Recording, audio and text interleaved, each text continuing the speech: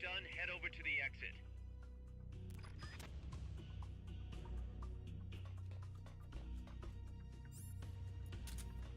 Commence target practice.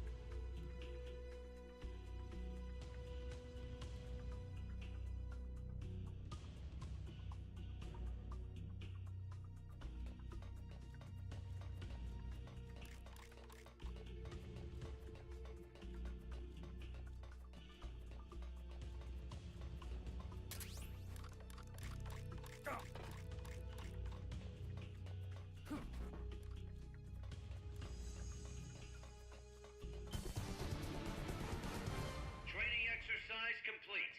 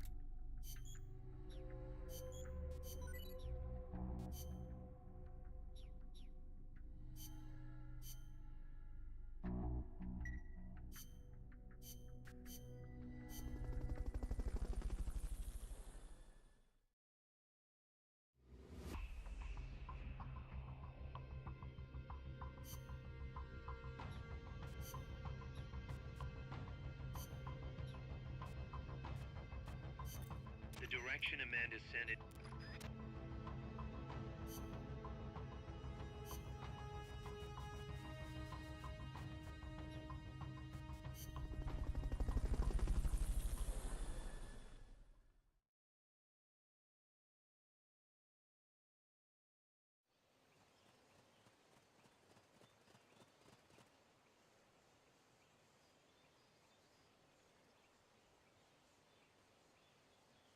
Careful.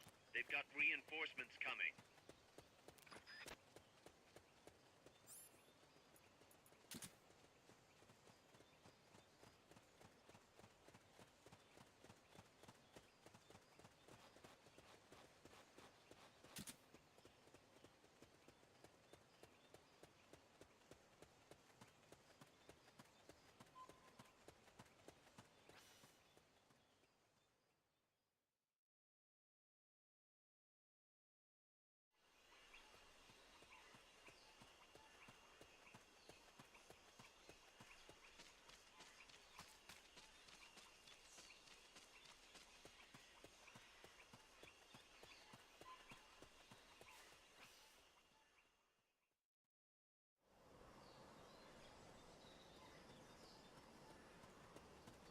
Amanda went across that rope bridge. Hurry.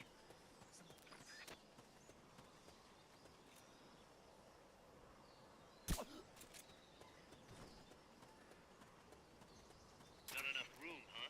We'll keep it here at the base.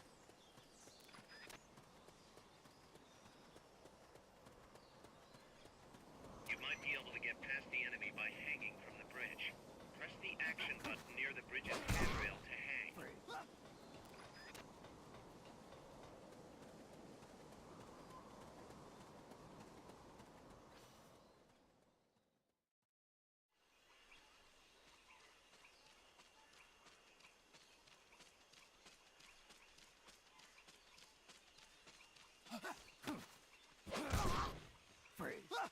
Stay out of the water. That's beyond the scope of this operation.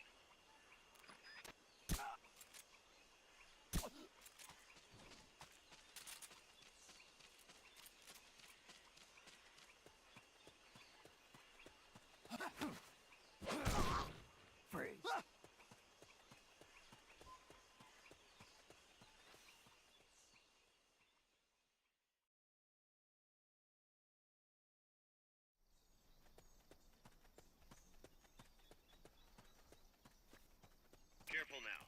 They might be holding FSLN soldiers prisoner.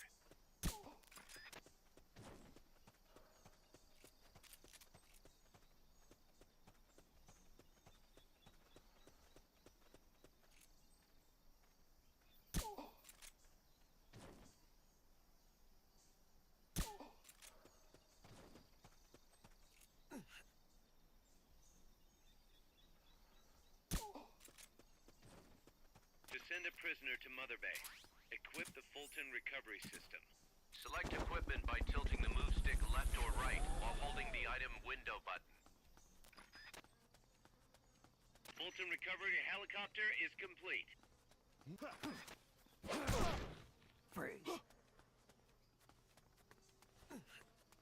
Press the action button in front of a prisoner to take them to Mother Base using the Fulton recovery system.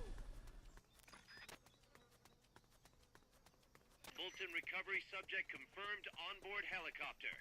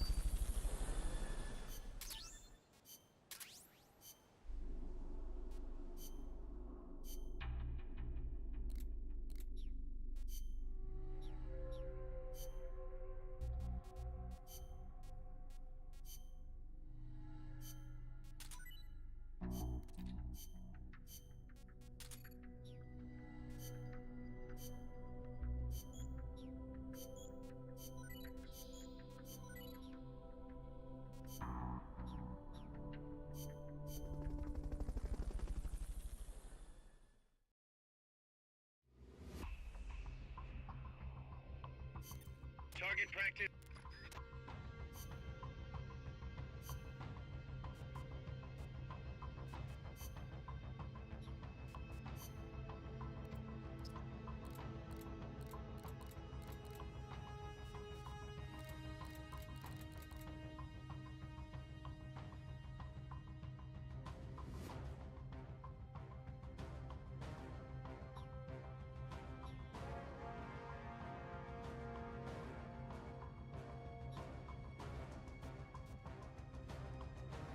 Snake.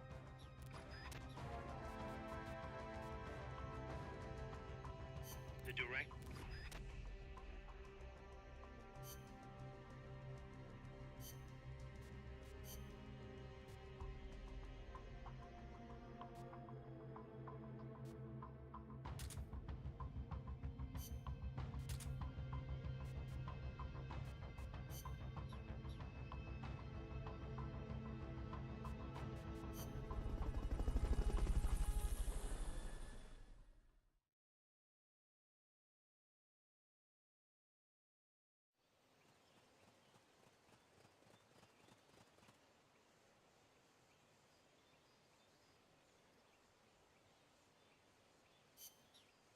Careful. They've got reinforcements coming.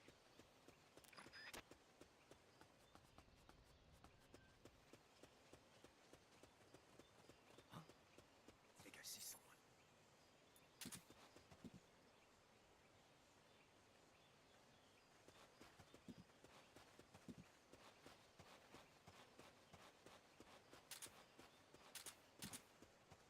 I'm seeing him.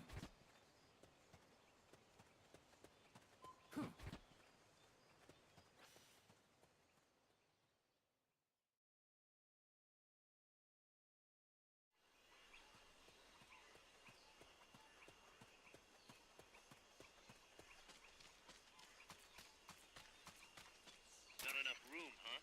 We'll keep it here at the base.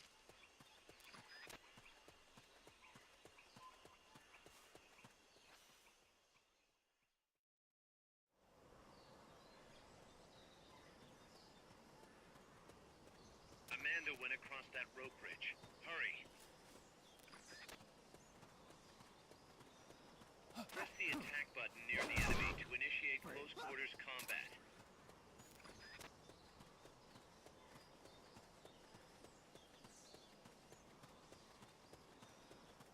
You might be able to get past the enemy by hanging from the bridge. Press the action button near the bridge's handrail to hang.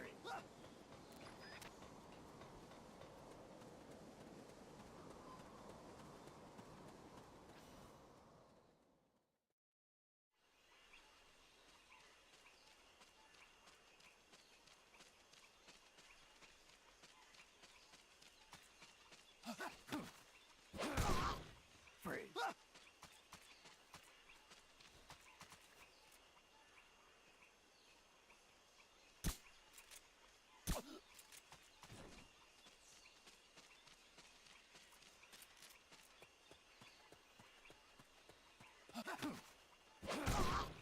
Freeze.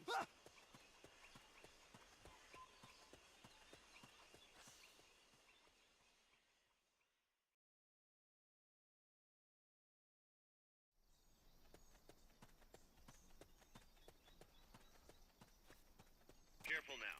They might be holding FSLN soldiers prisoner. Freeze.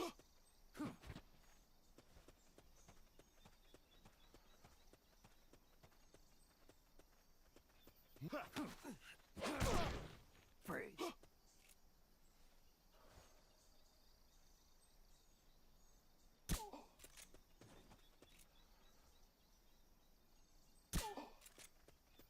To send a prisoner to Mother Base, equip the Fulton recovery system. Select equipment by tilting the move stick left or right while holding the item window button. Fulton recovery helicopter is complete.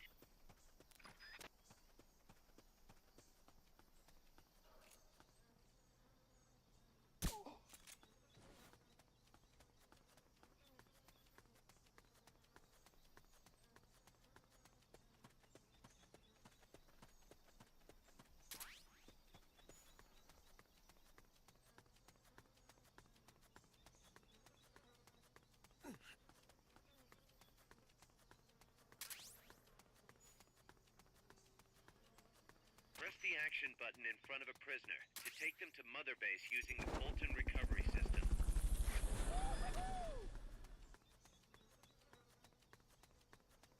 Fulton recovery subject confirmed onboard helicopter.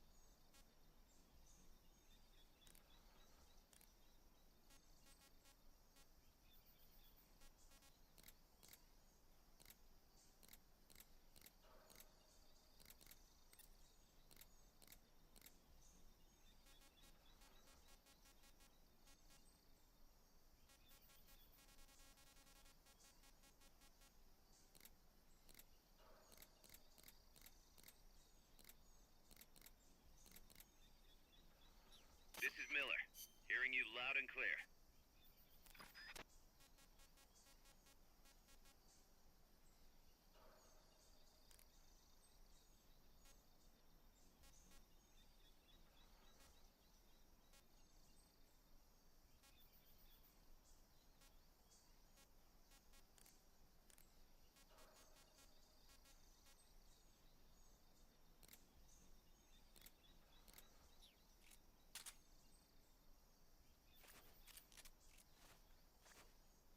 Snake! We're counting on you, boss.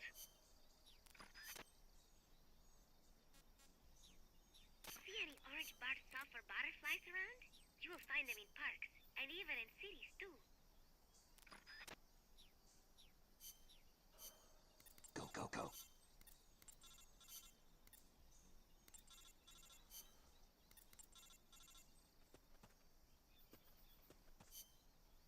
It's the enemy.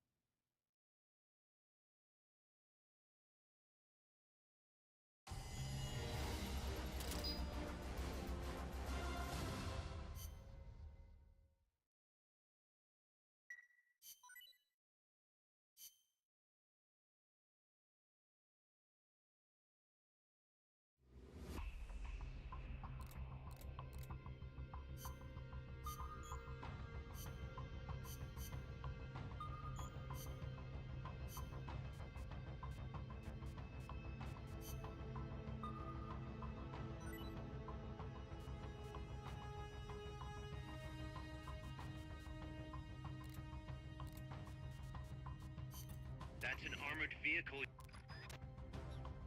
That's an armored vehicle unit, Snake. Either destroy the vehicle or neutralize the soldiers. Take it out.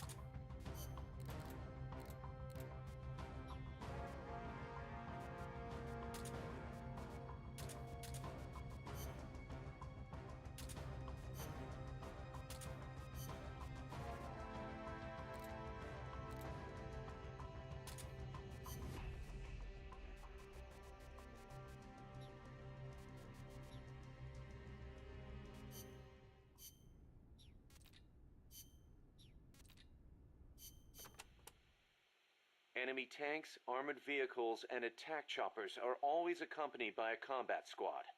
The soldiers aren't particularly tough on their own. What makes them formidable is how well they work together as a team. As if you didn't have enough to worry about with a machine. Good. I like a challenge. Yeah, we'll see how you feel when you actually have to face them in battle. Snake, whatever you do, don't let them surround you. The last thing you need is to get pushed into the vehicle's kill zone. And pay attention to what your enemies say to each other. You can improve your chances by figuring out what they're planning and using it to preempt their movements. You don't always have to go toe-to-toe to win a fight. Think like a gorilla. Got it.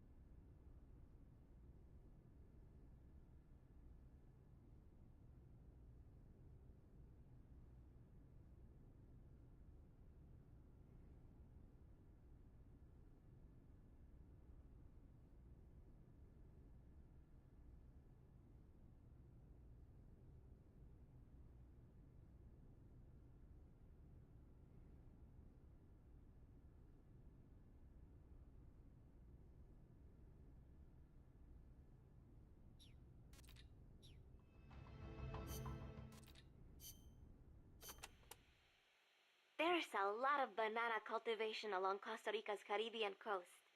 The area is dotted with banana plantations. Bananas have been Costa Rica's main crop since they were introduced from Panama in the 19th century. They bring in a fair amount of foreign currency. Real fruta de oro, huh? See, but exporting all those bananas require a ton of land. Hence all the plantations. Clearing all that forest just to grow bananas robs animals of their habitats. I do not know how good that is for Costa Rica in the end.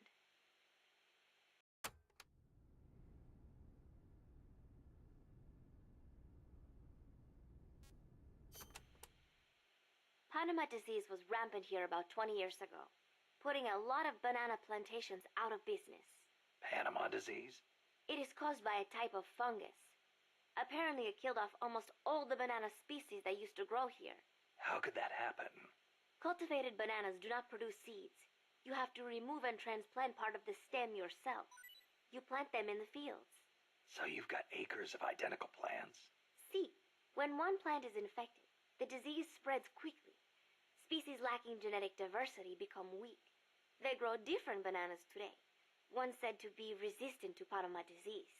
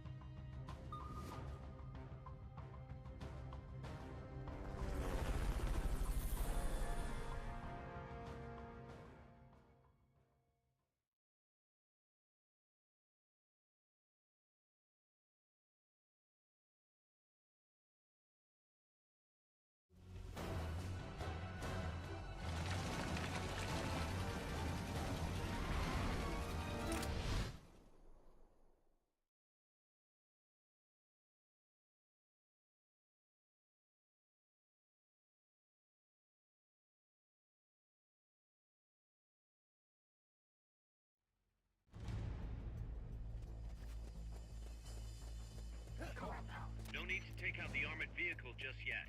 Neutralize the troops first. The accompanying soldiers are armed to the teeth. Watch yourself.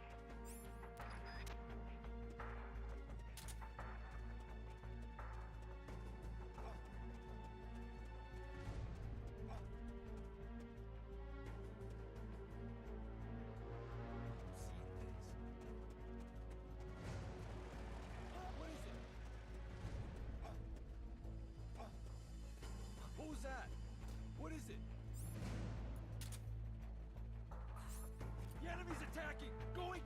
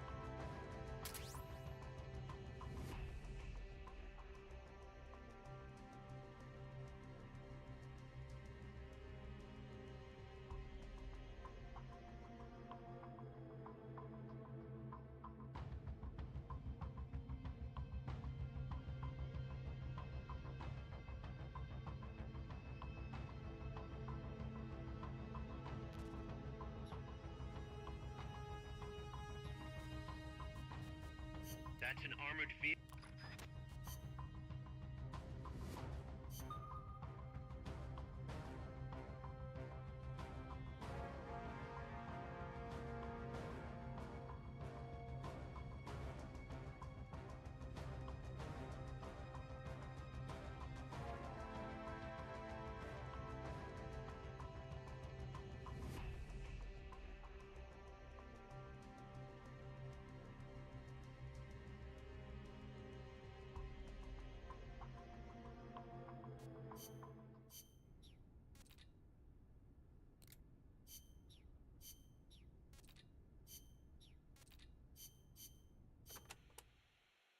Kaz, what kind of shape is that plant the professor gave us in? First time I laid eyes on it, I thought it was some kind of joke. It was a giant birdhouse, seagulls everywhere. We eventually scraped off most of the rust and bird crap. The underlying structure's intact. Little elbow grease, and we should be in business. Who used to own it anyway? Whatever shape it's in now, somebody sank some serious money into building it. From what I can tell, an American university built it as a research platform for ocean thermal energy conversion. The name's still on some of the rusty old power turbines. I'm guessing they must have had government and corporate assistance to build it too. But they couldn't solve the thermal efficiency problem, and the project was canceled. Then after the university abandoned it, a KGB front company scooped it up for next to nothing. At least that's my theory. How'd the KGB manage to buy a plant built with American capital, front company or not? Yeah, that professor is quite the operator. One other thing. The plant's set up so that it can join up with other plants of the same standard. So, they were originally planning on expanding the place, huh? Hey, let's give it a shot. We can get some more people together and build this place up into a proper home for MSF. You're with me on this, right, boss?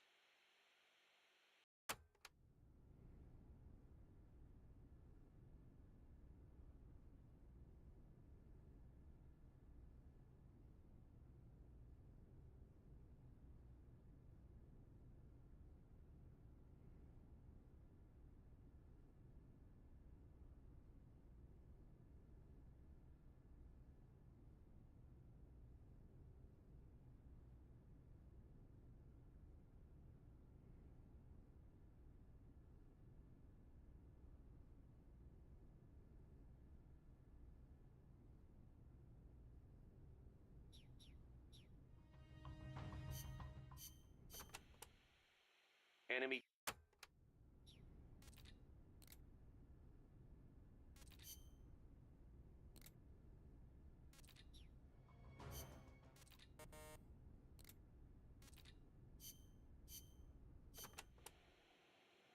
Number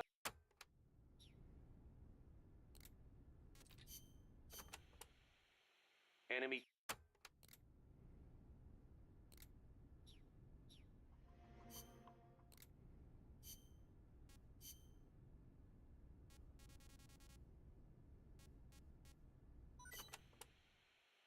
Remember.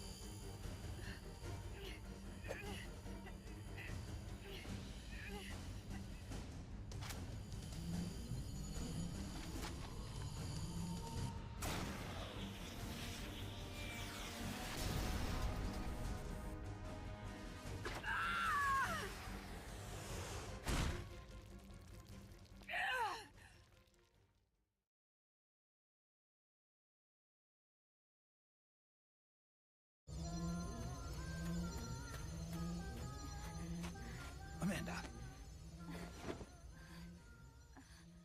Chico. What? What is it? Can you roll me one? Tobacco. Oh, yeah. Chico.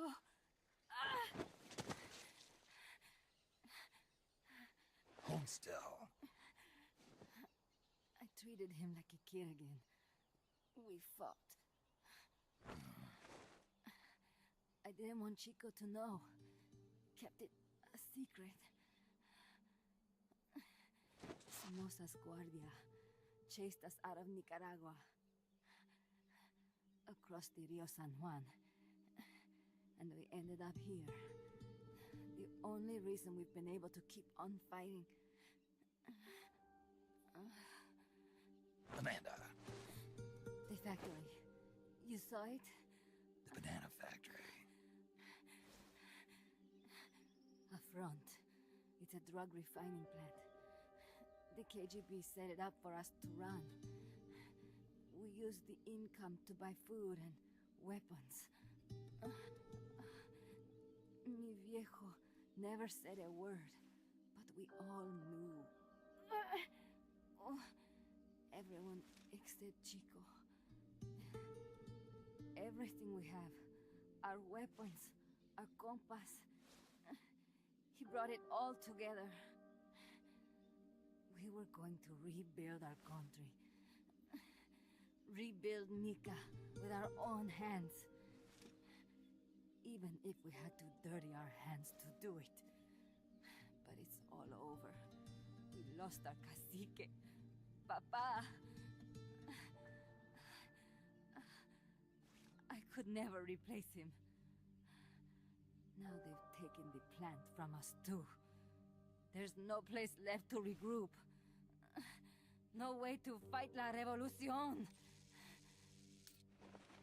Here, I rolled you one.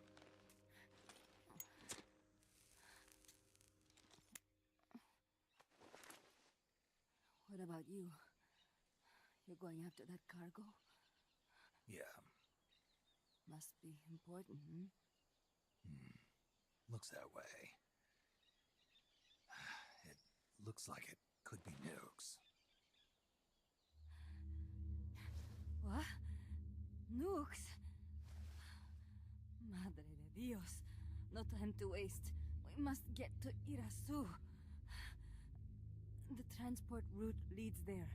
It must be where they're holding Chico and my compass, too. Whenever Chico and I argue, he goes off to be by himself. That's why he knows more than anybody about their bases. He... Oh, Chico... You were pretty worried about your baby brother. This is why I'm not fit to be a leader.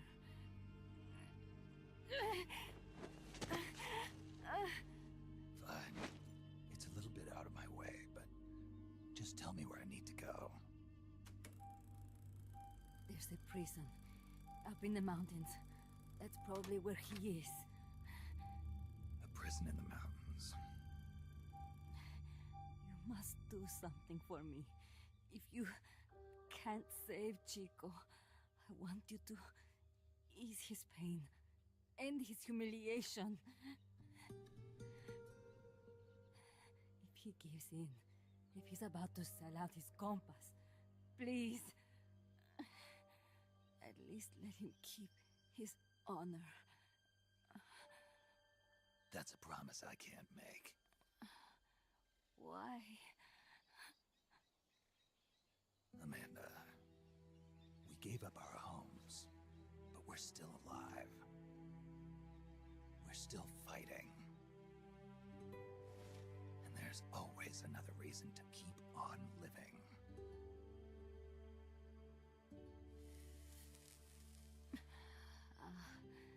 I feel alive again. Amanda, join my unit until you've healed up. Your unit? Yeah, Who are you? Why are you here? I'm Snake. Serviente. Snake.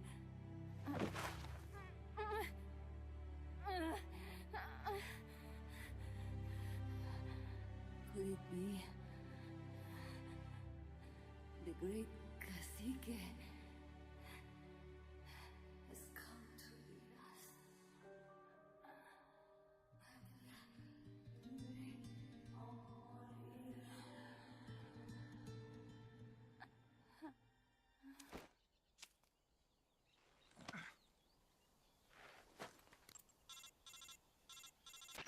Kaz, can you hear me? MSF here. One for recovery. She's wounded. Acknowledged. Kaz, the cargo on the barge. I was right. It's headed for the mountains. You think that's where they're taking the nukes? I'm sure of it. Let's move.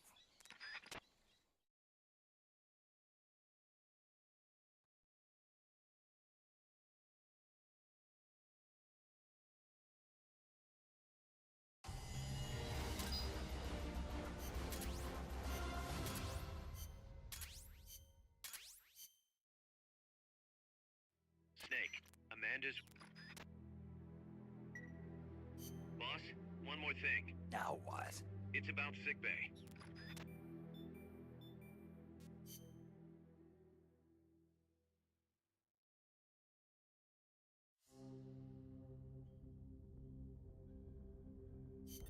Snake.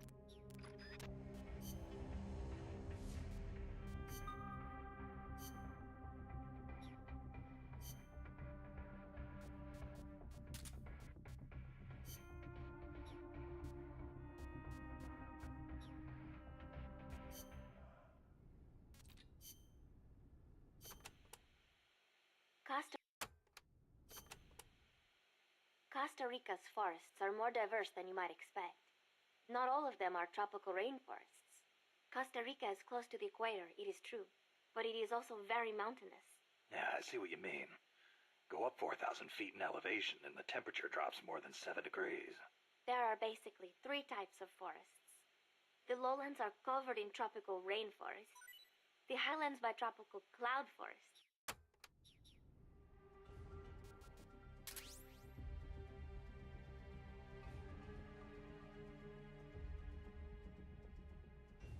Survival.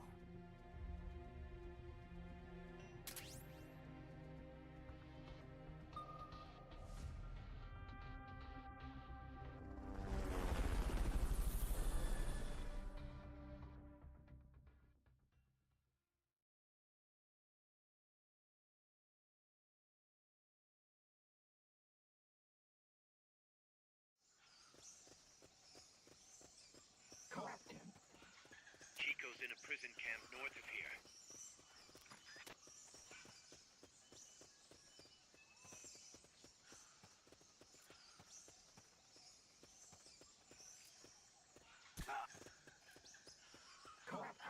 The enemy!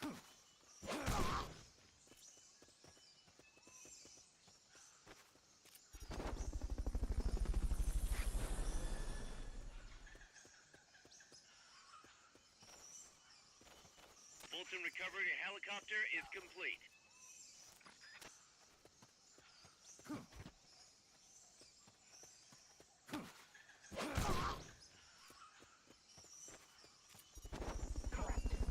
That basin will leave you completely exposed. If I were the enemy...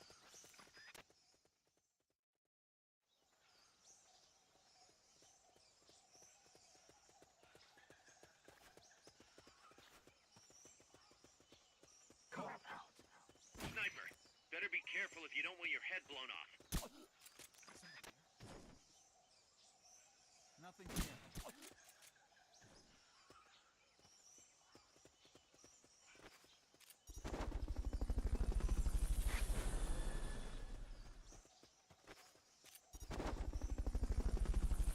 Fulton recovery helicopter is complete.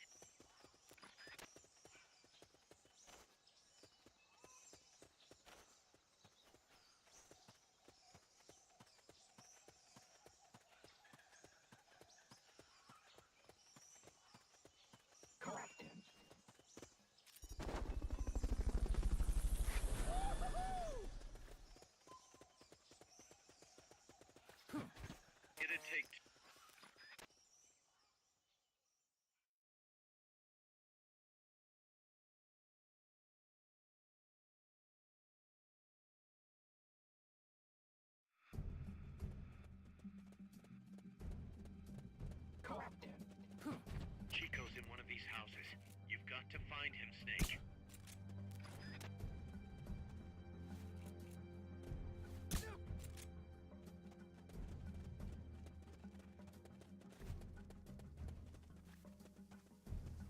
To check inside a house, press the action button in front of the door.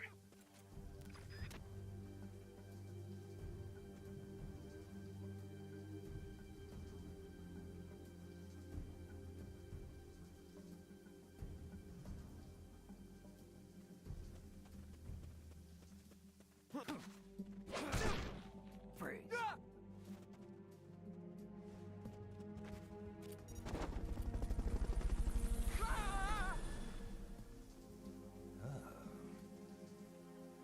Who's there? Supposedly, the houses being used to hold prisoners have been fitted with blue doors.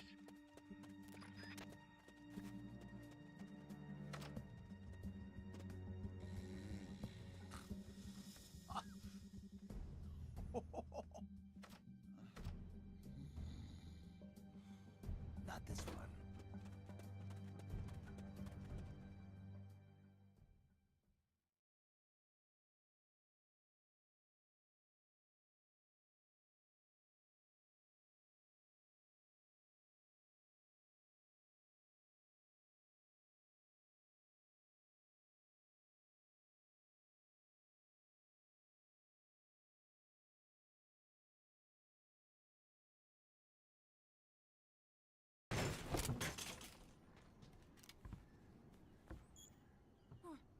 Who's there? Chico, it's me. You're that photographer. That's right. A war photographer. Huh? I thought you were here for the birds. Yeah, the birds of the battlefield. Whoa! Is that chess? Can I see it? Wow, the same kind of chair used! You can't keep it, kid. Here, have these instead. Those photos! Huh. Oh no, Amanda! She's safe. Don't worry. You sure? We're patching her up back at my place. She's hurt? I said, don't worry. It's just a broken leg. You got any cigarettes? A cigar, huh? Hey! It's not for kids. Chico, do you know where they took the cargo? Cargo? What cargo? Let me rephrase that. How do they get stuff from the coast up here? Oh, that I can tell you. When the cargo gets to the harbor, they first send it up the marshes on a barge. Then, they load it onto a jungle train past the banana plantation and transport it by rail. The train stops here. When it gets to the train terminal past the coffee plantation, they reload it again. This time onto a truck, which disappears into a tunnel heading toward the mountains. Disappears. Chico, what's on the other side of that tunnel? Nobody knows. None of our compas ever got close enough. He's protected by a spirit. Spirit. Yeah, a giant monster. El Basilisco. The king of snakes. No, really, I saw it. I was camping up there one day, and just as I was waking up around dawn, I heard this loud noise. I opened my eyes and saw an enormous shadow. Must have been 30 bara at least. He was walking, on legs as big as trees. Where did you see it?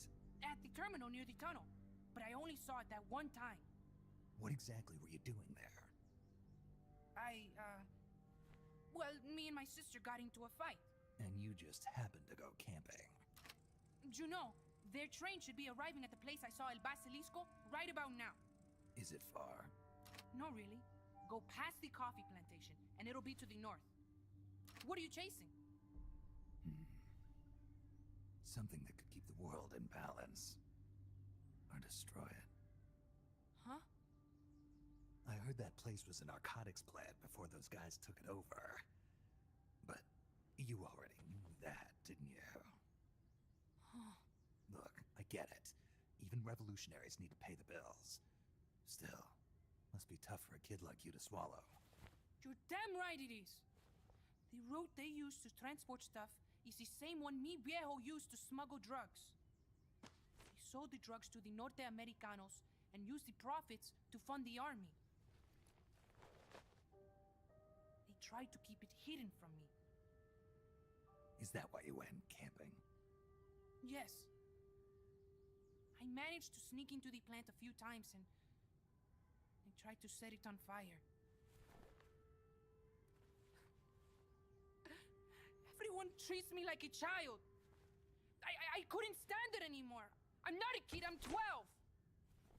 Couldn't do it though, could you? Chico, growing up means choosing how you're gonna live your life. To do the right thing, you sometimes have to leave the things you care about behind. Parents, family, your homeland. Mi viejo.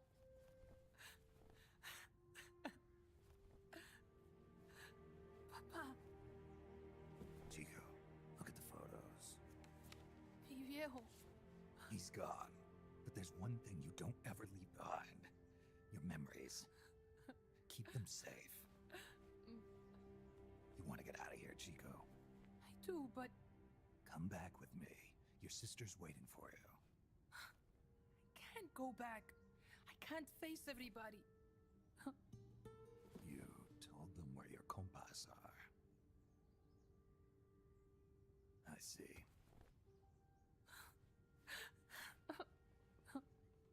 Nothing to be ashamed of.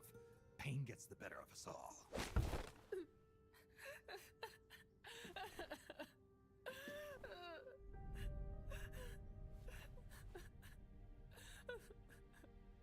I wish I was dead. Okay then. I'll put you out of your misery. What? Any last words? Shoot. You are only going to kill a man.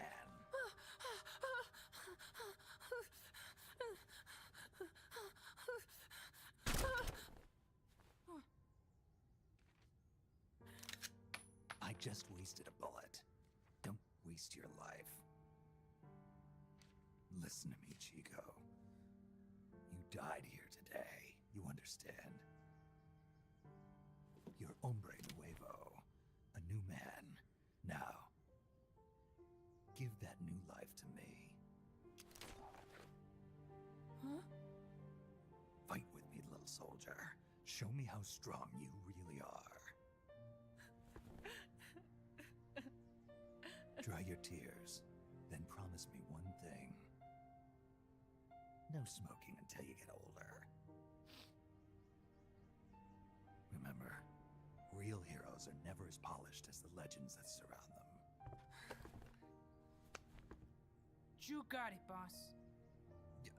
Snake is fine. What's that? Ah!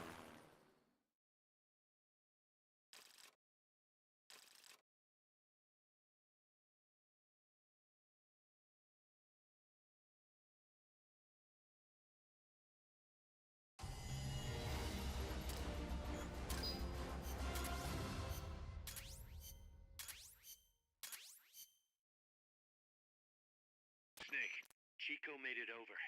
Snake! Chico, you made it. Made it. Don't give me that. You say you're gonna give me a new life, and then you nearly kill me. I take it you didn't enjoy the trip. What's the big idea? Dragging me off in a balloon. I might as well have taken a Calibri. At least you got a nice view. Or are you afraid of heights? Whatever.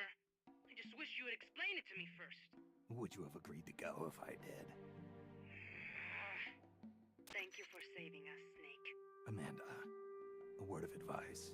What? Stop treating him like a child. Yes. Yes, I know. You're right. I shouldn't. Amanda, you're coming back after your leg heals, right? Of course. We still have work to do. We, huh? Are you sure you've got Chico's future in mind when you say that? What do you mean? We're sworn to our father's cause, to helping the revolution succeed. Revolution or no revolution, you pick up a gun and sooner or later you're going to hell. Are you prepared for that? I am. If the alternative is giving up the country I love, I'll take hell. Really? Well then, you're gonna have to stop treating Chico like a brother and start treating him like a soldier. You're right. Welcome to hell. Snake, can I ask you a favor? Shoot. You find any prisoners from El Frente, you bring them back alive. Cause... You're trying to make amends for talking. Not just that. Because they're compas. All right. But first, I've got to catch up to that cargo. I'll do whatever I can to help. Call me if there's anything you need to know about the area. And what? Let me know if you encounter any wildlife you've never seen before. Never seen before. What, like that basilisco you were talking about? I'm talking about UMAs. UMAs? You know, like ancient dinosaurs or legendary monsters. One day, I'm going to be a hunter. Is that right? Okay, sure. If you want to know more, I'm happy to tell you. Right. I'll be in touch, Chico. Okay, Snake. The enemy's cargo is headed for the next outpost, a rail terminal. Chico says no one's ever set foot past there. Their main base is probably on the other side of that tunnel. Unless we catch those spears before reaching it, they'll be in enemy hands. You've got to stop them. Hurry, Snake. Boss, I had an idea. Listen to this. Let me guess. You want to start running ads in the local gossip rags. Please, what do you take me for? I thought that with all the new guys we've got, we should get an intel team going. We'd send agents around the country to scout out different locations. That way we're better prepared, no matter where we end up. That's actually not a bad idea. They could probably develop recon equipment for us too. We could also have them transport goods and direct the Mother Base support strikes. You can send an item to a co-op teammate from the delivery menu.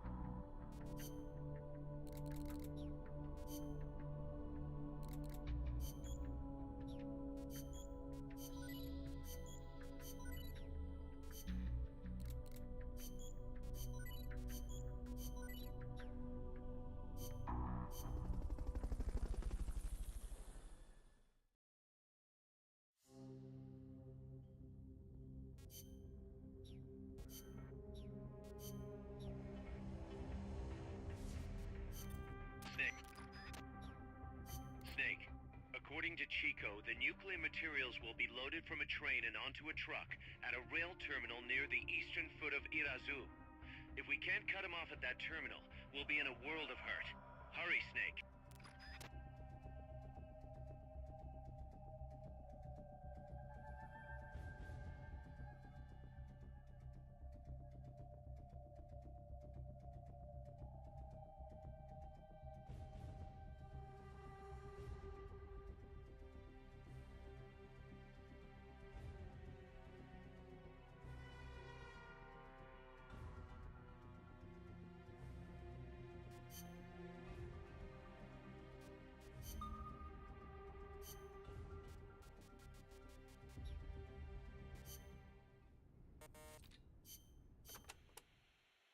Costa Rica has several active volcanoes, Irasu being one of them.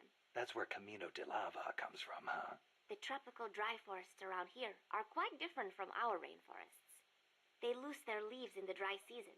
Tropical forests are not all thick jungles. A few of them even have cacti. Some of Costa Rica's greatest assets are its diverse forests and natural landscapes.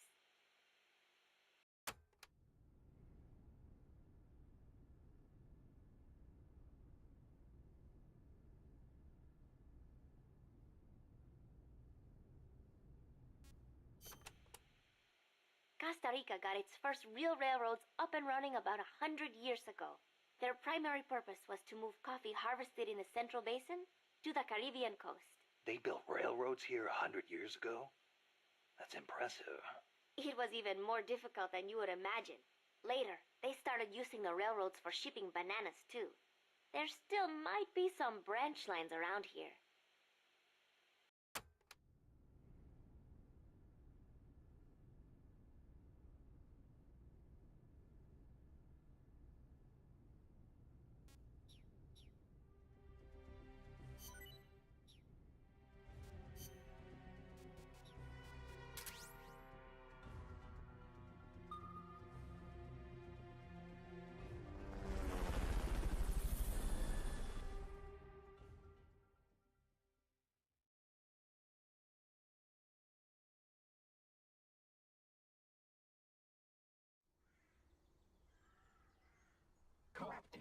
The train terminal is on the other side of the coffee factory. Head for the factory first. To get to the coffee factory, you'll first need to backtrack to the fork in the road.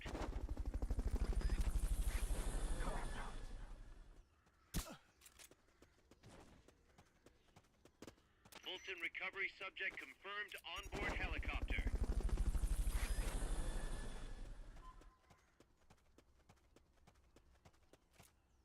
Fulton recovery helicopter is complete.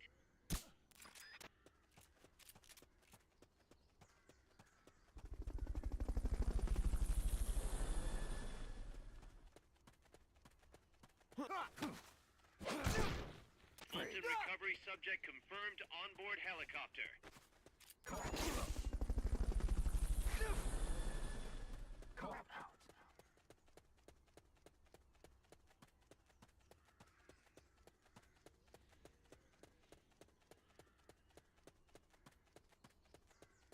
I'm counting on you. Start by making your way to the coffee factory.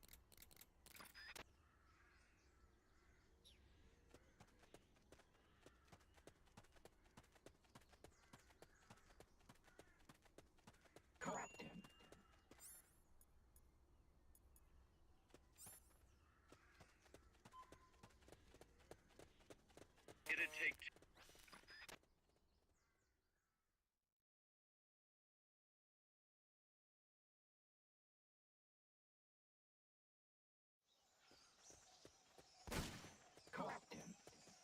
There's a coffee factory to the northeast. Beyond that is a train terminal.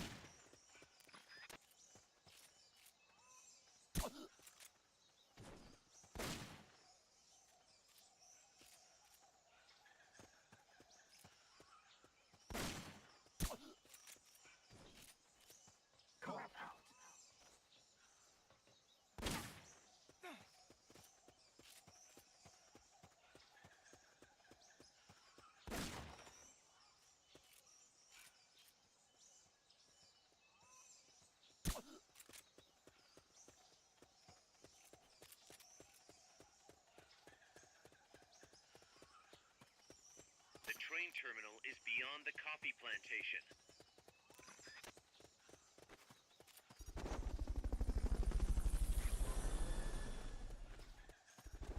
It'd take 2 people to get through there.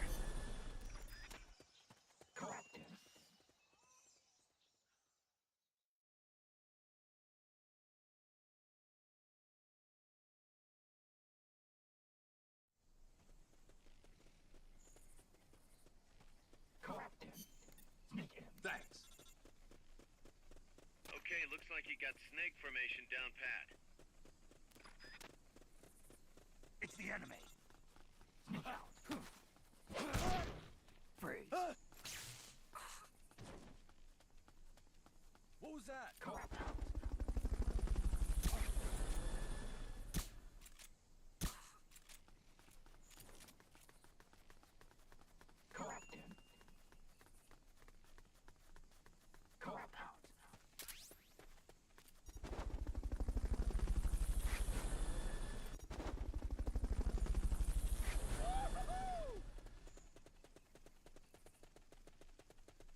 Fulton recovery subject confirmed onboard helicopter. Freeze.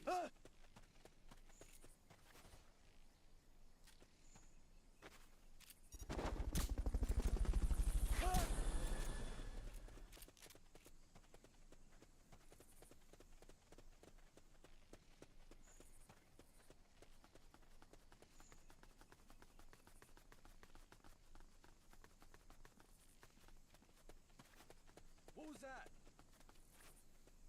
Coop.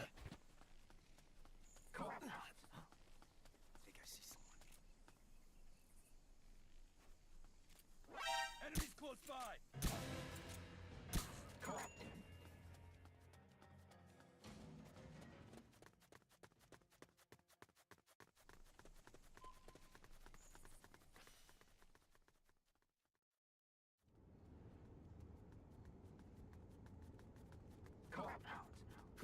Pass through the coffee factory to reach the train terminal. Enemies close by!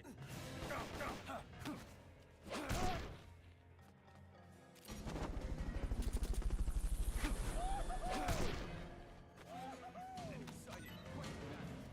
Understood. Dispatching reinforcements now.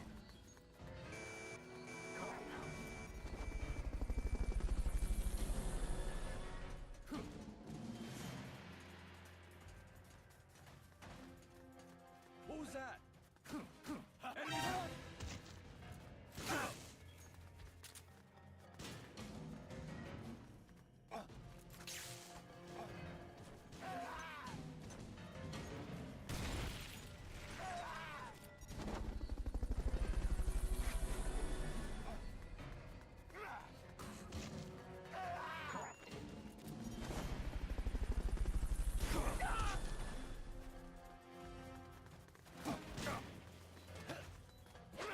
Keep rations equipped to automatically recover life when it reaches zero.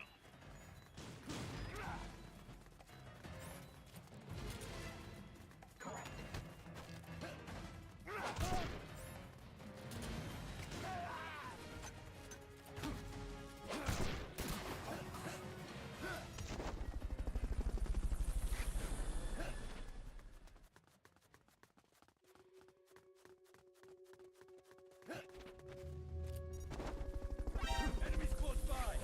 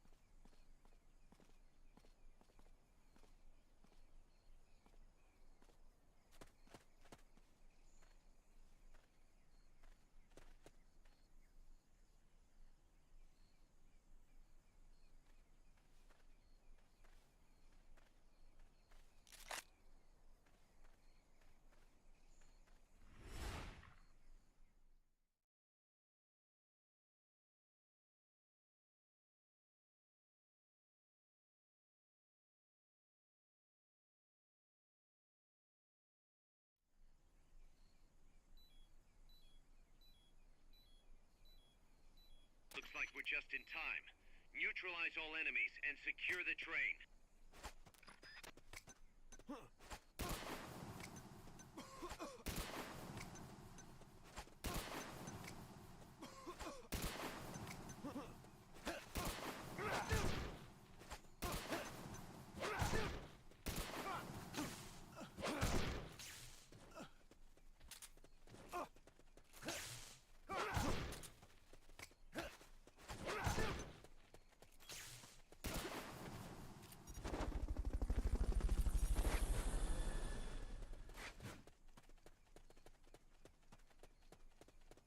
Fulton recovery helicopter is complete.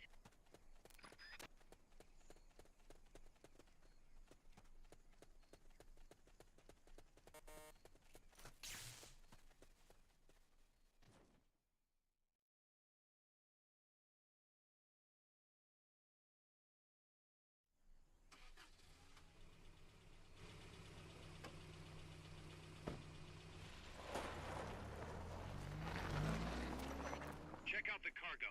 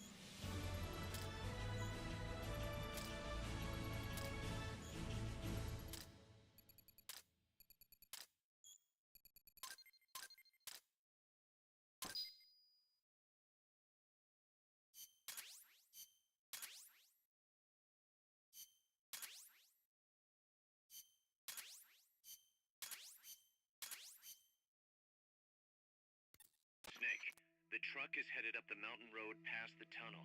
So it was nukes after all. What now? Their main base is up ahead. I better hurry after them then. But, Kaz, if I don't get moving, it'll be too late. all right. I guess you never did let dangerous assignments or risk aversion get in your way. How do I get inside the mountain? I can forget about the tunnel. Yeah, the tank took care of that. Any other routes? Why don't I let a local expert take over? Snake, you need a way into the mountain? Yeah, got one. Let's see. Do you remember that precinct I was in? In the village, right? Right.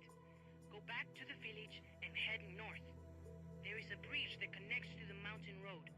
It crosses over a gorge. That's probably the best way.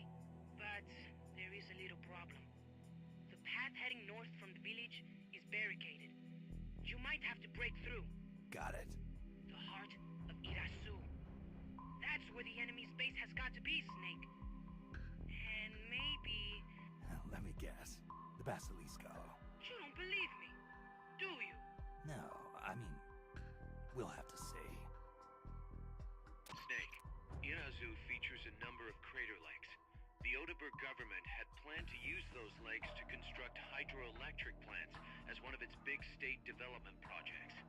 The project was scrapped, but there's still a small opening at the bottom of the lake. Meaning? I checked the satellite imagery, but didn't see anything man-made, which means they probably built a base inside the mountain. Could just be a storage igloo for explosives, or maybe some kind of research facility. What do they hope to accomplish by bringing the nukes there? First things first, get past that barricade north of the village. Looks like the only way through is the noisy way. You'll have to blow it up.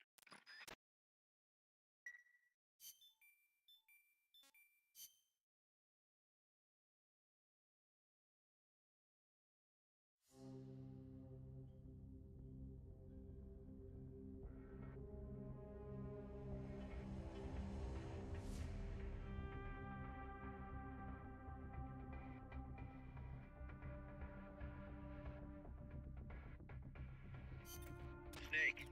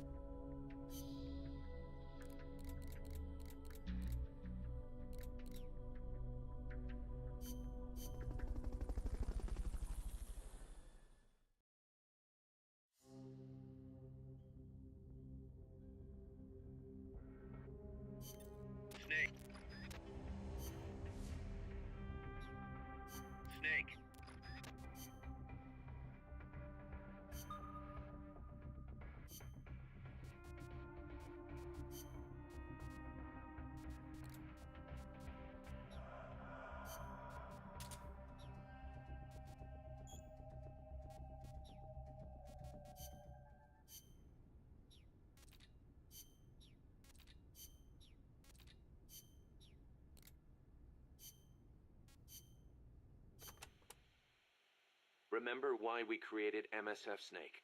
To provide military force to whoever needs it, wherever they are, regardless of nation or ideology.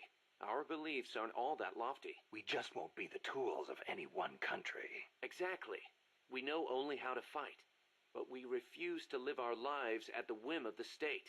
The MSF seal is patterned after Pangea, the supercontinent from 250 million years ago. Back then, the whole world was one landmass, one world. No gaps, no rifts. Our strength will take us back there.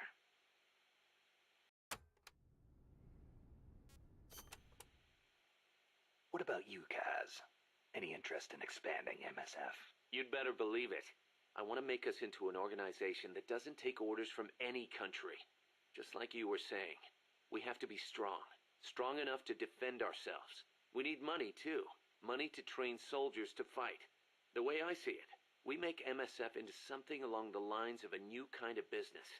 A contractor providing the full range of military services. Not just combat, but logistics, training, weapons, outfitting, and R&D. Combining the small footprint and exceptional performance of special forces with the raw military might of a full regular army. Only with that kind of power can we break free of nation states. What I need from you, boss, is to go out and find guys we can bring back here using Fulton Recovery. Then tell us what assignment to use them for. I'll take care of the rest.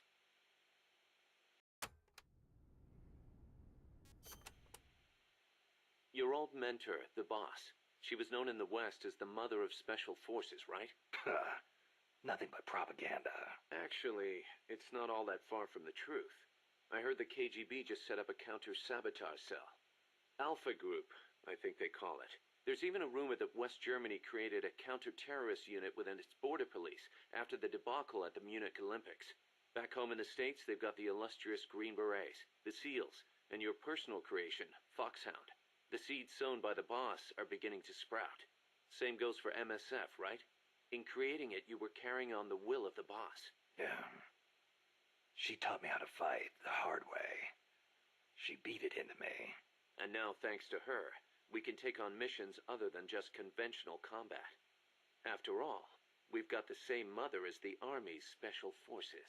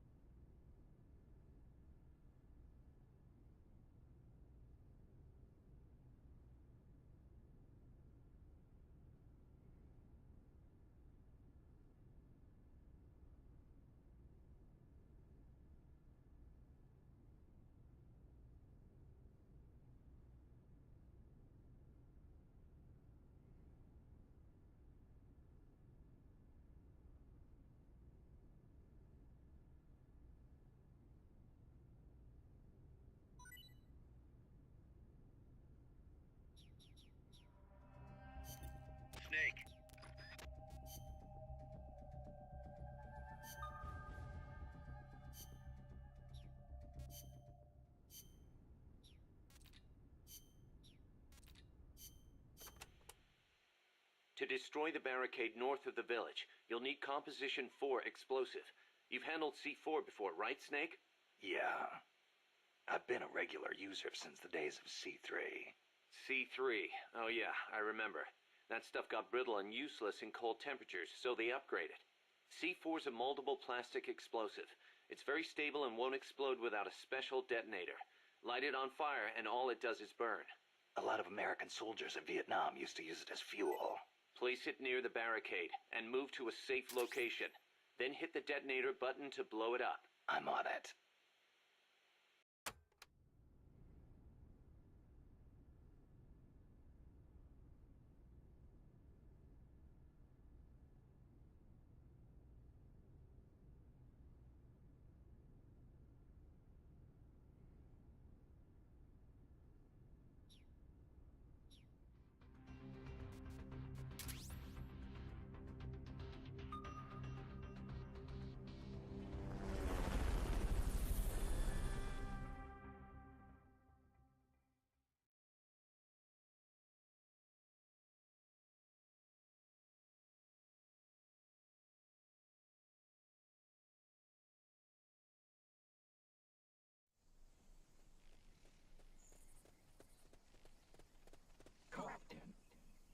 Go back to the prison camp. It's in the village where they were holding Chico.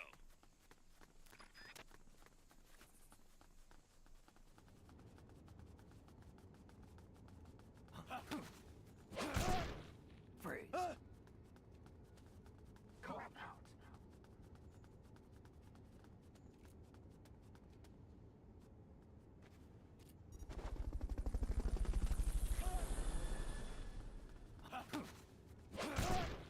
Freeze. Fulton recovery helicopter is complete.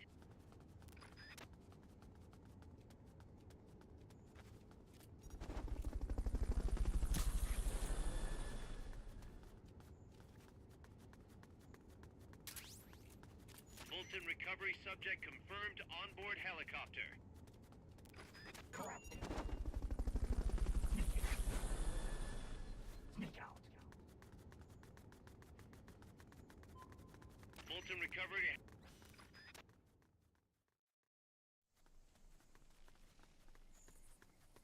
Coop out. Corrupted.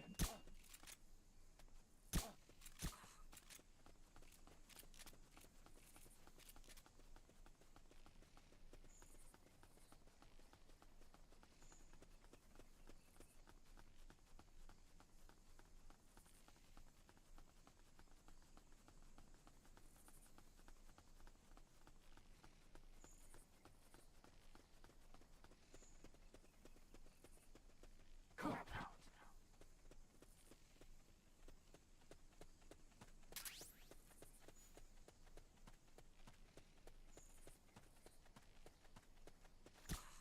Corrupted.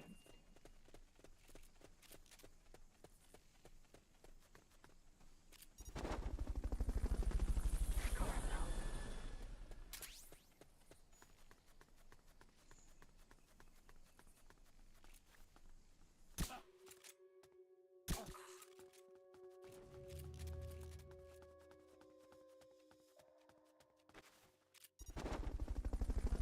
Head west from there, and it'll take you straight to the prison camp.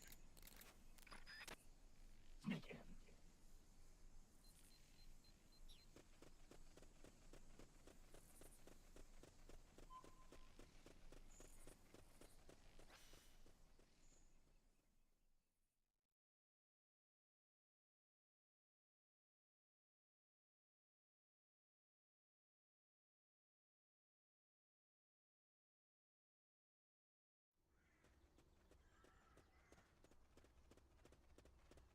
Corrupted.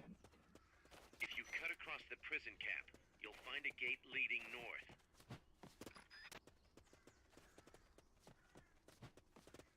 Coop out. We're under attack! Ha! Go, go, go!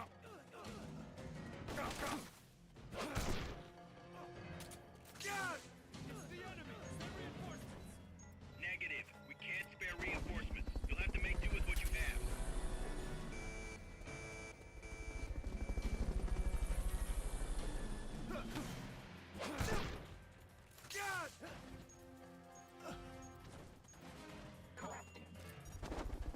First equip your C4.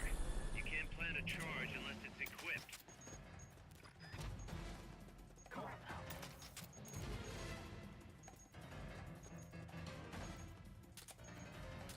Good work, Snake.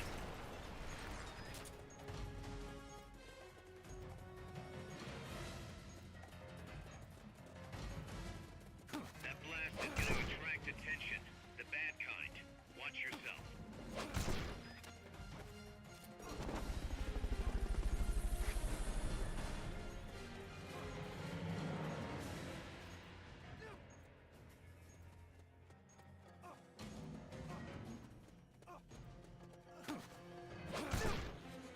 God!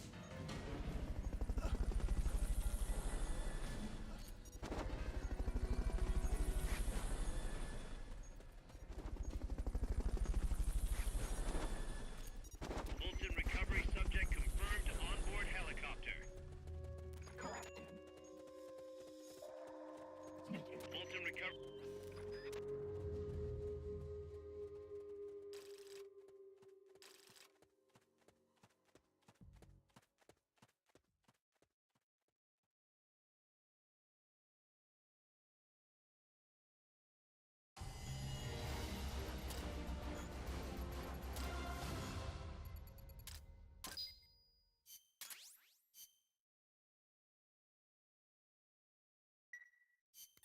Snake, you there? Yeah, what's up? You've got to talk to Amanda. What happened? She wants to leave sickbay and get back on the battlefield, but she's not fully healed. She's still in crutches. Who'd be crazy enough to try and fight like that? You have to talk some sense into her. Is she with you right now? No, she's in sickbay. She keeps shouting about how she doesn't want to be there. She won't shut up about it. She's driving me. Let her go. What? If that's what she wants, let her go. I'm really not in the mood for jokes, Snake. I'm serious. Let her go. Why? So she can come back in a body bag? I'm really not in the mood for jokes, Kaz. What are you talking about? Amanda isn't the type to just sit around in sickbay. She has a sense of duty. Her purpose in life is to fight. The battlefield isn't just the best thing for her, it's the best thing for her compas too. She'll be a huge morale boost that can only benefit MSF. You think so? You're good at fighting, Kaz. One of the best. But you've got a lot to learn when it comes to people. So, where should I put her? I'll think it over and find a team for her. Don't worry. She won't let us down. Whatever you say, boss.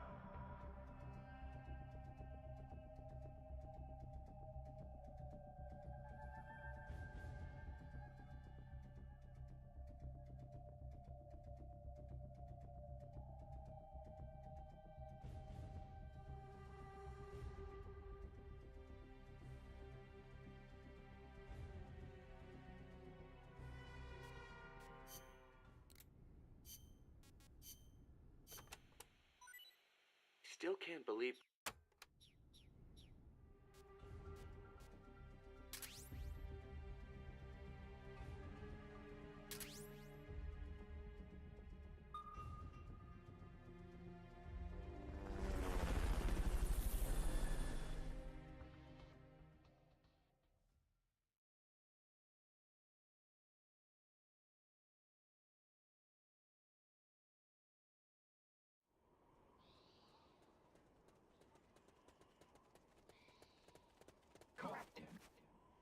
Cross the bridge and head north.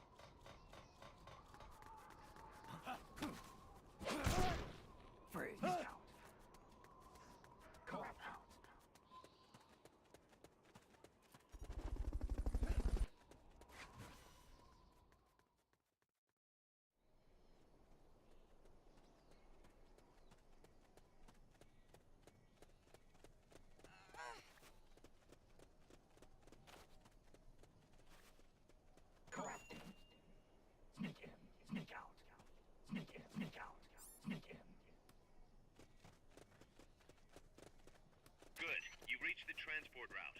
Follow it to their base. Freeze.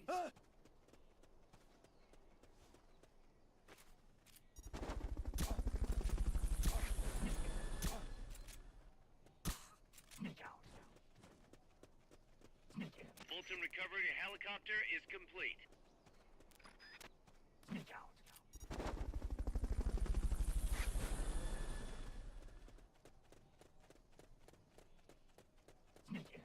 Fulton recovery subject confirmed onboard helicopter. Oh, all right.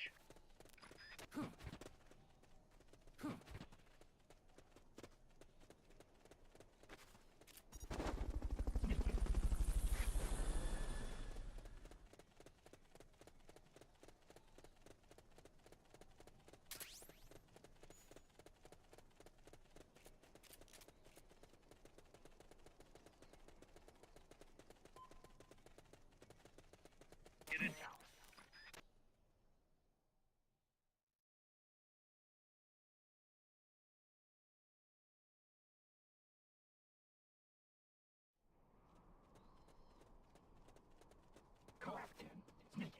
You have to get through that fort.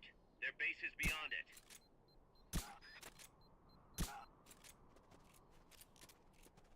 Can't be imagining things.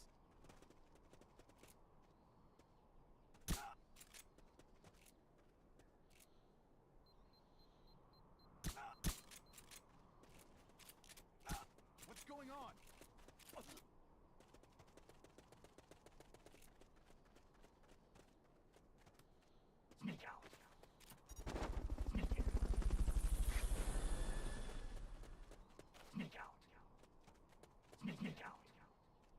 Fulton recovery helicopter is complete.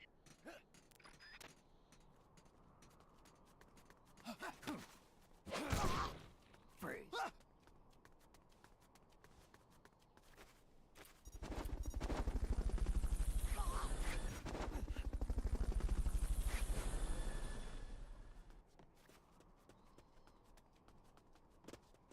Fulton recovery subject confirmed onboard helicopter.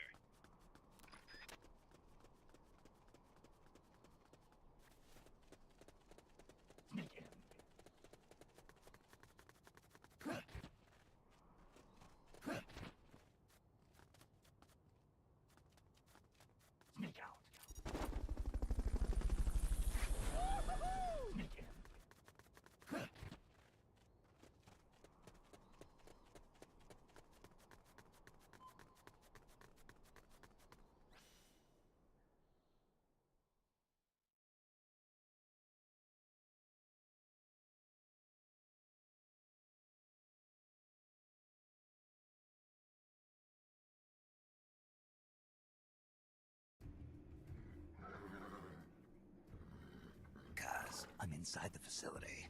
There's rows and rows of trucks here. If that's where they brought the nukes, then the truck we're after should be there.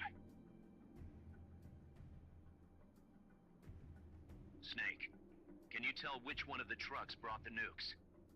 One of them must have the same license plate as the one from the terminal. This is the one.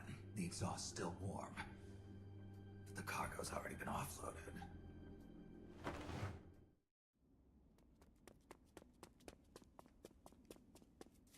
Just a minute. This isn't what we agreed on. It's too late. The changes...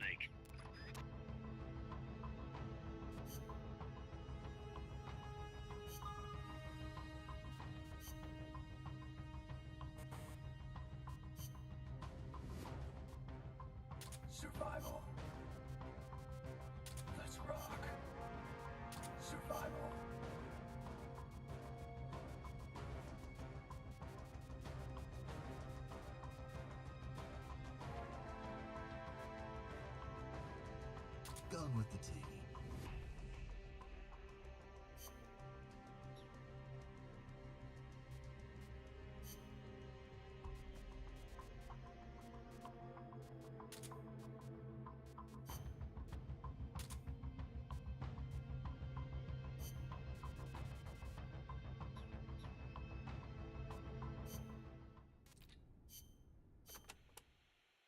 Pass. What was the government thinking, building a power plant at the top of a mountain? With no river to replenish the water, the lake would dry up pretty quick. If it were an ordinary power plant, but the plan called for a pumped storage power plant. Pumped storage power plant? Kaz mentioned that too. What is that? It is a facility that generates electricity by pumping water up to the lake, then letting it run back down. Huh. Seems Sisyphean to me. If they turned the water into electricity as soon as they had pumped it up, sure. But a pumped storage plant acts as a kind of battery. A battery? For instance, they could pump at night when there is surplus electricity and store it for later use. If they need extra power during the day, they can generate it using water pumped up during the night. I get it. It's a little more difficult to adjust output with thermal or nuclear plants. The thing is, Costa Rica won't have enough electricity to meet its needs. Right now, there is no surplus. Maybe that's what put the brakes on the project. Must have played right into the CIA's hands.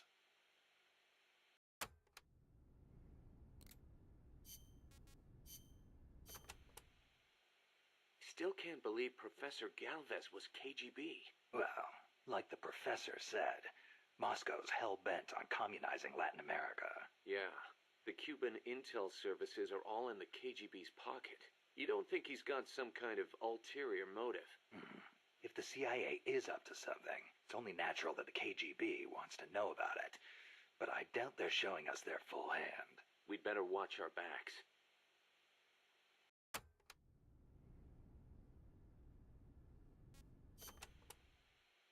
What do you think, Kaz?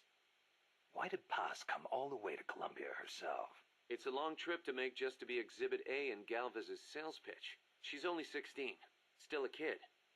Maybe we should take her wish for peace at face value.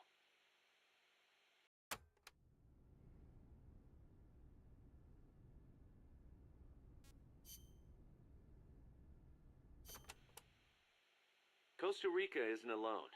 All of Latin America is getting swept up in the superpowers' Cold War. The whole ideological split between East and West. In the end, it's just a greedy scramble for wealth by the ruling classes. The Western bourgeois stand to lose everything if their countries go communist. After all, the communists want to abolish private property altogether. So the capitalist rulers desperately tried to halt the global spread of communism. Hence the phenomenon of red baiting.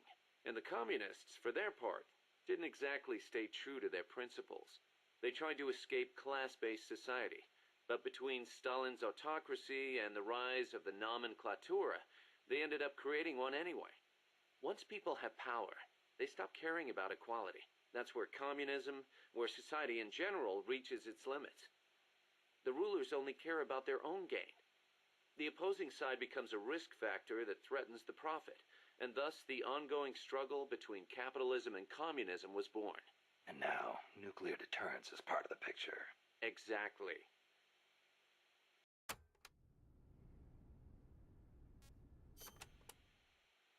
They say nuclear weapons are the reason we haven't seen conflict on a global scale since World War II. The thought that your opponent might launch nukes against you sort of makes it tough to start an armed conflict, especially now that they've got intercontinental ballistic missiles. Nowhere is safe. Of course, all that has caused military expenditures to skyrocket. Well, the only way to ward off a preemptive strike is to flaunt your own nuclear stockpile. And that's caused their numbers to increase exponentially, not just with regards to destructive power, but in terms of targeting technology too. Now they can hit a target halfway across the world with pinpoint accuracy.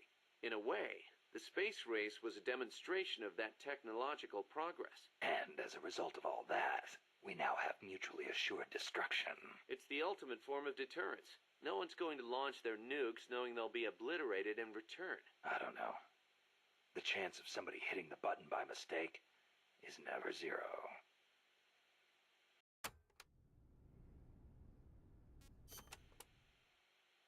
right.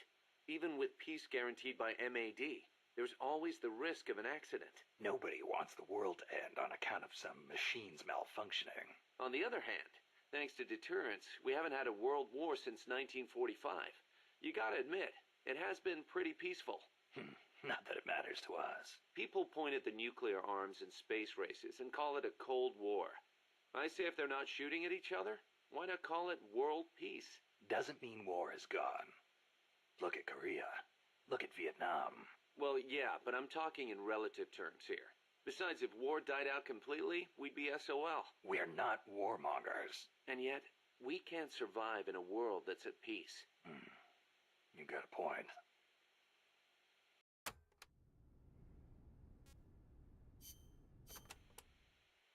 So it's been more than 10 years since the Cuban Missile Crisis, huh? I don't think we'll ever forget it. No kidding. Those 13 days starting October 15th, 1962, were probably the closest we ever came to all-out nuclear war. The Russians deployed nuclear missiles to Cuba. America responded with a naval blockade. Then Russia shot down an American spy plane. I was still a teenager back then, but I remember what it felt like to be one step away from nuclear war. The adults were freaking out. If it wasn't for the Cuban Missile Crisis, there might never have been an Operation Snake Eater. And... What's the matter, Snake? It's not like you to get all hypothetical. I guess not. It was the reassessment after the missile crisis that paved the way for the hotline between Moscow and Washington, and also for détente. That's irony for you.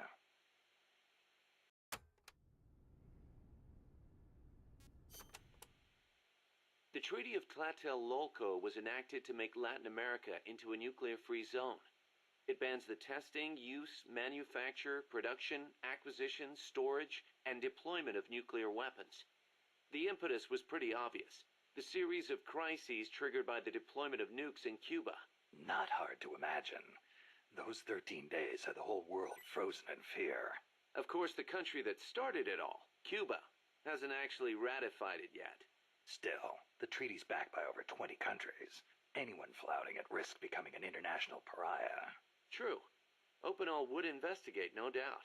I heard they used Japan's 3 non-nuclear principles as their model when they drew up the treaty. I think the Treaty of Tlatelolco might have been their way of asking nuclear powers not to use nukes against them. That's the biggest difference between the treaty and the 3 principles. I guess you could call it a 4th principle.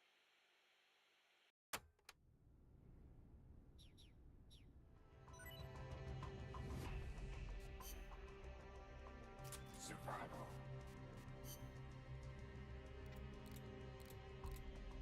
Let's rock.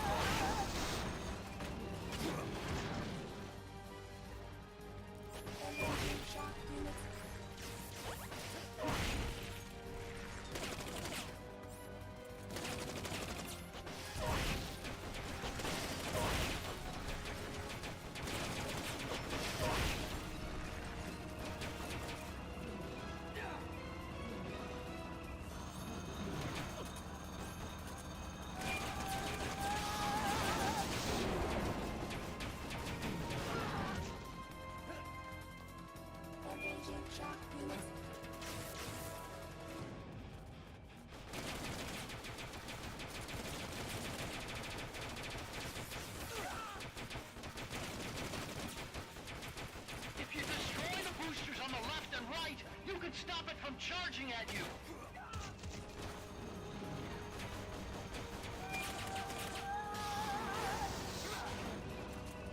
They've okayed your request for a cardboard box.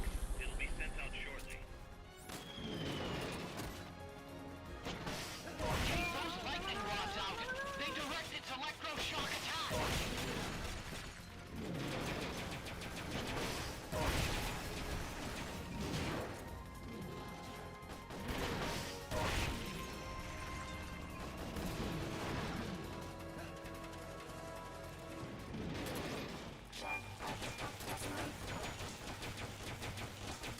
Destroy the treads on the left and right to stop it from doing its touch attack!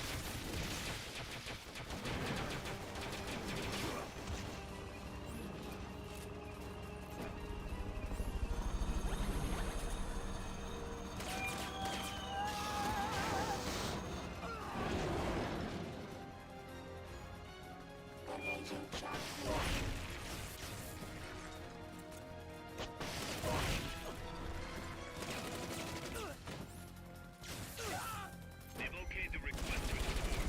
They're sending out a cardboard box as we speak.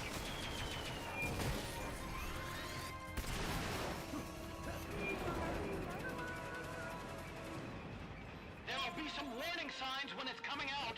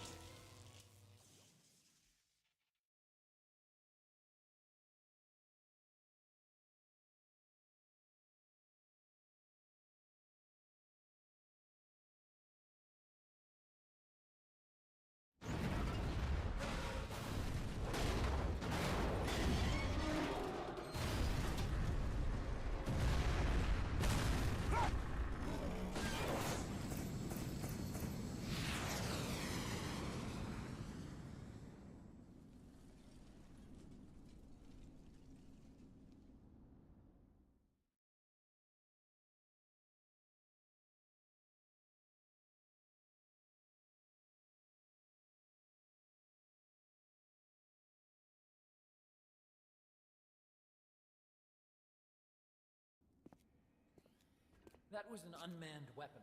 A prototype. I made it myself. Who are you? I work here. Well, used to, anyway. Name's Huey.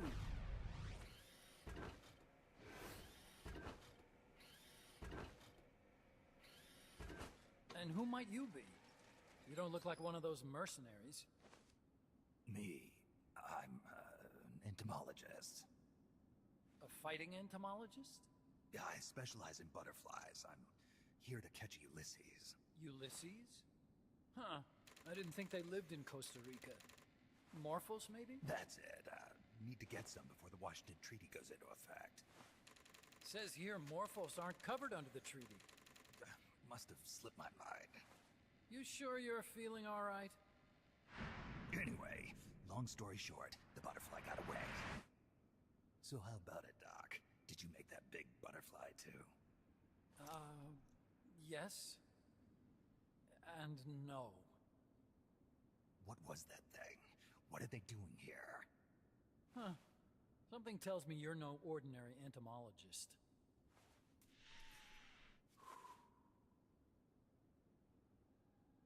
The nukes were loaded on that machine. The project's entering its final phase. Project? That's right. The thermonuclear warheads they brought in, the bases scattered throughout Costa Rica, the mercenaries, the AI weapons, the research we were conducting here. It's all for this.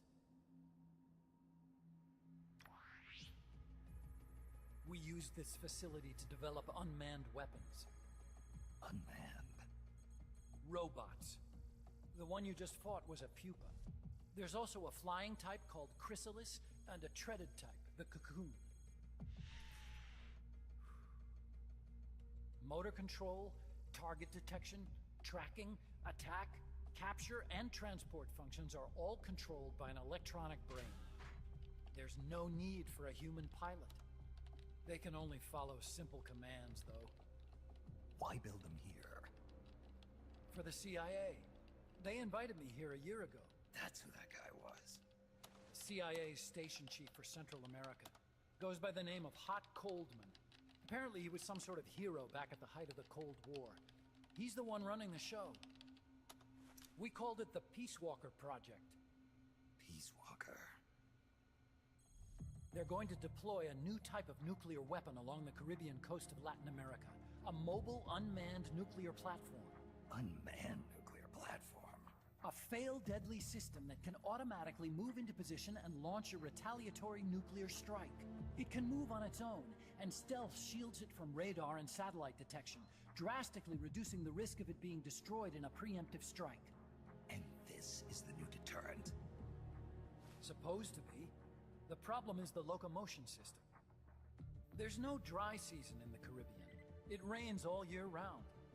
The terrain is full of tropical rainforest. A lot of the time you can't even build a proper road.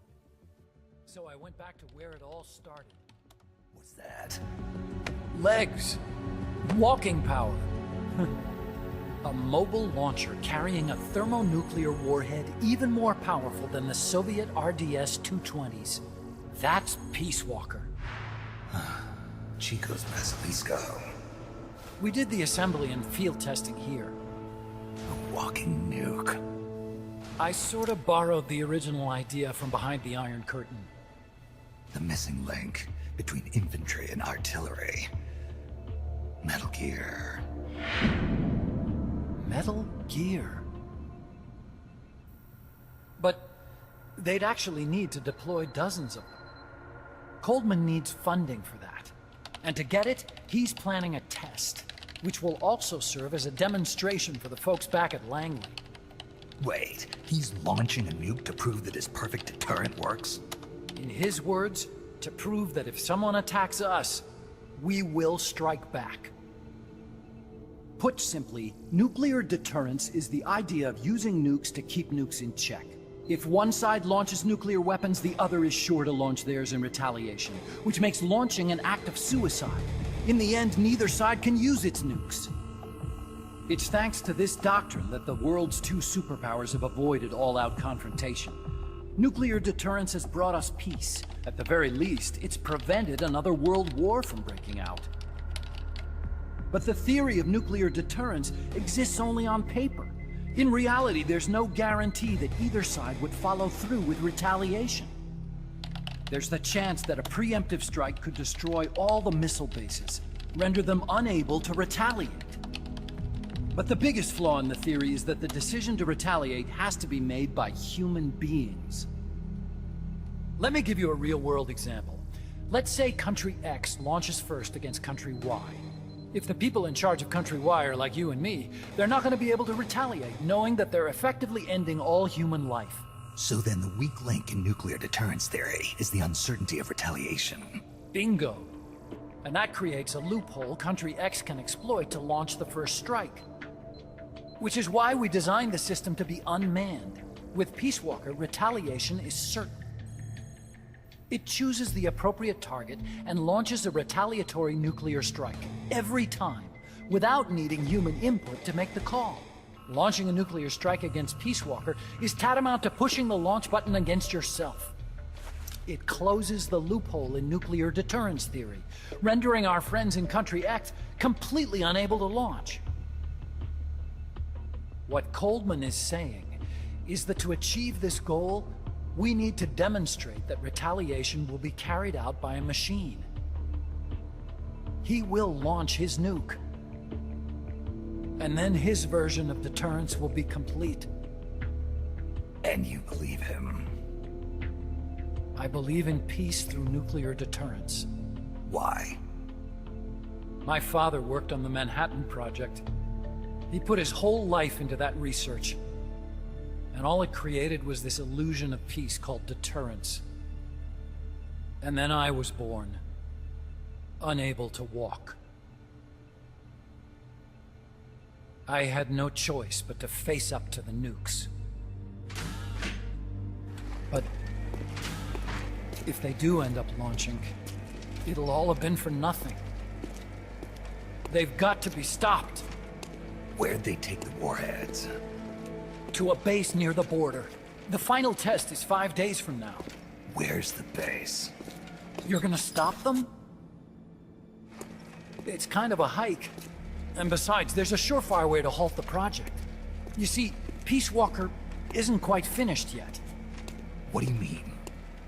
It's missing one last critical structural component. The AI. Its brain. The reptile pod, the electronic brain I was working on, can only follow commands like, go there, attack that. I guess you could compare it to the human cerebellum. But for nuclear deterrence to work, it must function in place of a human decision maker. It needs something to analyze the huge volumes of data coming in and select an appropriate target for retaliation. Hence, it needs the high-level decision-making ability of a cerebrum. The mechanical cerebrum. The hardware configuration is modeled on the human brain, similar to the pod I worked on, but its role is completely different. Where's it being made? A research lab to the north. An AI expert named Dr. Strangelove is developing it. Very hush-hush. Dr. Strangelove? Strangelove was recruited from the States, too. In the field of AI, there's no one better, that's for sure. But man, what a basket case. She hates everybody. Go to the lab and destroy Peacewalker's cerebrum. I'm pretty sure they haven't finished the final calibrations yet. I'll lend you my ID card. It'll get you through security at the lab. Oh, and one more thing. What's this? A letter of recommendation? Yeah, it's from me to Dr. Strangelove. Don't read it, okay?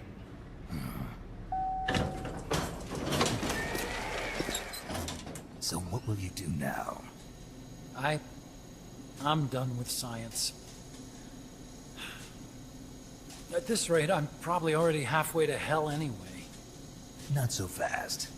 Why not join us? Our place is outer heaven. You'd fit right in. Outer heaven? Yeah. I'm probably better suited to something like that than this paradise. Good. You get a free balloon trip for signing up. Enjoy it. You'll feel like a butterfly. You're an agent, right? Who do you work for? Me? I was a Cold War tool, same as you. Now I'm not so useful anymore, so they cut me loose. I don't answer to anyone. Call me Snake. Snake. That name seems familiar somehow. Death. Probably just deja vu. See that there? Beyond the cloud forest? See those ruins? Yeah. That's where you'll find Dr. Strangelove's lab.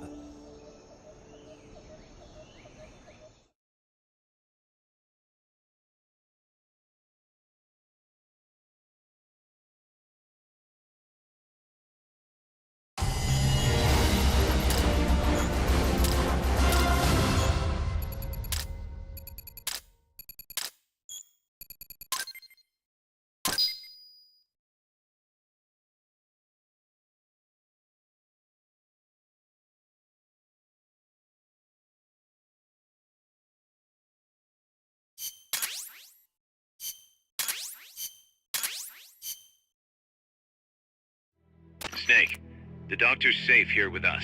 Huey, how are you feeling? Never better. This is quite the pad you've got here, boss. I'm impressed. Call me Snake. Whatever you say. Like it or not, everyone here calls you boss. By the way, if you're at all interested in improving your tech, by all means assign me to the R&D section. I'm pretty sure I'll be of some use. Once we have the necessary materials and blueprints, we can start work on that bipedal mech. I appreciate that, but are you sure you're okay with having your work used for war? I'll be using it to keep past mistakes in check. If I can help thwart the Peacewalker project, I'm happy to do it. Deterrence theory, Huey style, huh?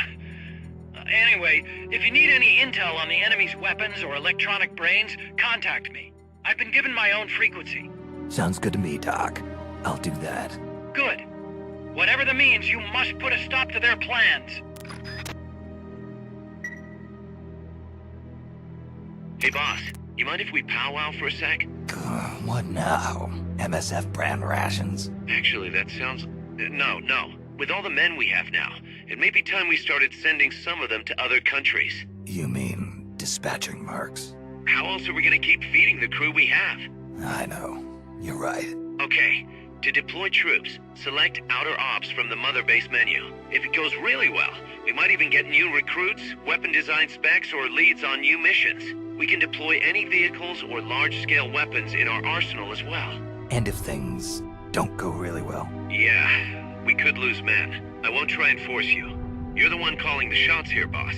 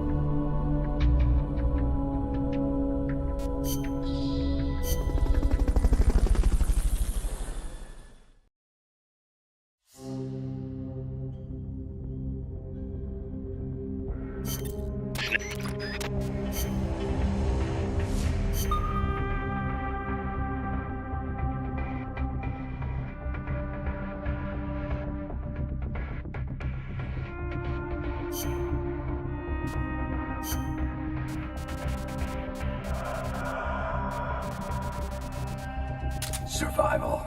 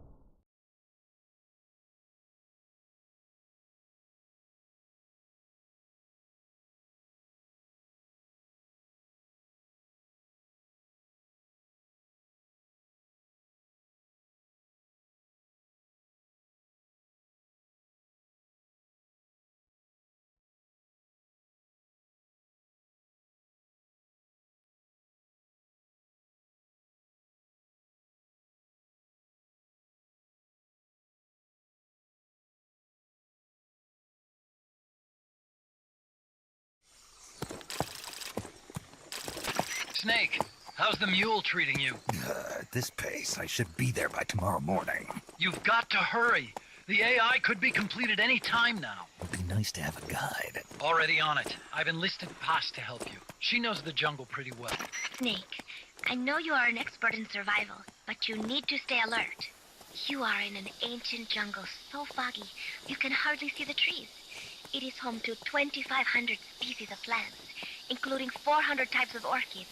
There are also 500 species of butterflies and over 400 species of wild birds. The bedrock is solid enough that Mayan ruins have miraculously survived centuries of earthquakes. An AI lab in a Mayan ruin. Who'd have thought, hey, Huey? My sentiments exactly. That doesn't mean security's any less tight, though. You still have the ID card I gave you, don't you? Got it right here. That'll get you through the gate, no problem. After that, you're on your own. As long as the AI remains unassembled, Coldman's plan's on ice. What about security inside the lab? Well, it shouldn't be a problem for you. Strangelove demanded that the security presence inside the lab be kept to a minimum. It's not all good news, Snake. Coldman knows we're here. He's raised security in the area surrounding the lab. You'll be seeing a lot of that Chrysalis UAV, and a bunch of patrol choppers too. There may be scouts in the jungle lying in ambush. As you approach the lab, be extra vigilant. I'll be careful.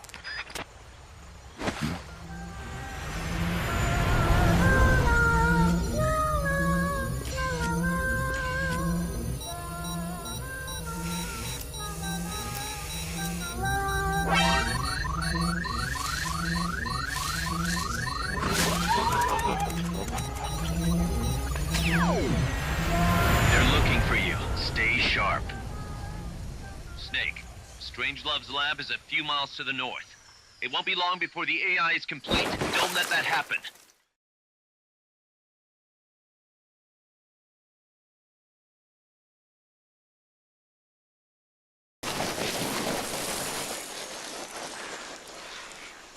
Careful.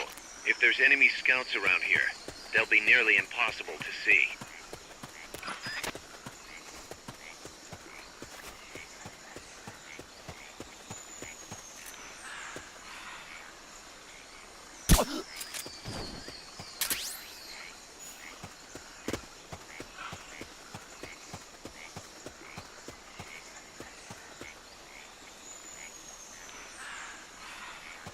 Watch out. Enemy search may not spot enemies that are actively hidden.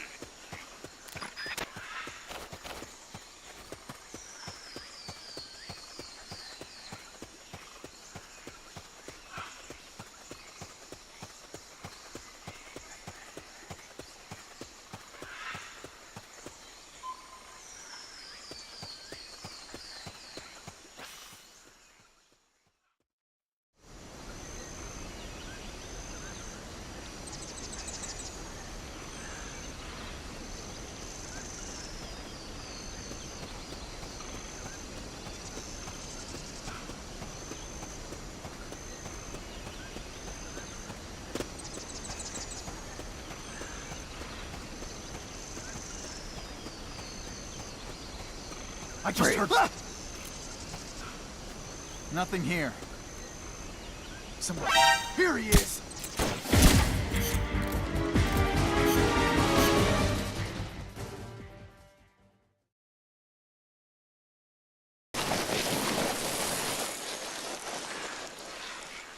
Careful. If there's enemy scouts around here, they'll be nearly impossible to see.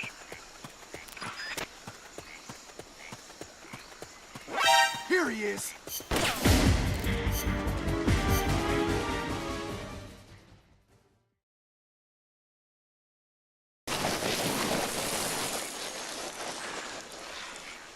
Careful. If there's enemy scouts around here, they'll be nearly impossible to see.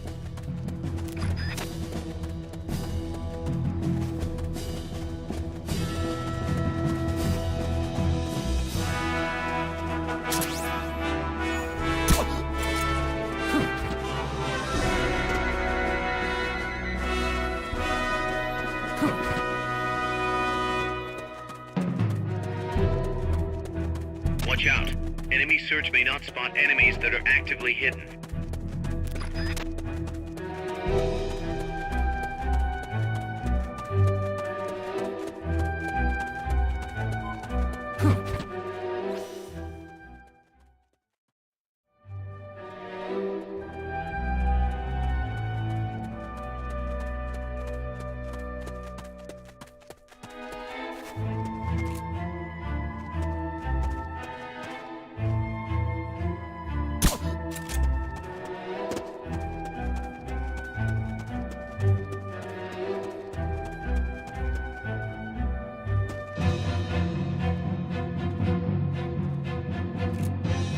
Freeze!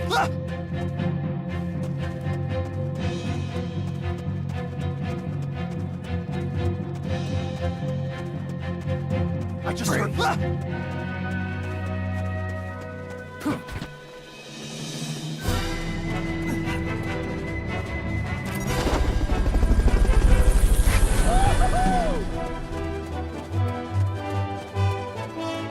Fulton recovery subject confirmed.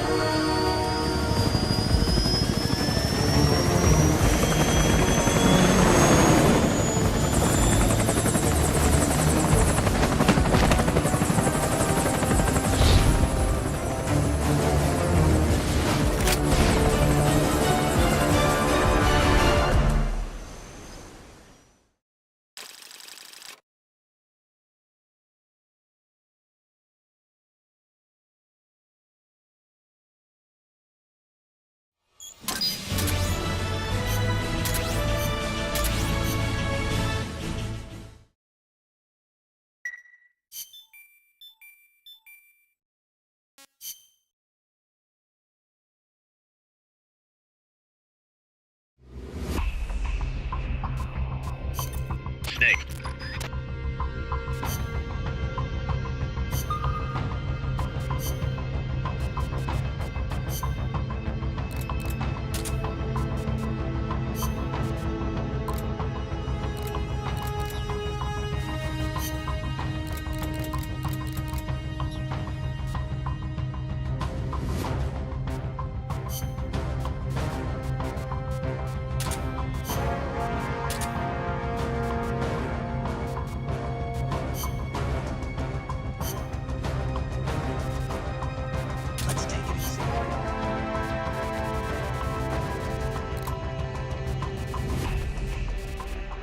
Take down all enemies.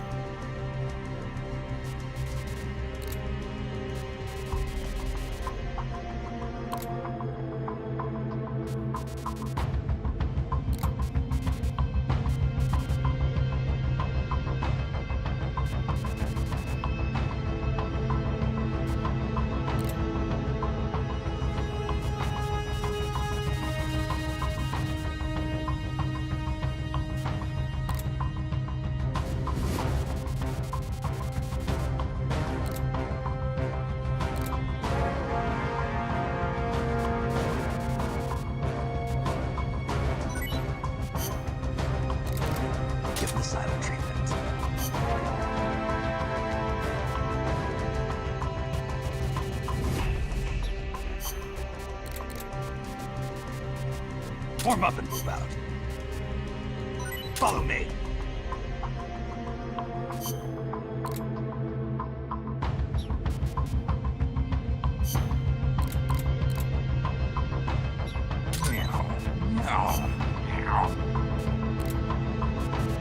Kept you waiting, huh? The best ones die young.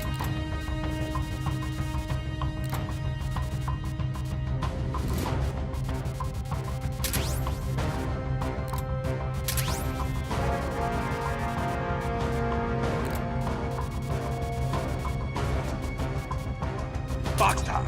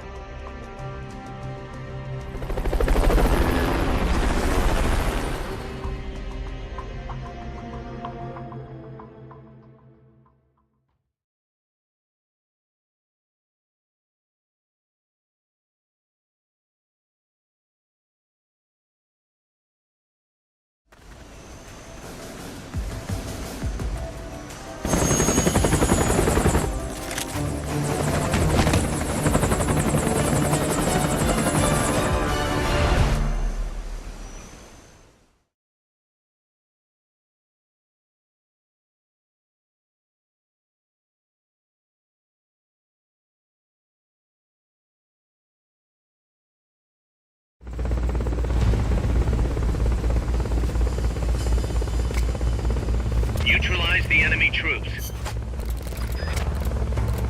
One. Strike before they spot you. Surround them! Let's go!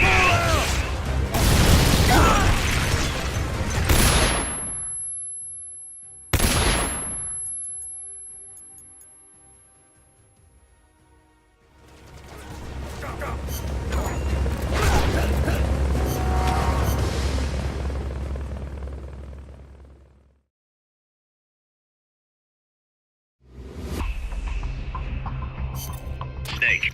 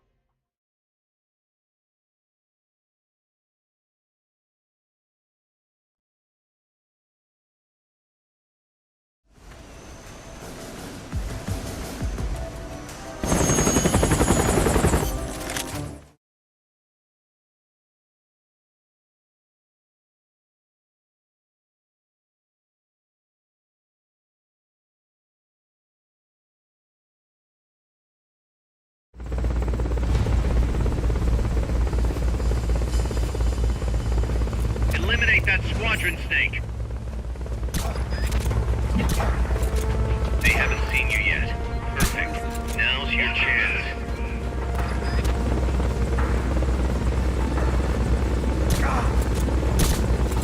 Somebody's here! Enemy's grenade!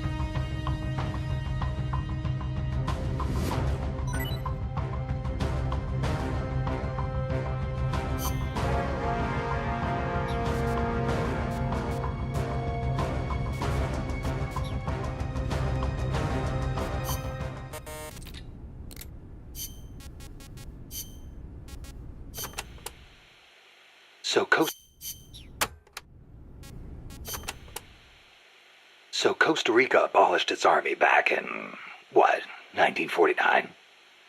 Pretty gutsy move for a Central American nation at the time. Yeah, well, they'd just come out of a civil war. I'm sure they were driven by a desire to avoid another tragedy like Paz said. But I think they had a more compelling reason. Army coup d'etat are a way of life in so many Latin American countries. Imagine seeing that up close. No army, no coup. Makes sense. Plus, their economy was in ruins, so they honestly didn't have any money to spend on an army anyway. Yeah, but weren't they on less than friendly terms with Nicaragua? Yeah, and in fact, Nicaragua did end up invading. But the Civil Guard fought back and the OAS brokered a ceasefire. The U.S. and the rest of the OAS had their back, and they used it to full advantage. For a quarter century, they survived in the powder keg of Central America.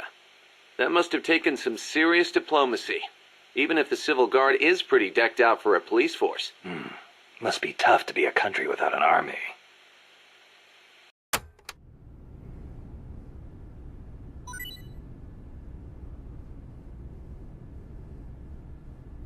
Survival.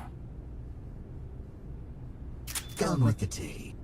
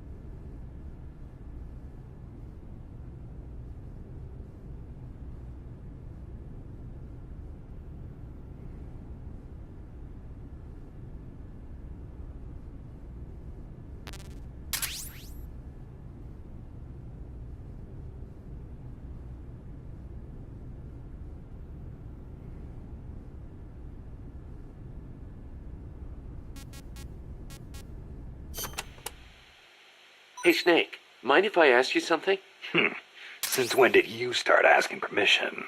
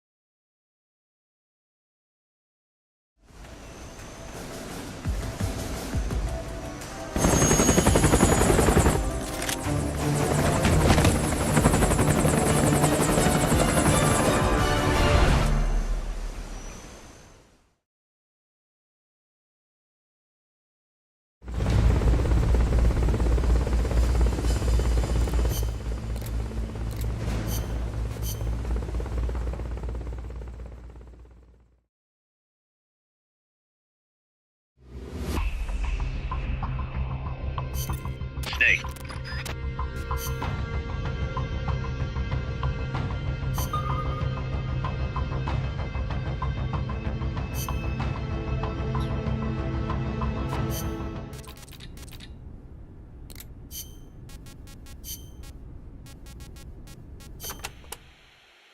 Hey, Snake, mind if I ask you something? Since when did you start asking permission? So, you used to be part of a CIA paramilitary unit, right? That's right. Ever do any ops in Central America? No, not personally. But there were other units who did all kinds of stuff. I remember the Bay of Pigs invasion back in '61. The papers had a field day with it. Operation Zapata. That was the CIA code name. The whole thing went south. Then there was Che Guevara, being hunted down in Bolivia. I heard the CIA had a hand in that, too. There were several units similar to mine. MSP, SOG. They'd recruit former special forces, train them as intelligence agents, and send them on deniable covert paramilitary operations. One of those units trained the Bolivian army in counter-guerrilla tactics. And then had them shoot El Che. So the story goes.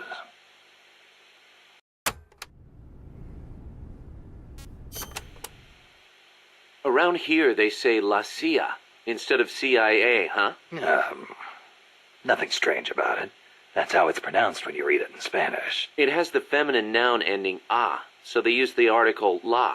Apparently some people have taken to using the term UCLA. That's a new one to me. What's it mean? It stands for Unilaterally Controlled Latino Assets. Meaning they're local agents? Yeah, that's the idea. Washington uses them like pawns. Nobody knows who they really are or what they're doing.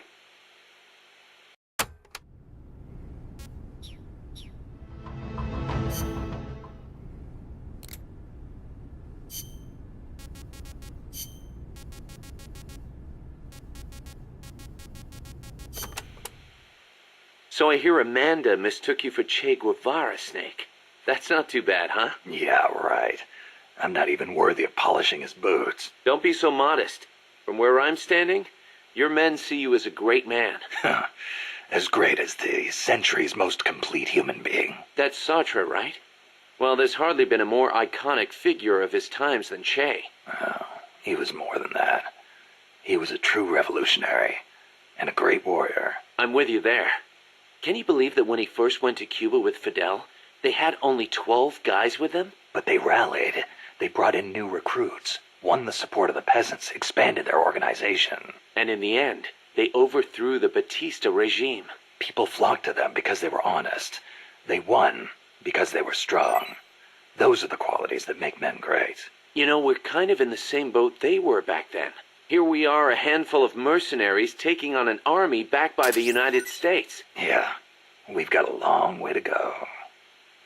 But we've got to keep on going. It's not just about winning in battle. You need to think about recruiting people and growing.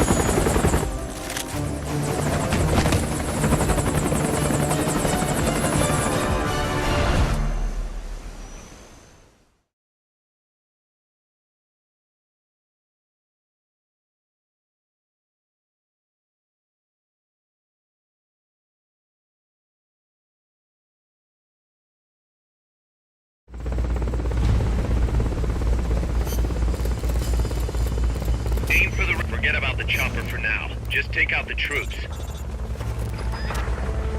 They're trying to find you. Make sure they don't. Impressive. Watch your back!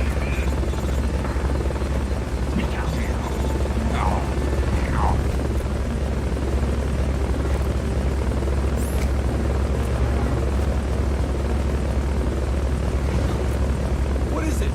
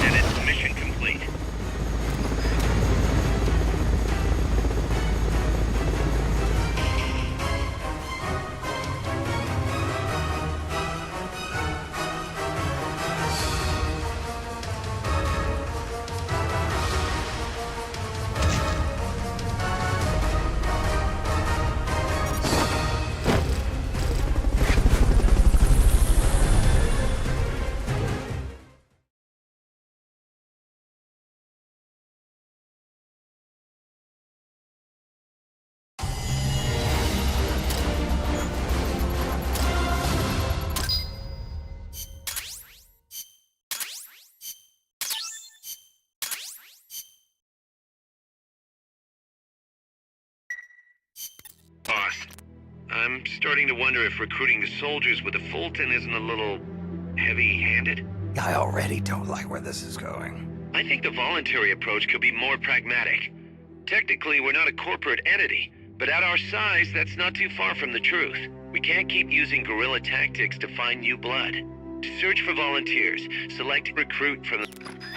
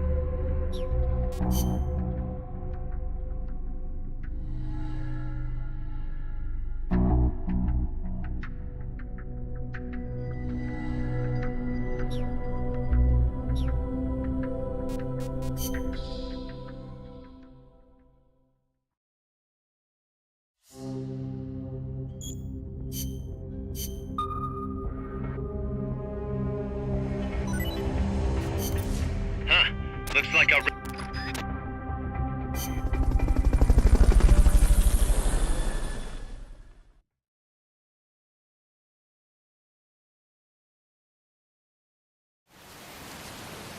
Reporting for duty. Executive! One more! Now this is CQC. Not bad at all.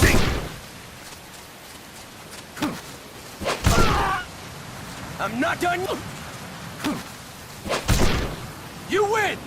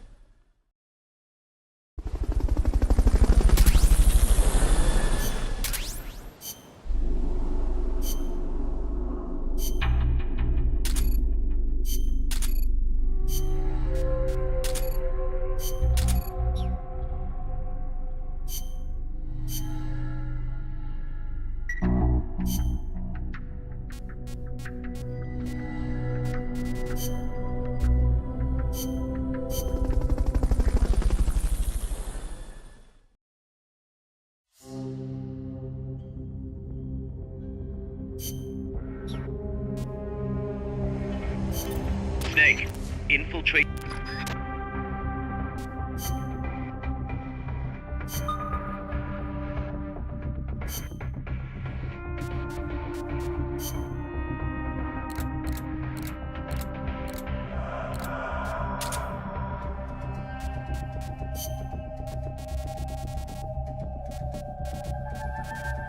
Stealth.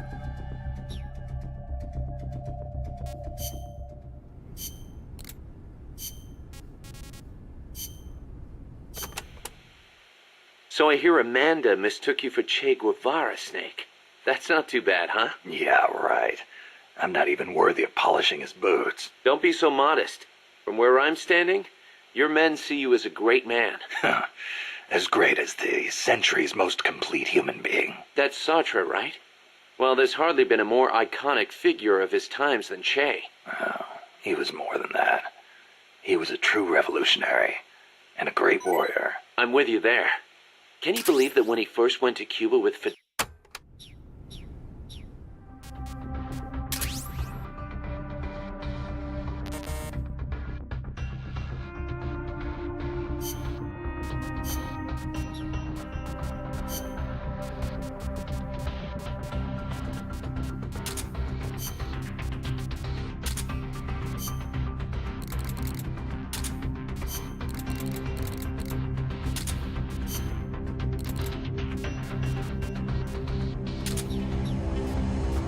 Snake, in...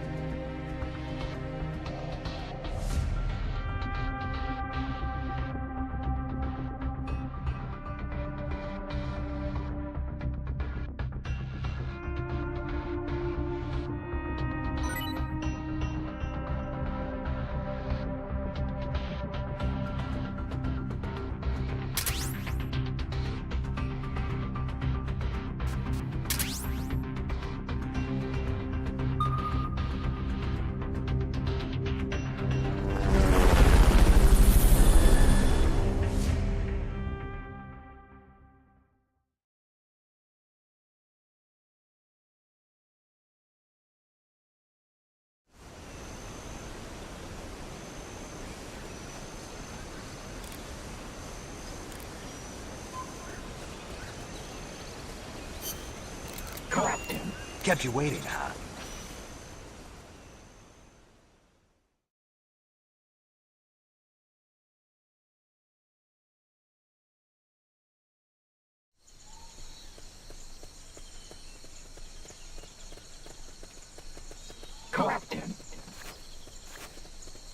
Some scouts are really hard to spot because they use grass or dirt to camouflage themselves. They blend right in with the natural surroundings.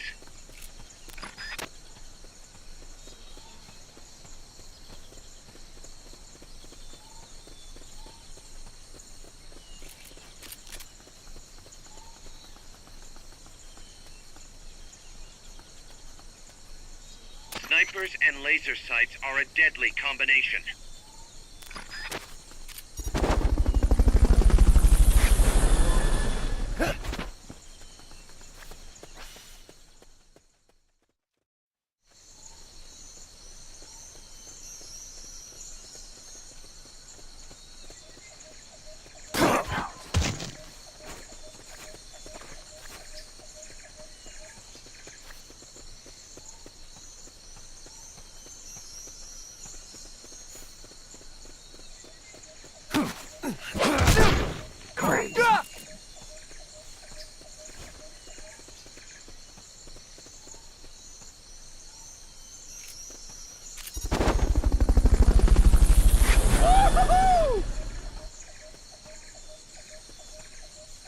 Fulton recovery helicopter is complete.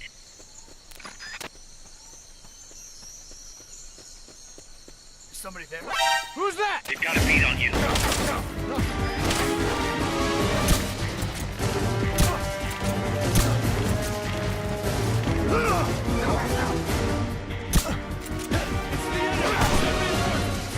Understood. Dispatching reinforcements now.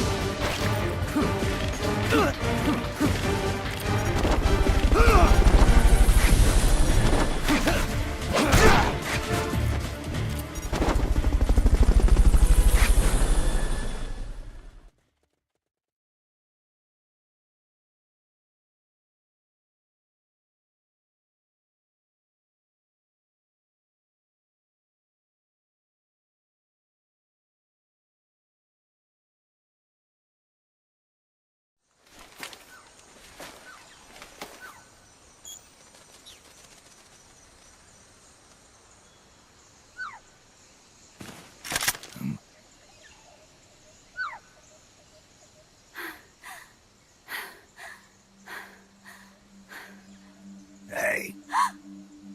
Tu m'as trouvé. C'est moi, le loup. French. Fini de jouer à cache-cache. Dis-moi qui tu es. Please, do not kill me. You're no soldier. I am a tourist. What's your name? Please. What are you doing here? Cecile. Cosima. Cominada. You're not one of the soldiers? Please, lower your gun. Who are you? I'm an ornithologist. A poacher? The gun's for self-defense. I'm looking for, that one rare bird in Costa Rica. Which one? The quetzal? Right, the quetzal. They're rare, but they're not covered under the Washington Treaty. The resplendent quetzal is red-listed. Really? You know your stuff. I am an ornithologist myself. Well, we'll have to compare notes later. Here, drink some of this.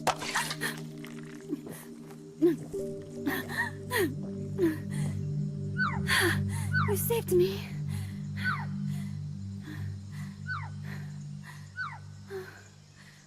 They told me this was a paradise. That there were more rare birds here than anywhere else. That there was no war here. That it was safe.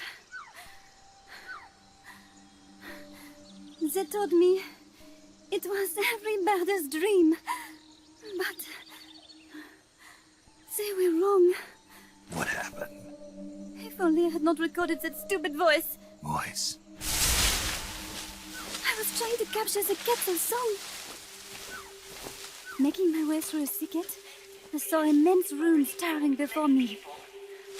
I chase it away. It will bite you unless you kill it. Go home. You're the one who made the tape. I am loyal to myself. Who's there? I was captured by that woman. But she was kind. She gave me food to eat, and even bathed me herself each day. But she said I could go home in a month. So whatever you do, don't take off the blindfold. Do so, and you will never leave here. Guess you didn't listen. How'd you escape? I waited for an opening. Stole an ID card. They almost caught me, but I managed to elude them. You made it this far and then succumbed to exhaustion. I was barefoot, with no supplies.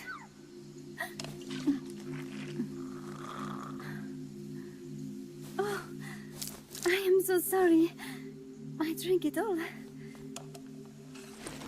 That facility. Did you see anybody else in there? Well, there was another woman, but I never saw her in person. Because, you know, the blindfold. Oh, yes. She often sang. Sang? It was such a strange song. What kind of person was she? Could you tell anything from her voice? I don't know. I don't even know why I was held a prisoner. They confiscated my equipment, my supplies, my passport, money, everything. The only thing I was allowed to keep were my undergarments, so that I would not be able to escape. And now, I am without even the means to prove who I am. I will not make it home to Paris like this. In that case, come to our place. Huh? You don't need a passport there. Don't even need a name. If you want to go back to Paris, we'll take you there anytime. What I want is a shower, a change of clothes, and a cigarette. I've got a cigar. It's Cuban. No French cigarettes? I prefer unfiltered. Fresh out. But come back to my place, and you can have all the French cigarettes you want. It sounds like heaven. Close, but not quite. Outer heaven. It is sounding better all the time. So, you must have gotten a look at the facility when you escaped, right? What's in there? Lots of machinery. A big computer, like you would see in a university. What about the room where you heard the voice? Anybody in there? I don't know. There was a tube. A large tube in the back. When I approached it, I heard a voice. What did it say? Jack. Yes, it simply said Jack over and over. Jack? Listen, you've got to get me out of here. I really need a shower. Wait here. I've still got business to take care of. What? You're not thinking of going in there, are you? You can't leave me here. Relax. I'll have some friends pick you up. This is Miller. One for recovery. A civilian. Snake, we don't have room for any more civilians here. Not even for a blonde Parisienne. A what? So she's, pretty foxy? See for yourself. If what she's saying is true, I think we've found Paz's friend. The missing one? I'm thinking that she's the one that made that tape. Have her listen to it when she gets there. So she's safe then. Good news. I'm sure Paz will be glad to hear it. You bet. Snake, the ruins are just up ahead. Head north. On my way. What about me? Stay put. Ever wonder what it's like to be a bird? Huh?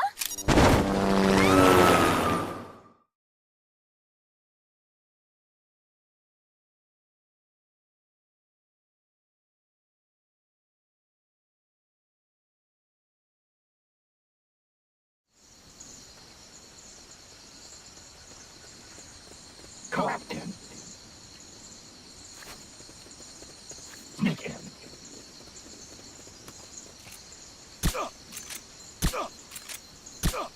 Sneak out.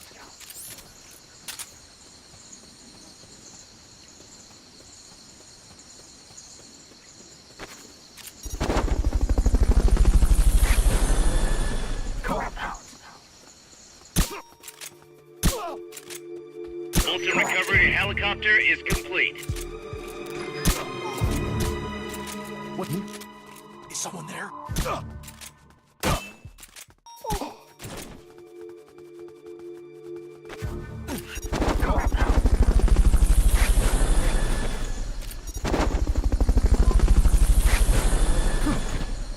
It'd take 2 people to get through there.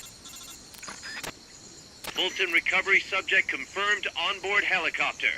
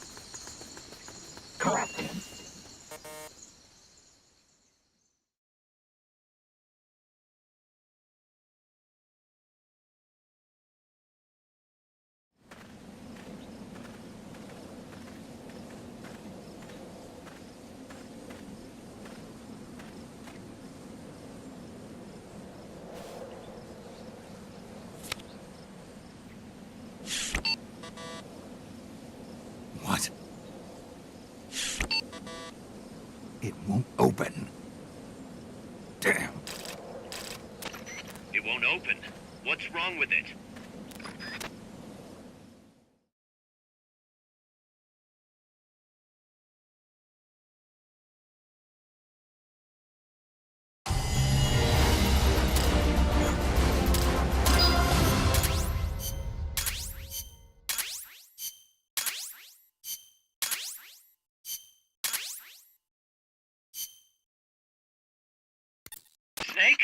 Huey, your ID card isn't working. It won't open the lock.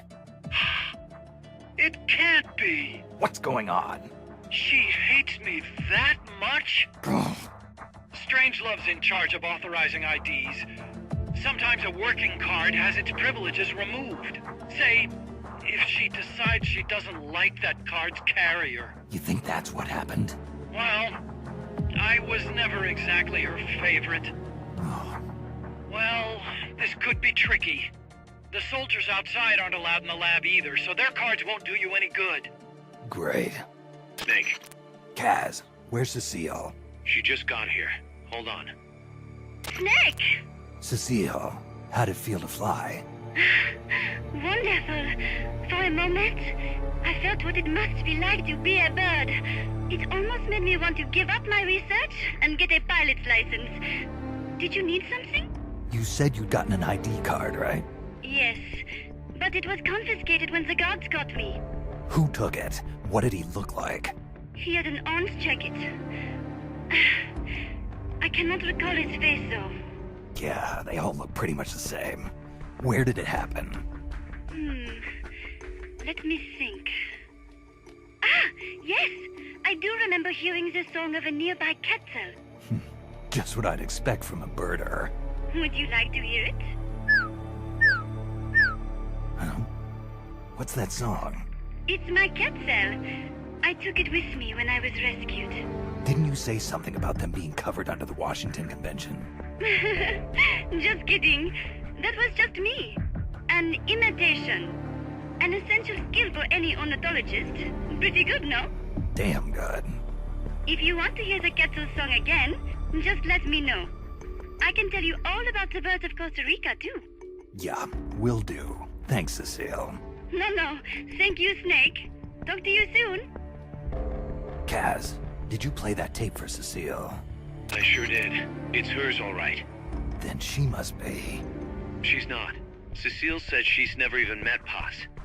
What? She's at least 10 years too old. But... I'm guessing Paz convinced herself that it was the tape her friend made. But never mind that. Let's go over what we know so far. The soldier with the ID card is wearing an orange jacket and is in a location where you'll hear quetzal singing. Find that soldier, retrieve that card. Thanks for putting me on the orange.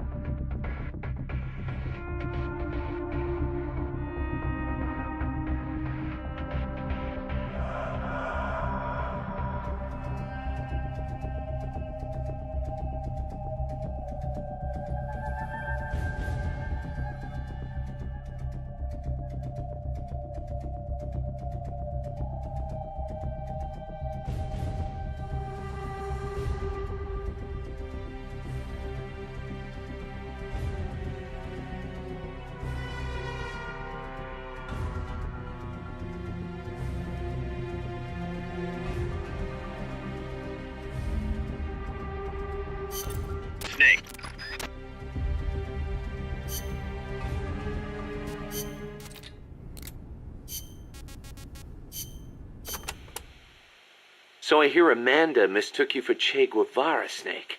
That's not too bad, huh? Yeah, right. I'm not even worthy of polishing his boots. Don't be so modest. From where I'm standing, your men see you as a great man. As great as the century's most complete human being. That's Sartre, right? Well, there's hardly been a more iconic figure of his times than Che. Oh, he was more than that. He was a true revolutionary and a great warrior. I'm with you there. Can you believe that when he first went to Cuba with Fidel, they had only 12 guys with them? But they rallied. They brought in new recruits, won the support of the peasants, expanded their organization. And in the end, they overthrew the Batista regime. People flocked to them because they were honest. They won because they were strong. Those are the qualities that make men great. You know, we're kind of in the same boat they were back then. Here we are, a handful of mercenaries taking on an army backed by the United States. Yeah, we've got a long way to go. But we've got to keep on going. It's not just about winning in battle. You need to think about recruiting people and growing this operation. Got it.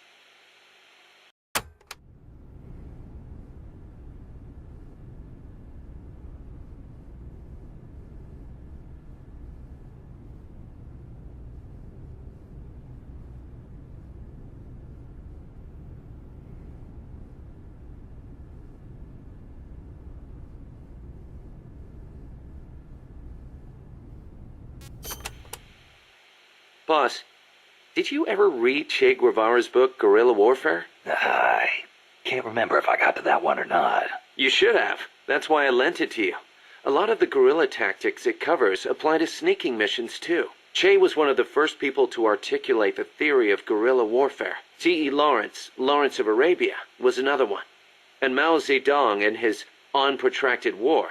Theory aside, Nicaragua's General Sandino was one of the first to put guerrilla tactics into practice, which explains why the Sandinistas named themselves after him. If you think about it, guerrilla warfare itself has been around since ancient times. There's only so many ways a small group can upset a large army. There was a samurai in Japan who excelled in guerrilla warfare. No kidding. Tsunoki Masashige. He was a warrior who lived in the medieval era. He used unconventional tactics to help overthrow the Kamakura shogunate. Like what? Trojan horse-style maneuvers and decoys to confuse the enemy. The best one was when the enemy was climbing the castle walls. He dumped boiling water and human excrement on them. Huh, sounds great. Let's put it in the MSF playbook. You're not serious, are you, boss? Why not? We've got plenty of crap to unload. Yeah. I'll think about it.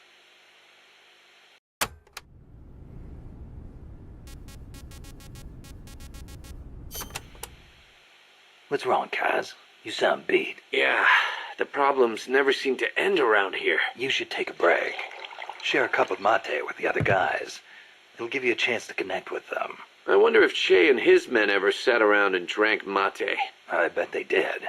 Che was famous for his love of the stuff. Oh, man, whoever thought of this was a genius. You can put it in a gourd and carry it around, and there's a special straw with a filter attached so you can drink it any time. That's not all. It's full of essential vitamins and minerals, too. Nice to have in a guerrilla war when food is short. Yeah. Wish I had a chance to share some with the blonde Parisienne when I was out hiking. Well, how do you know about that? It takes a thief.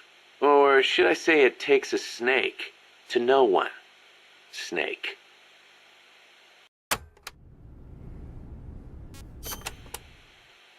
The year the Cuban Revolution was won, Che visited Japan as a member of an economic delegation.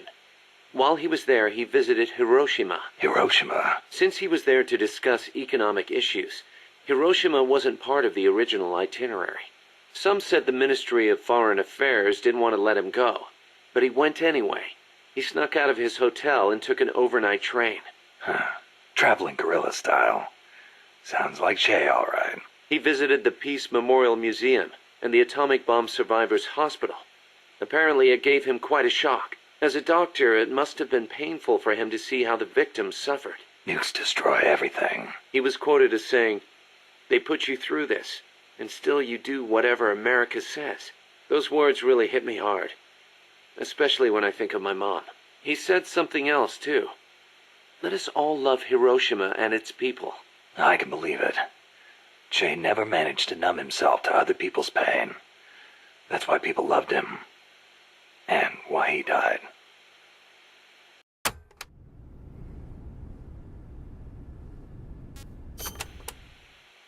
That bandana you're always wearing, that thing's a real antique.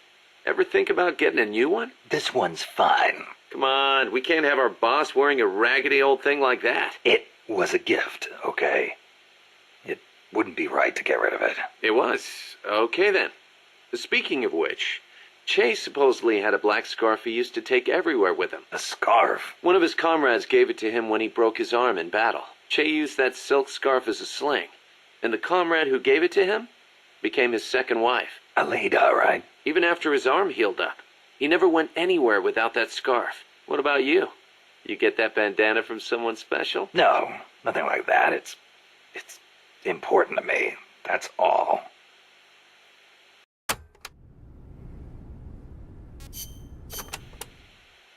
You were saying Japan has a peace constitution too.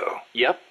Japan renounced war in Article 9 of its constitution, aspiring sincerely to an international peace based on justice and order. The Japanese people forever renounce war as a sovereign right of the nation, and the threat or use of force as a means of settling international disputes. In order to accomplish the aim of the preceding paragraph, land, sea, and air forces, as well as other war potential, will never be maintained.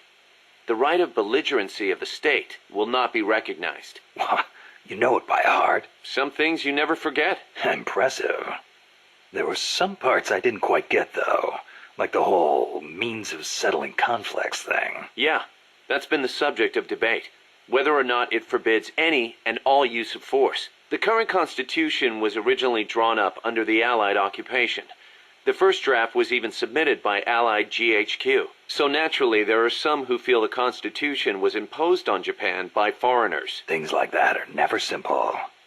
Same for every country, I guess. One thing's for sure, though. Not having an army let Japan focus on economic recovery after the war. In that sense, it's the same as Costa Rica.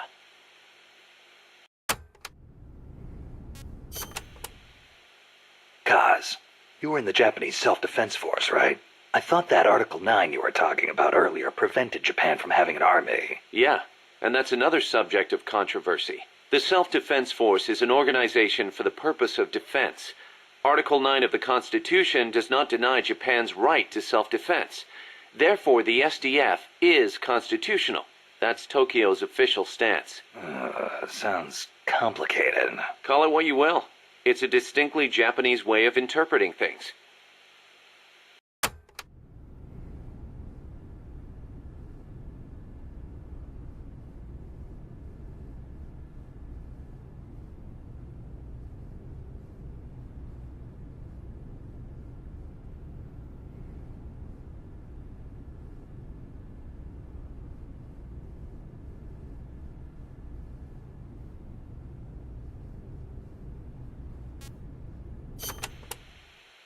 The U.S. has military forces stationed in Japan, right? Right. Even though the Allied occupation ended, American forces are still stationed there under the U.S.-Japan Security Treaty. Unlike Costa Rica. Part of it stems from the occupation, but Japan also occupies a key strategic position from America's perspective. It's next door to the Soviet Union, and close to China and North Korea as well. It's integral to the security of Pacific Asia. For America, Japan represents a barrier against communism. What about for Japan? As you might expect, there's deep-rooted opposition to the alliance. In 1960 and 1970, when the treaty was up for revision, there were mass protest movements against it, especially in Okinawa. The U.S. only gave it back to Japan 2 years ago, and American bases are still concentrated there. It's a heavy burden for the Okinawans to bear. Then why don't they scrap the treaty? Lots of reasons. There's the imbalance of power with the U.S., of course, and if Japan pulled out, they'd be losing the nuclear umbrella America provides. And as for whether the JSDF could defend the country after the Americans left, I really couldn't say. Costa Rica is in a similar situation. They depend on the Inter-American Treaty of Reciprocal Assistance, the so-called Rio Pact. So, the countries with peace constitutions end up having to rely on other countries' armies. Kind of ironic. On the flip side, not everybody in America is satisfied with it either. Some people argue Japan is freeloading off America's security guarantee. And you know how Japan's industrial exports are making inroads in the States. Yeah, I've got a Japanese camera myself. Best damn camera around. Japan's low defense spending allows it to invest more in economic recovery and expand its share of the American market. That's a bitter pill for Americans to swallow.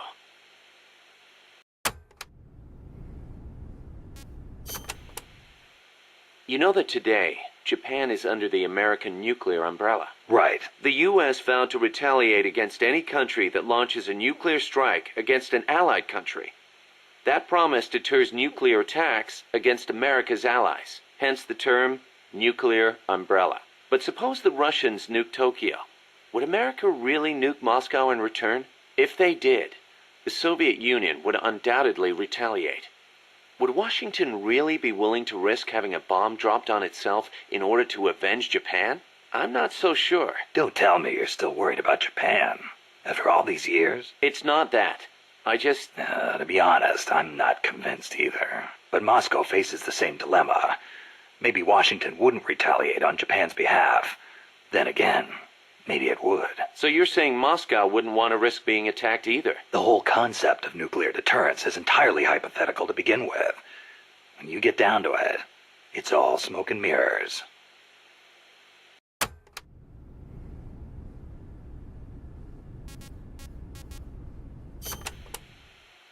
Japan shall not possess, manufacture, or allow the introduction of nuclear weapons into Japan.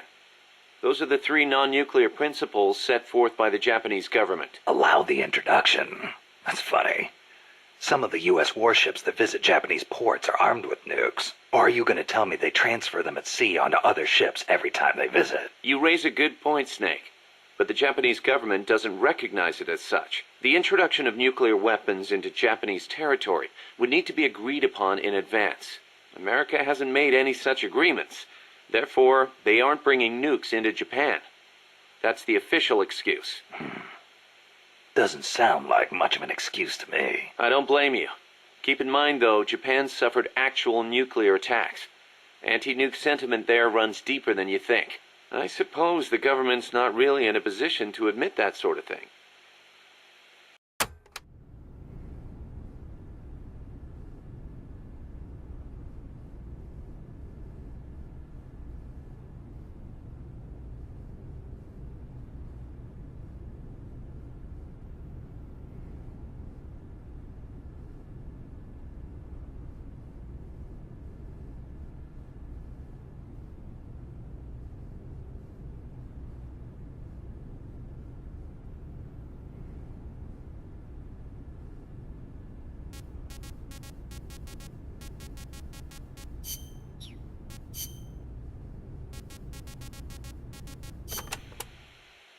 So tell me, Kaz, how's the self-defense force you were in different from an army? The JSDF is set up for national defense.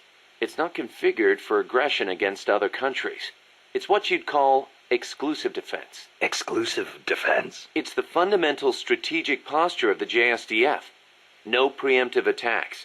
Only the minimum defensive action necessary after an enemy attacks. Anything defined as self-defense, then? The JSDF originated as the National Police Reserve. Back then, American forces stationed in Japan were being sent over to fight in the Korean War. So in a sense, the NPR was filling a gap. Police, huh? Reminds me of the Costa Rican Civil Guard. Yeah, exactly. They're also dispatched to provide disaster relief. The year before I joined, they had a hell of a time trying to rescue some buses that got hit by landslides.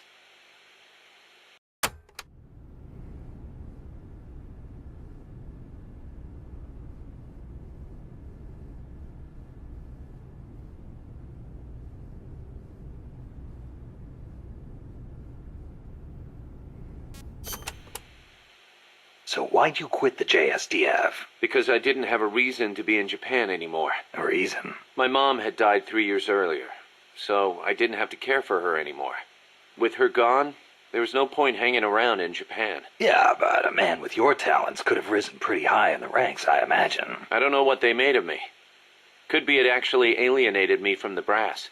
And personally, I can never get used to the idea of exclusive defense. Meaning? On a strategic level, I can see how a country could go with the exclusive defense model used by the JSDF, and I've got nothing against my fellow soldiers who believe in it. On a tactical level, though, it just rubbed me the wrong way. To put it simply, I was itching for a real fight. I figured. And I felt as long as I was in the JSDF, I'd never be able to stand shoulder to shoulder with my father, who was in the U.S. Army. Seeing Yukio Mishima's suicide didn't help either. Yukio Mishima. The guy who wrote The Temple of the Golden Pavilion. The way he questioned the status quo hit home with me. Not that I admired his vision or anything, but it did get me thinking, that's for sure.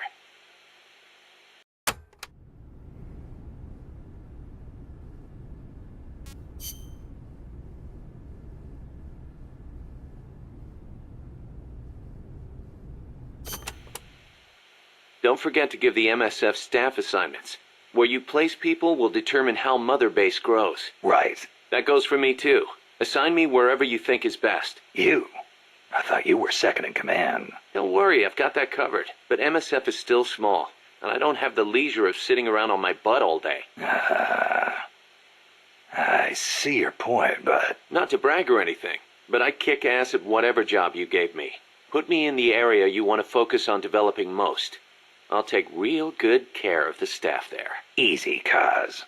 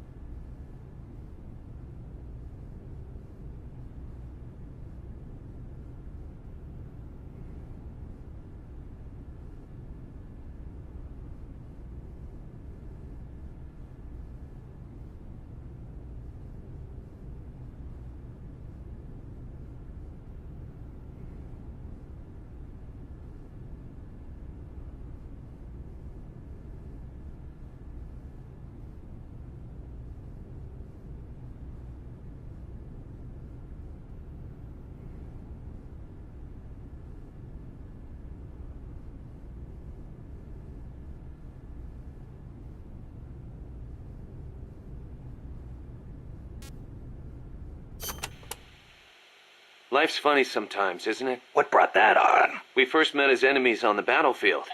And now here we are fighting side by side. You mean Colombia? Yeah. After I quit the JSDF. I made my way there and got myself a position as a drill sergeant for a band of revolutionaries. Despite the fact that I'd never seen a day of combat. I see you had the gift for talking business in Spanish even back then. Oh, come on, stop it. You're making me blush. Unlucky for me, though, you were in the service of the Colombian army. I remember it like it was yesterday. It all happened in an instant. You guys ambushed us, and half my unit was taken out. My mind went totally blank. I couldn't keep it together. My whole unit was wiped out. And I was left half dead from a bomb blast. Then, as I was leaving, you yelled out at me. I came all the way from Japan to be here. My place is on the battlefield. Then you asked for my help, saying, I want to be the one to end it. I remember being surprised that there were still samurai in Japan. You guys came over to me. I had a grenade hidden under me, but even then you were too fast. The second I pulled the pin, you grabbed the hand I was using to hold the grenade with both palms. I didn't want it to go off. I'd heard samurai were a proud bunch. I wanted to know why one of them would stoop so low as to try to take his opponent with him. And I said, I'll never lose again. We'll never lose again. Yeah. We'll do whatever it takes, but we'll never be beaten again. Then, I passed out from the blood loss. When I woke up, I was in your camp's infirmary, stuck full of tubes. Why'd you save me? Your enemy after I tried to kill you. Because you swallowed your pride and fought with everything you had. I just didn't want to lose. You found a way to fight back, even in the face of death, even when you knew you were going to die. That's the mark of a true warrior. It's not about gain and loss, or victory and defeat. I looked at the way you lived your life and saw the path I needed to take. As a warrior. Wow. I never knew that. And that's why you... I realized then that the battlefield doesn't only divide people into allies and enemies. Sometimes it tells you more than just who's an ally or who's an enemy. Sometimes it helps reveal your true comrades. Like you and me, huh? That's right. And 2 years later, here we are.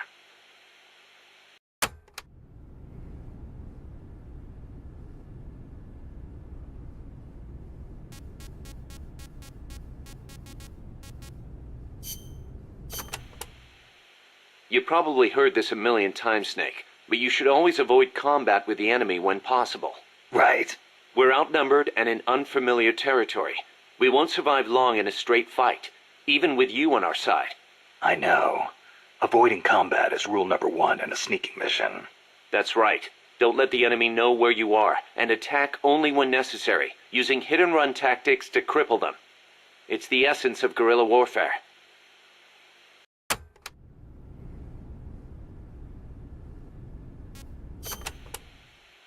Can I ask you a favor, Snake? If you ask nicely. To make MSF bigger, we need to do some recruiting. Yeah?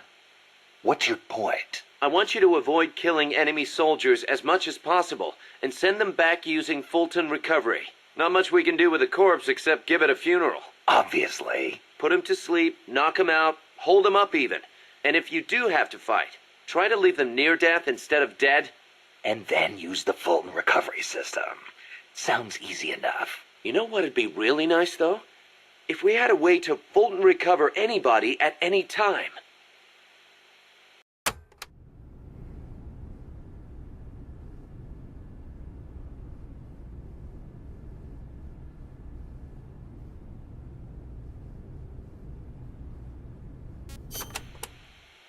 Don't carry any more gear than you need.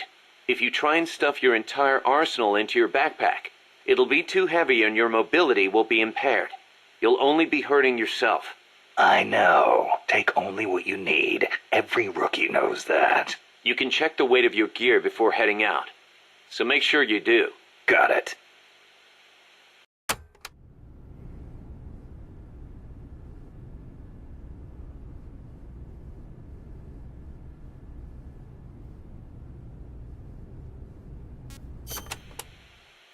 Even a born warrior like you gets hand tremors, Snake. It happens even when you're full of stamina, and it only gets worse when you're tired, especially with larger, heavier weapons. Obviously, you'll get better aim crouching than you will standing. And when you use a scope, setting your sights on a single point will gradually give you a more precise aim. As we develop better weapons at Mother Base, though, you may gain access to new, low-tremor versions of the same guns. So if you expect the shakes to be a problem, you might want to put some resources into R&D. I'll keep it in mind. Then again, the more you use a weapon, the more your hands get used to it. Sometimes it pays to be faithful to your gun. Choosing the right uniform is crucial. Pick one that matches the mission objective and your own combat style.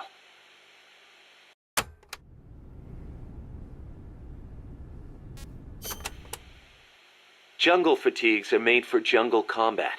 They provide decent protection and let you carry a fair number of weapons. Your standard uniform, basically. The distinguishing factor is that your camo index will vary a lot, depending on the area. Wear a pattern that makes you blend in with your surroundings, and your camo index goes up. Wear something that clashes, and you'll stick out like a sore thumb. Pick the right pattern for the occasion. Sigint used to lecture me on it all the time.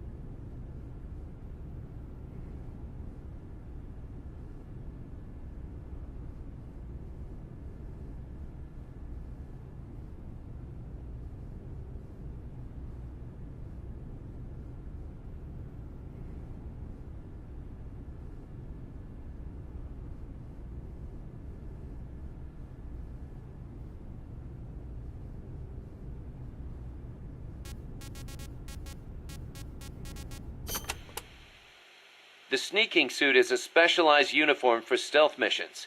It provides excellent camo in any stage. Even better, you won't make a sound when you walk. Ooh, so I won't need to tiptoe all the time. And to top it off, it also makes your wounds heal faster. The fabric exerts just the right amount of pressure on your body to help stop bleeding. Huh. Not a bad little trick.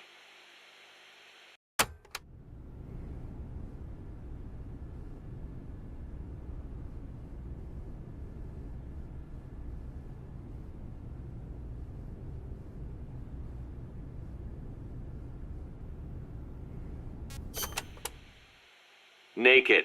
That's exactly what you are with this uniform. The pants are the same as the jungle fatigues. Obviously, since you're exposing your bare skin, your defense and camo index are gonna be low. On the plus side, it's so light you can move around quicker. Good for showing off muscles, too. Hey, Snake, I heard they gave you your old code name because you used to run around with your shirt off. Is that true? Don't believe everything you hear. They called me naked because I went in without gear or food. I had to procure everything on site. You mean they sent you into the jungle without even a pair of pants? On a halo jump from 35,000 feet? Sweet Jesus, you are a legend. You're busting my balls, aren't you, Kaz? Little bit, yeah. Hilarious.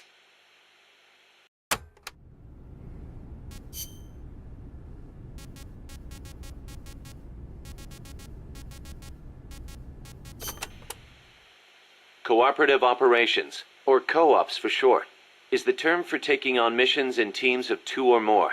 The basic co-ops unit is a 2-man cell. Even a single teammate is great to have in enemy territory. And there are actually quite a few things you can't do by yourself. You can help each other climb walls, divide up mission roles. On the other hand, if one of you is spotted, the other one's screwed too. And it's kind of tough for 2 people to hide in one small space. Good point. But what's more important than anything is how close you are to your comrades. Well said. Working as a 2-man cell can make the mission easier or harder, depending on how well you work together. It's also good to note that if you've got a clear, specific objective, it can be to your advantage to use an even bigger team. That said, teams of 3 or more run a much greater risk of being spotted. Yeah. In a sneaking mission, the fewer people you have, the easier it is to get around.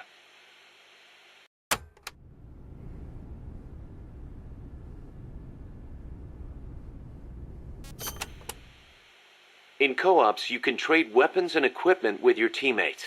You can also display your teammates' inventories from your weapon or equipment menu. Ammo is shared too, of course. Ammo, sure. How about life? That also shared? Yep. You all sink or swim together. Your teammate dies, you die. You need to be within a certain distance of each other to swap items. Yeah, I know. I've been in this business so long I can virtually see that distance. Looks kind of like a ring in my head. That's why you're the boss. Okay, we'll call it the co-op ring. And entering the ring will be called going co-op in.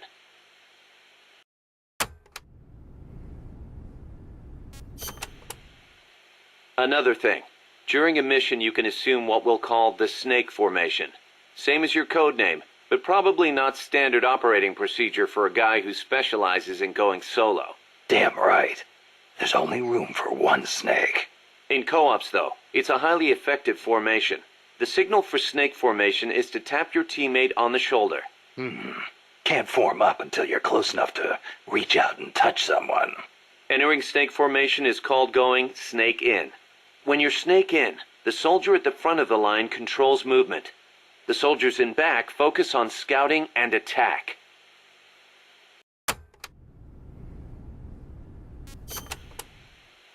Just because your heart stops doesn't mean you're dead immediately. Right. The heart just circulates blood through the body. But stopping it does cut oxygen supply to the brain. You'll be dead soon after. Which is why we have CPR. Let's say your heart does stop. If someone performs CPR before your brain cells die, you can recover. In co-ops, when the life gauge drops to 0, it means you're in a near-death state. You won't be able to move or anything else. Performing CPR on near-death teammates can bring them back into action. Of course, performing CPR in the middle of battle isn't exactly safe. You're leaving yourself exposed. Even so, in co-ops, you and your teammates are all in the same boat. Don't think you can get away with leaving one of them behind. I wouldn't think of it.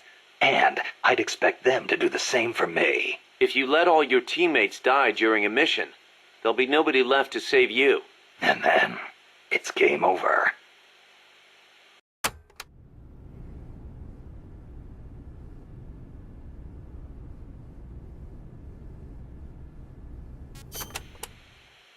Building trust with your teammates is essential to success in co-ops. That goes without saying. I'm not gonna let somebody I can't trust cover my ass. The measure of that trust is called camaraderie. Think of it as an indicator of how strong your bond is with your co-op's teammates. The friendlier you act toward them, the greater your camaraderie. Give me an example. Your camaraderie will be higher if you're co-op in than standing apart. Saving a teammate's life with CPR also strengthens your bonds with them. Things like hitting a teammate with friendly fire will cause your camaraderie to go down. Makes sense. Camaraderie carries over from mission to mission. The next time you go co-ops in with the same guy, you'll start off strong. But be careful. If you keep taking new people with you on missions, your camaraderie with past teammates eventually reverts back to its original level. Got it. I'll have to make sure to renew old friendships once in a while. The performance benefits gained from Snake Sync in co-ops depend on your camaraderie. It's always best to keep things cool with your teammates.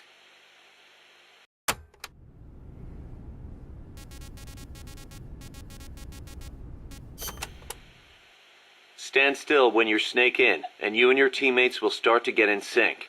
In sync? That's right. Stay still together and you'll enter snake sync mode. The synergy will give you a boost in performance. You'll move faster, recover faster, and have better camouflage. In other words, we're at our best when we're in the same groove. You got it. If you've got a big task ahead, can't hurt to take some time to get in sync. Like I said before, the benefits you get from Snake Sync depend on your camaraderie. I hear ya. It's a lot easier knowing you've got someone you know and trust covering your back. Lets you focus that much more on what you have to do.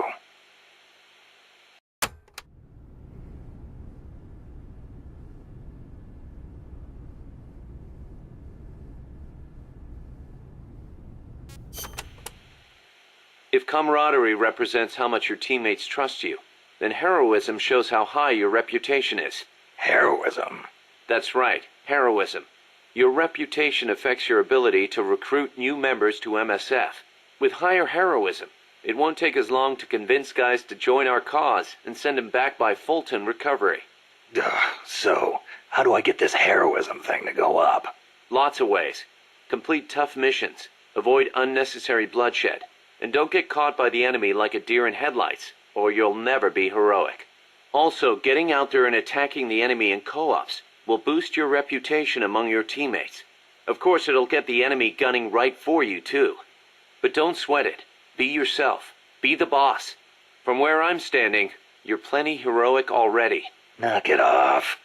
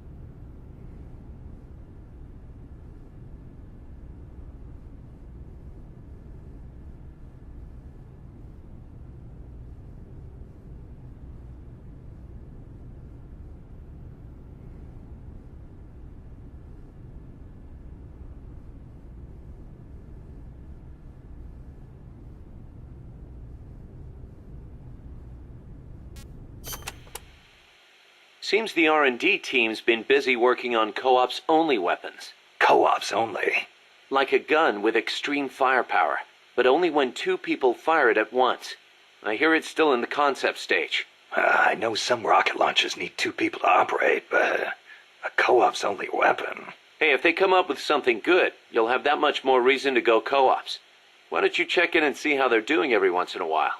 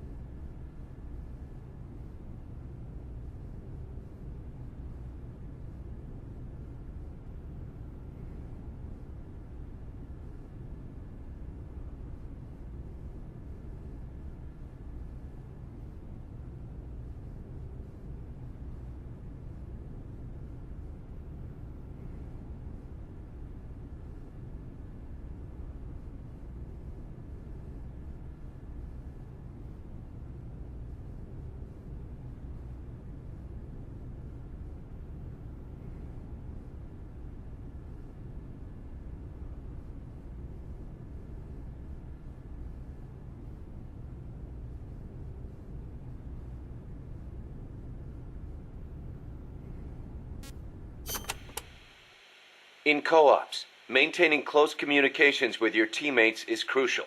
Absolutely. Losing track of each other on the battlefield is a good way for a unit to get itself wiped out.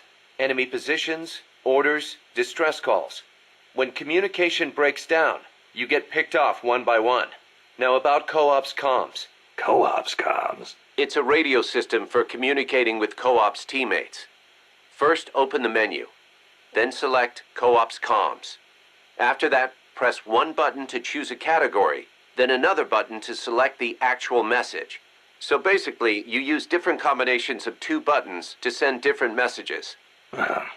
Easy enough. You can set which messages go with which buttons during mission prep. Sounds like it's going to be a pain to send messages until I get used to it. Then why don't you assign co-ops comms to whatever button you like? That should make things a little quicker and easier. Just go to Key Config. I'll give it a try.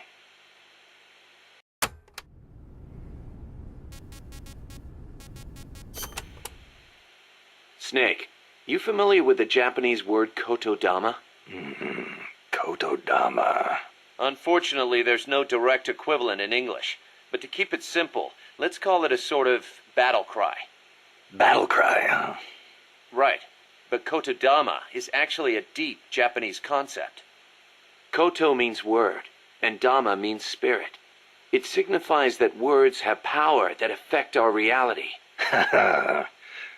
Are you feeling okay? I guess I made it sound kind of like mumbo-jumbo, huh? Seriously, though, haven't you ever felt energized when a teammate cheered you on? Or the other way around? Ever had your legs cut out from under you by a thoughtless remark? Yeah, I know the feeling. Words can have a powerful mental effect on people. Same goes for Co-op's comms. Offering praise to somebody could make them run faster than usual, or make somebody who thinks they're done for get up and fight again. See what I'm saying? I get the picture. So it works in reverse, too. The powers of words are many and varied. Try using them for yourself.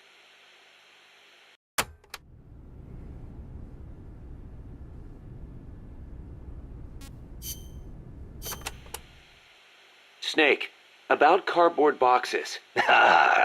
It feels kind of weird me explaining this stuff to you, but there have been a few recent developments in cardboard box technology. So just to be safe, here goes. Go on. You can do much more with the box than just hide under it. You can put it someplace and leave it there. Huh? You can get on top of it and use it to reach high places, or hide from the enemy in its shadow. I like what I'm hearing so far. And that's not all. You can even put items in it and send them to Co-op's teammates. Really? I never thought of any of that. Damn. Is there anything a cardboard box can't do? Every soldier should have one. Yeah, well, don't get too excited. This isn't exactly what they were made for. Which reminds me, don't you think the boxes around here are a little on the big side?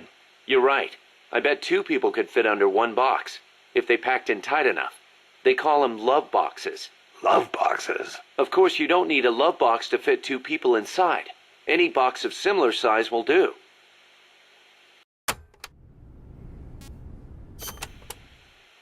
Up to 2 people can fit inside a cardboard box. Tell me how. Move close to a box with a teammate inside, and an icon will appear.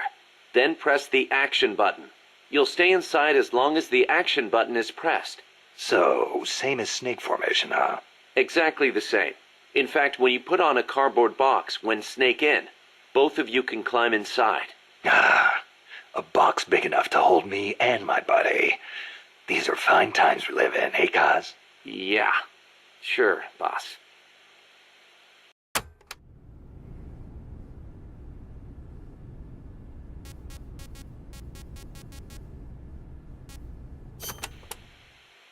Snake, about that cassette player Galvez was carrying.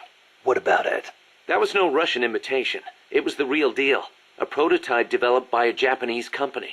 Get out of here. It's true. It had the Sony logo on it. The product name is Walkman. Walkman? It's a revolutionary new concept. Music you can listen to on the go. You can take it with you when you leave the house. I gave it a listen, and you wouldn't believe how good the sound quality is for something so tiny. And in stereo, too. Think of the technology that must have gone into it. And that tape is equally amazing. The treble range is clearly superior to any other cassette ever made. Stylish, too. How'd Galvez get his hands on a model that's not even out yet? Beats me. It's not the kind of thing I'd expect some stodgy Soviet to be into. Me neither. Tell you what, though, it's a fine piece of work. It'll let me listen to my music when I want, where I want. I never thought I'd hear you say that, but I have to agree. Me? I'm a recording freak, and I always used to laugh at the idea of a portable player. But now that I've seen it in action, I've changed my mind. Being able to take your music with you, this could be the start of a revolution in music. Could be. I'm having the guys at Mother Base study and analyze it. Who knows? They might be able to come up with something even better.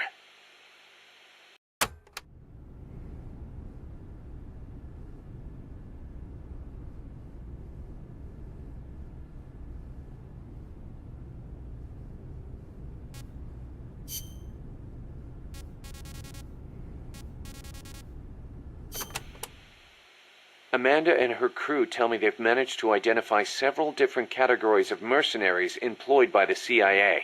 Give me a rundown. Sounds like info I could use. No problem. I'll go through them in order.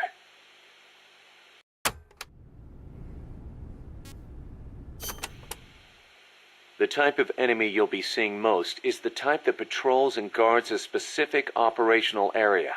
For the sake of convenience, Amanda's crew calls the outdoor ones patrolmen, and the indoor ones guards.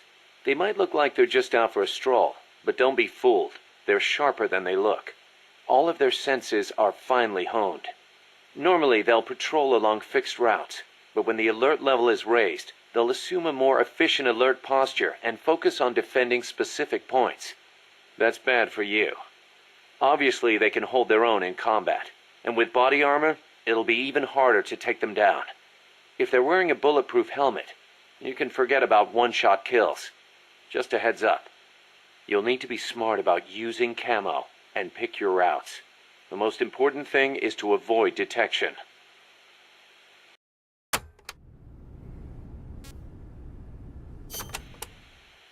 When the enemy spots you and goes on alert, they may call in a backup strike team. These assault teams are heavily armed, well-trained, and highly dangerous. Amanda's crew calls them commandos. Unlike the patrolmen, these guys will actively, relentlessly track and hunt you down like hounds. Hounds to hunt a former foxhound. Bring it on. They won't give up easily even if they lose sight of you. They'll clear out any likely hiding places they come across. So don't get too comfy in one spot, or you might get caught again. Keep your eyes fixed on them and what they're doing. Also, be aware that commando gear includes body armor, so don't think you can deal with them by going in guns blazing. All I've got to do is find an exposed weak point, and... Exactly.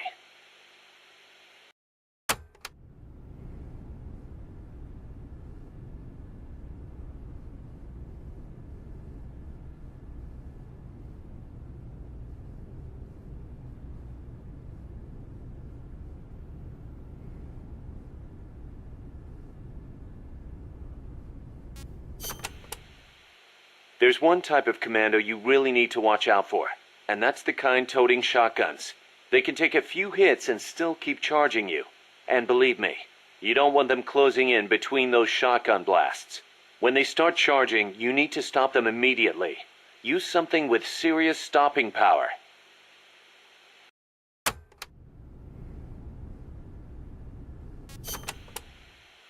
We've also confirmed that some of the enemies specialize in ambushes.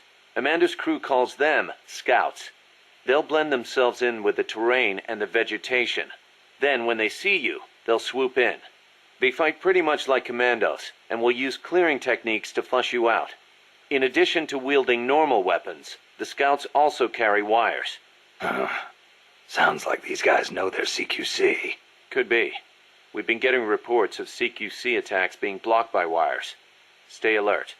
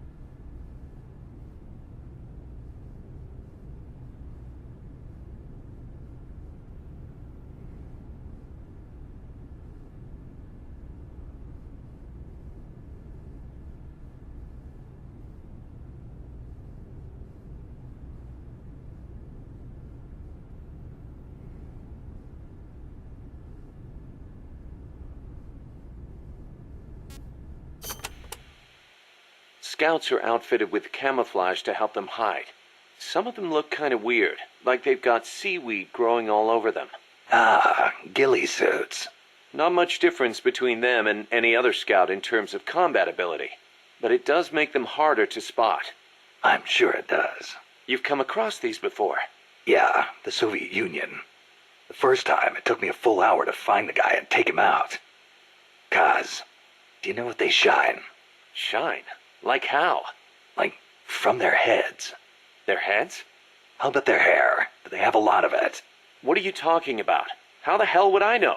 How about a parrot? Did anybody hear a parrot squawk? A parrot? Look, Snake, you're talking to the wrong guy. I mean, Cecile's the bird expert. Wait a second, what am I saying? You're not making any sense to begin with. Never mind. It's a long story. I'll figure it out another way. Forget about it. Yeah, I'll do that. Anyway, we've already lost too many good people to these surprise encounters. Make sure you don't end up like one of them.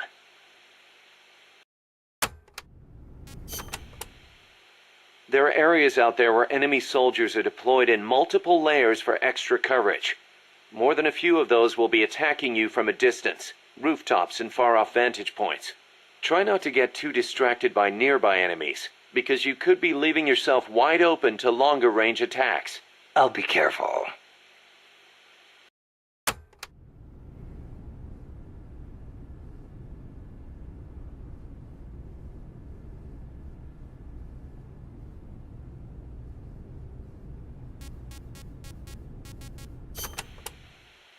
We know there are variations in the kind.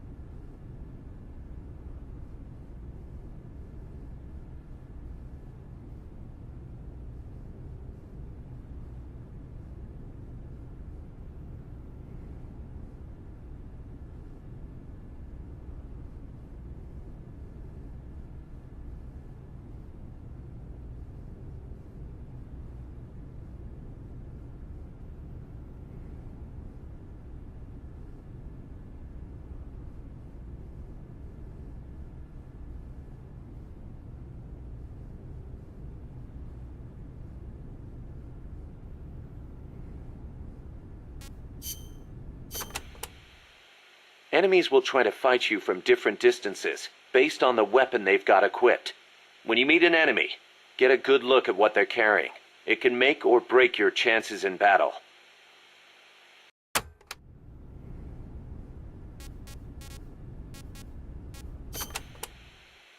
Enemies carrying handguns and shotguns will try and get in close. That makes them dangerous, but at the same time, easier to hit. Keep your wits about you, and you can turn a threat into an opportunity.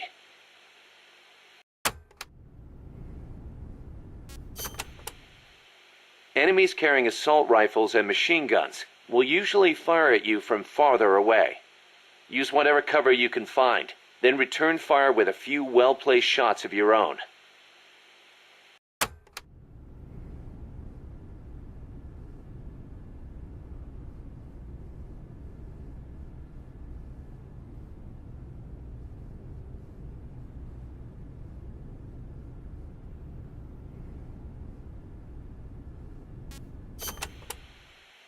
Don't expect enemies carrying sniper rifles or rocket launchers to get up close and personal. They'll be constantly moving from place to place looking for an opening to snipe at you. Tricky bastards. Eye for an eye, tooth for a tooth. Go with the sniper rifle. Make sure you stay out of their line of sight, and when they expose themselves, take them down.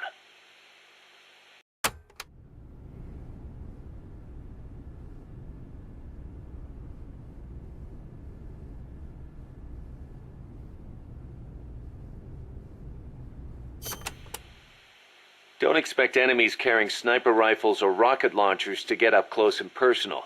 They'll be constantly moving from place to place looking for an opening to snipe at you. Tricky bastards. Eye for an eye, tooth for a tooth. Go with the sniper rifle. Make sure you stay out of their line of sight, and when they expose themselves, take them down.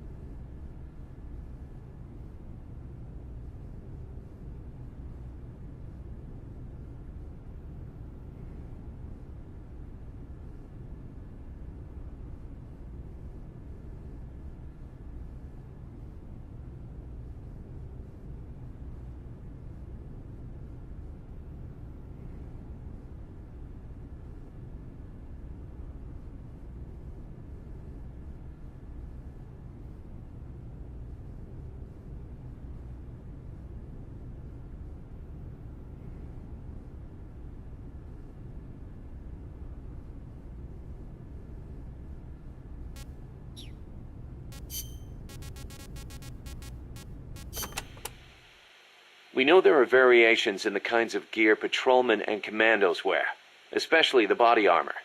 Our scouts report that an enemy's defense and firing accuracy are directly proportional to how heavy their gear is.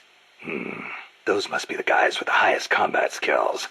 They can fight in heavier gear without their performance suffering. Supposedly it's pretty easy to tell the difference in gear just by looking. So remember, use extra caution when dealing with enemies wearing heavy gear.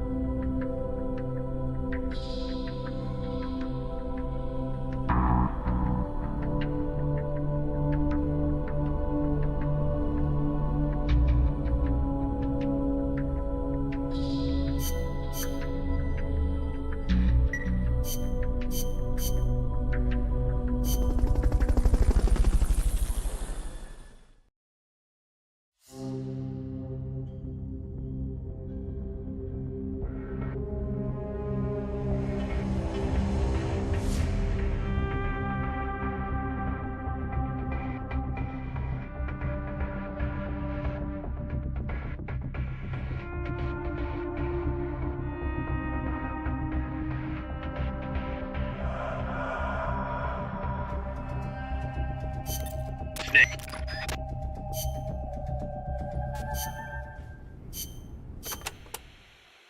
You can...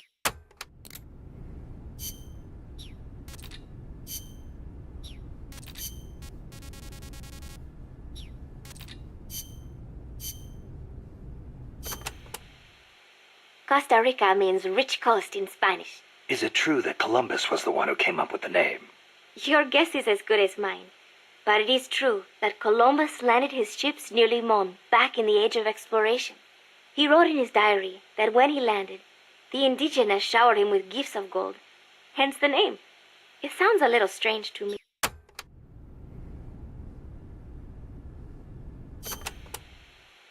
Costa Rica means rich coast in Spanish. Is it true that Columbus was the one who came up with the name? Your guess is as good as mine. But it is true that Columbus landed his ships near Limon back in the age of exploration. He wrote in his diary that when he landed, the indigenous showered him with gifts of gold, hence the name. It sounds a little strange to me. There's no way they could find that much gold in Costa Rica. Columbus originally set sail in search of the legendary land of gold. Maybe he was just nuts about the stuff. Costa Rica is rich enough without it. Look at the forests and the animals and the peace-loving people. That is what I want to protect. I know how you feel.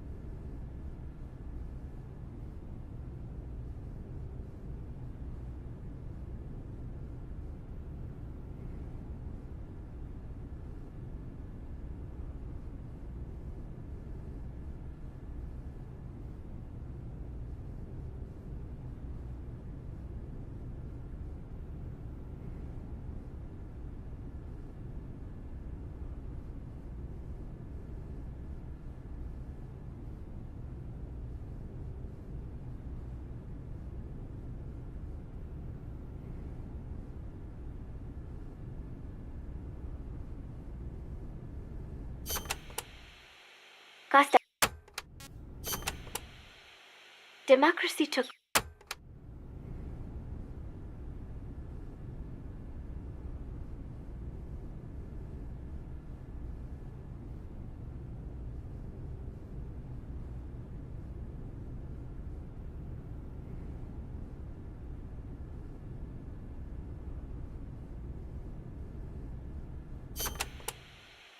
Democracy took root in Costa Rica before anywhere else in Central America. Sure, we had coup and dictators and all, but never a total meltdown. That is, until 26 years ago. The Civil War. Yeah. I understand you lost your grandparents. It started with a dispute over alleged fraud in the presidential election. What I do not understand is why friend turned against friend, when they could have talked it out instead. Yeah, that would have been nice. Even today, some buildings still have bullet holes from the Civil War. A quarter century later, and it is a tragedy we Ticos cannot forget, must not forget. It was the year after the Civil War that the army was constitutionally abolished.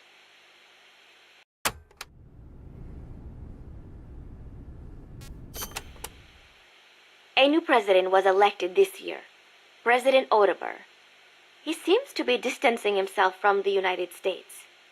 He has limited the privileges granted to American banks, lifted the sanctions on Cuba.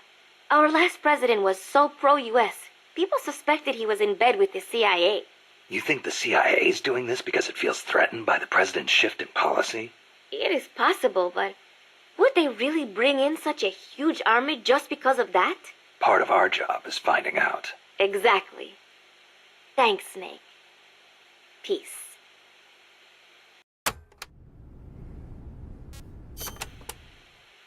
So, are you a student at the University for Peace, Paz? No, I am still in high school. But Professor Galvez lets me visit his office and study with him every now and then. International law, security, conflict resolution, human rights. We study all these subjects and then use them to build the foundations of peace. Yeah, I get it. I just never heard the UN had a university for peace before. Oh, that. Well, to be precise, it is still being set up. They have started conducting research, but the UN has not passed the necessary resolution yet. Professor Galvez couldn't wait that long. Oh, right. Costa Rica abolished its army and has also hosted the Central American Court of Justice. It is the perfect place to build a university like ours. Don't you think?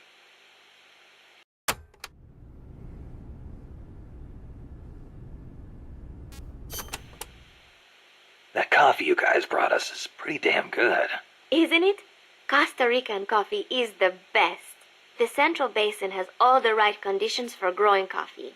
It is high in elevation, with steady temperatures and well-drained volcanic soils. The professor certainly seems attached to it. The coffee we drank on the boat coming over was awful. It put him in such a terrible mood. Well, how come I never hear about Costa Rican coffee then? Because it gets bought up by wholesalers and mixed with beans from other countries. It is really a shame. Such wonderful beans, and nobody knows they are from Costa Rica. Huh. They should launch an ad campaign or something. Right. I hope one day people will recognize Costa Rican coffee for what it is. I'm with you there.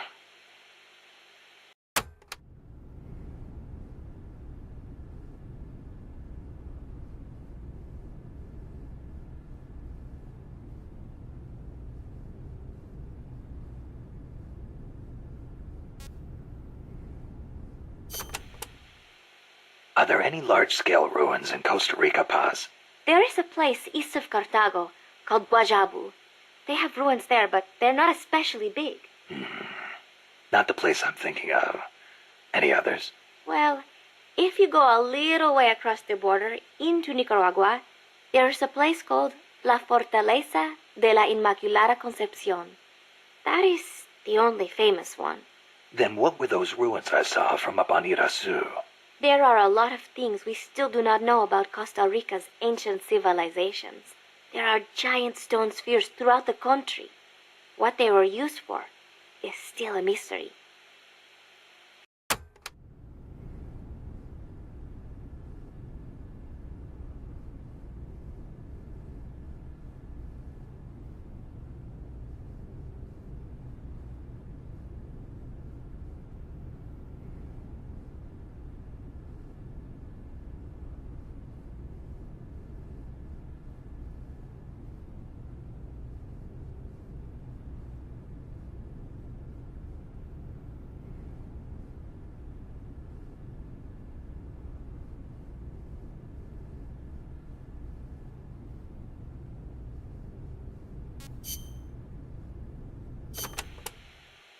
Paz, you said Costa Rica has no army, right? Correct. Article 12 of the Constitution declared that the Army as a permanent institution is abolished. It does permit us to organize armed forces for national defense based on inter-American treaties. Only temporarily, then. In effect, yes. But in the years since the Constitution took effect, Costa Rica has not once raised an army. Paz, how does your country defend itself without an army? Especially in a rough neighborhood like Central America. With the right kind of diplomacy. If we live up to our ideals and earn the respect of other countries, the international community will support us. The 2 times Nicaragua actually did invade, the conflict was resolved diplomatically under OAS auspices. Doesn't that leave you depending on the U.S. after all? American influence is unmatched, it is true. San Jose was critical of American policy at the time, but America supported us all the same. It was because we practiced peaceful diplomacy. That is what I like to think. That's one way to approach it, sure. But there are countries out there who will use force no matter how bad it looks. Maybe so. I know my way of thinking probably looks naive to you, but it is not like we expect peace without working for it. Diplomacy is a battle in itself, and we have to make the effort to seek out causes of misfortune and nip them in the bud. It was that kind of thinking that got me trapped in their base. I'm not blaming you. You haven't done anything wrong.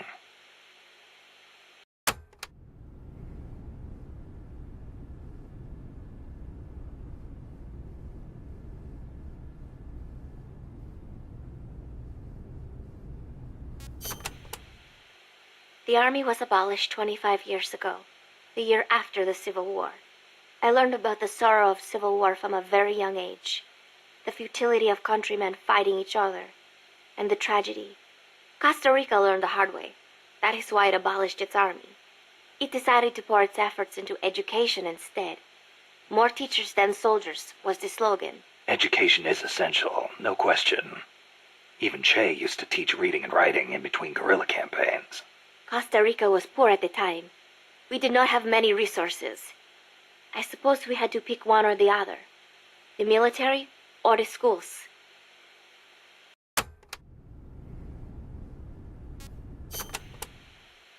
Kaz was telling me Japan has a peace constitution, too. That is right. Apparently, when Costa Rica was drafting its constitution, they looked to the Japanese as a model.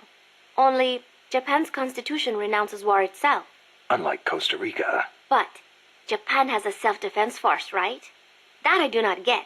I think I will ask Mr. Miller about it next time I see him. He said he used to be in the JSDF. Huh. You're a curious one, are you? Don't study too hard.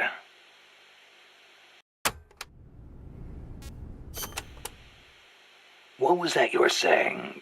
Peace is not the natural state of men? You said you learned it in school. That is right. They are the words of the German philosopher Immanuel Kant. In 1795, he wrote a book titled Perpetual Peace. Kant argued that it is precisely because peace is unnatural that we have to make it ourselves. How? That is what his book is about. Is the concept starting to sound interesting now? Not really. I belong in a more natural world. Is that so? My grandparents died in the Civil War. If only we had been at peace, they would not have lost their lives. You actually wish for war? It's not like I want to hurt innocent civilians, but if someone attacks you, what are you supposed to do? A country needs the strength to defend itself. Otherwise it faces invasion, oppression. What was that you were saying? Peace is not the natural state.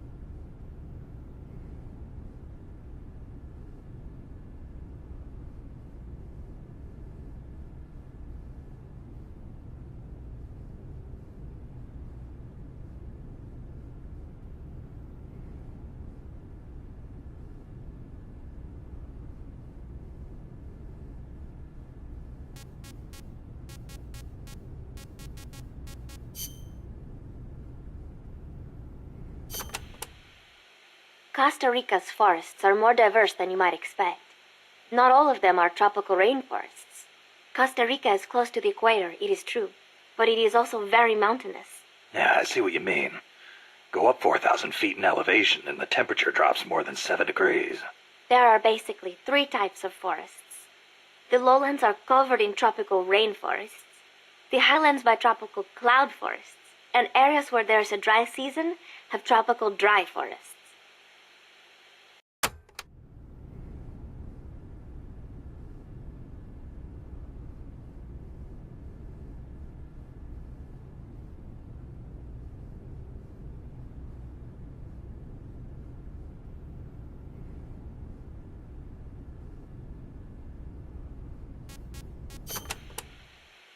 The lowlands along the Caribbean coast are mostly covered by hot, humid tropical rain.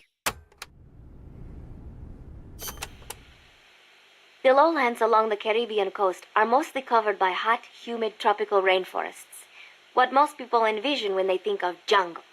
The closely packed trees spread their branches out at great heights to soak up the sun. Their shade makes it dark near the ground, so be careful. Of course, with so little light, few plants can grow on the ground, so it might actually be easier to walk. So even if you could photosynthesize, it wouldn't do you any good. Photosynthesize? People cannot do that. Most people, anyway.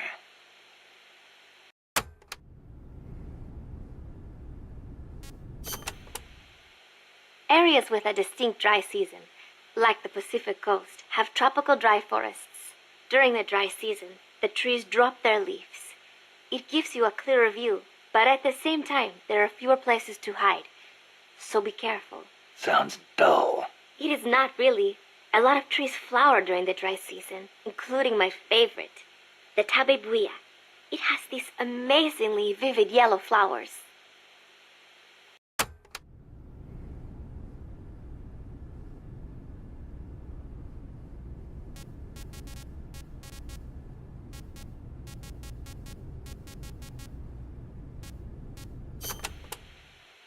The cloud forests cover the central mountainous region of the country. They are perpetually shrouded in fog. You get wet just standing there. It is as if the entire forest is inside a cloud. Must make for poor visibility. It does, but beauty too. It is like being lost in some mystical green labyrinth. I'd rather not get lost, if that's okay. The forests are also home to lots of rare animals, especially bright-colored frogs. They like the humidity.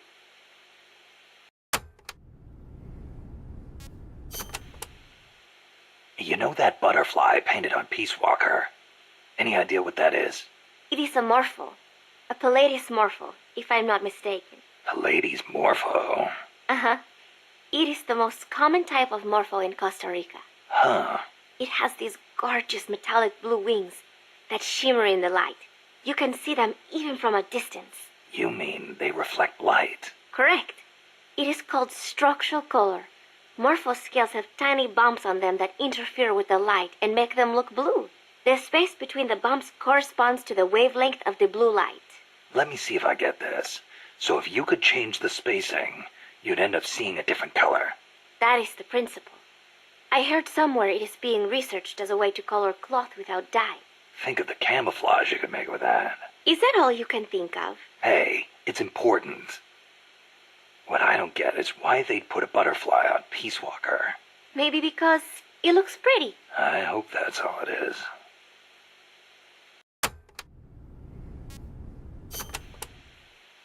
Costa Rica is said to have about 87,000 species of living things. That is about 5% of all the known species in the world. A tiny place like this? Huh. I'll be damned. I want to protect that biological diversity. When diversity is lost, the environment weakens. Just look at the plantations. I think I know what you mean. It's like trying to assemble a unit from similar guys. It usually doesn't work out. Throw a few square pegs in there and everything falls into place. There are so many species here that a lot of them have not even been classified yet. I am hoping I can help do that someday. Kind of like a parataxonomist. Say that again? Parataxonomist. Someone who helps a taxonomist. Oh. Huh. I thought you were going to say it had something to do with parachutes. You're weird.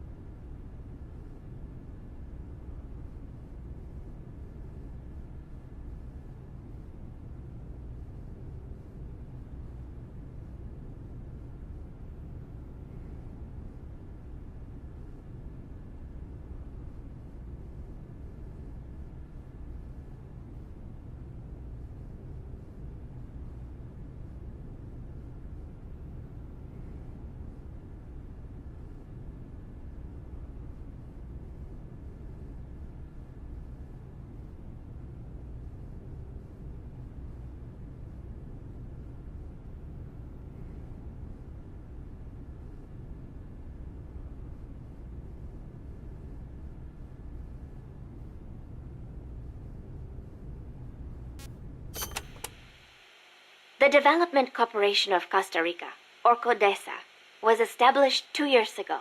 Since President Odober was elected this year, the state has been putting a lot more effort into development. The corporate state, so to speak. Growth is good and all, but there is one thing that bugs me. What's that? I cannot help but wonder whether CODESA is not just a front for la CIA. You mean what the professor was saying about the CIA mercenaries posing as security guards? They were using CODESA as camouflage? I am worried that development is going to destroy the forests, but I do not suppose it has anything to do with this.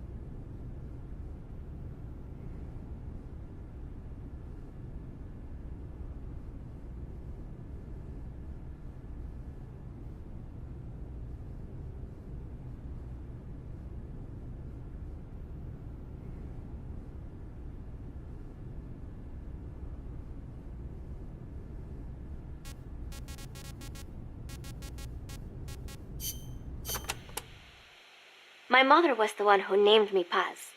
She said it was an expression of her wish that the country stay at peace. It is a pretty common name in Central America. My mother always used to tell me, never make war. Always help keep the peace. I remember. Your grandparents. Yes. They died in the Civil War. I think that is why my mother hated war so much. That's another thing you've got in common with Kaz. His mother named him Peace, too. See, because Japan also suffered through war. I think I know how Mr. Miller's mother felt.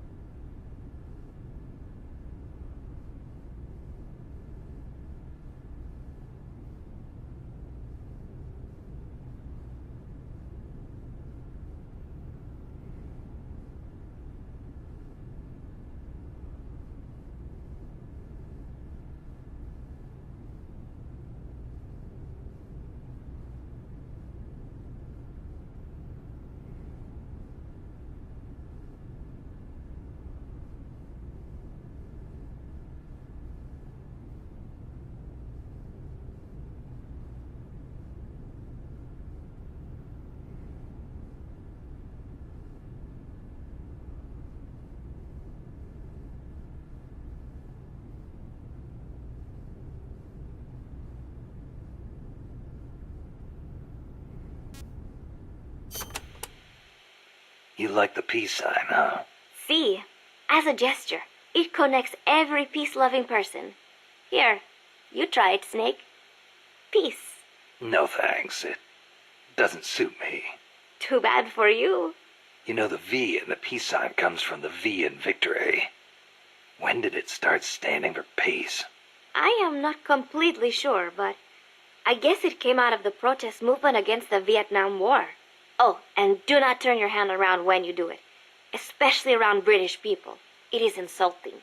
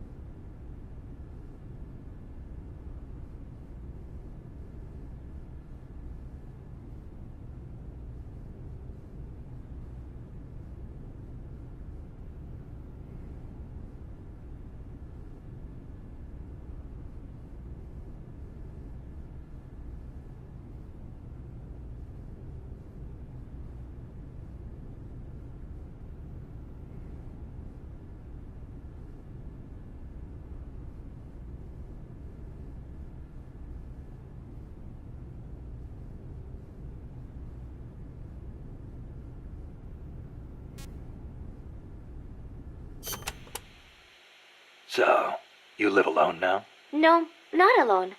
I've been living in school dormitories since I started junior high. After my mother died, my relatives took me in, but they were not my real family. You didn't fit in there. In a way. My aunts were kind to me and all. But I know how difficult it must have been to suddenly have a child thrust into their lives. When you live with someone, there are no secrets. I could tell my being there was a burden on them. Sounds like a rough childhood. I would not say that. I was lucky just to have people take me in. There were huérfanos living out in the streets because their mothers died. It is even worse in countries with frequent civil wars. So, who am I to complain about my childhood? You're a pretty tough kid, you know? Not at all. I am not strong at all.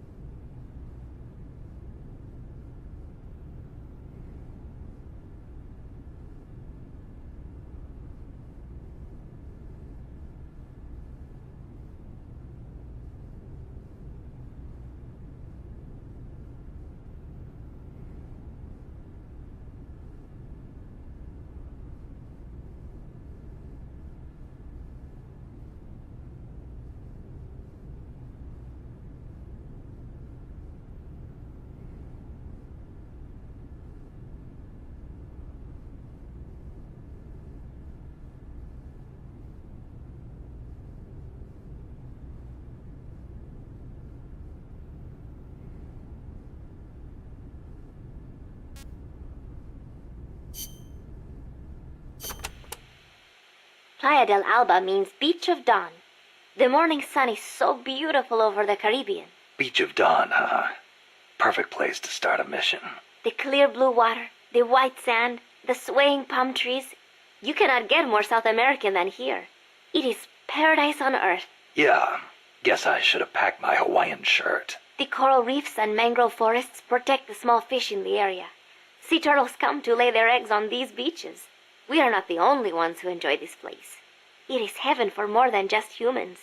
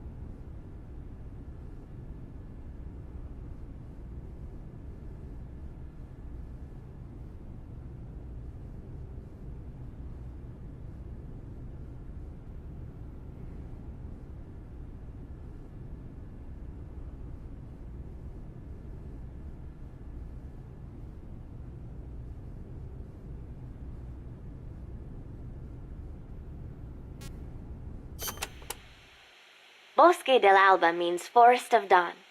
Naturally, it is situated on the east coast. It is your standard tropical rainforest. Everything you would imagine in a jungle. No sign of morning sun here. The foliage is too thick for direct sunlight to hit the floor. I do not know how easy it will be making your way through here. I'll be fine. This isn't my first trip to a jungle.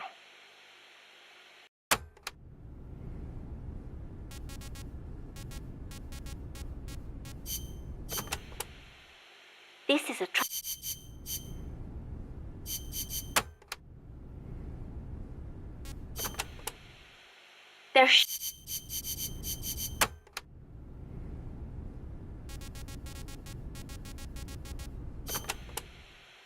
There should be a suspension bridge around there.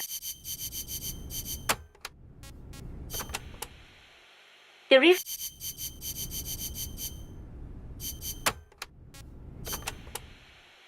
When a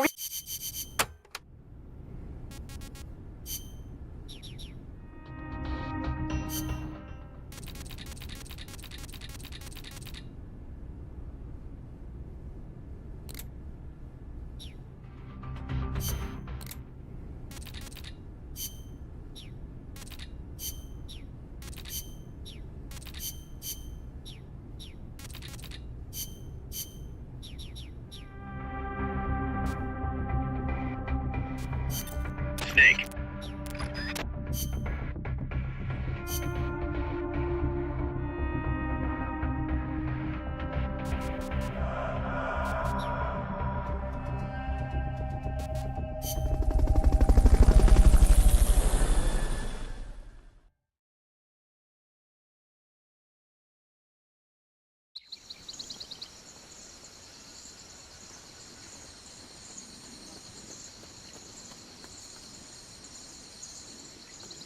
There's supposed to be a Quetzal singing close to where your target is located. Keep your ears open. Freeze. The enemy's close!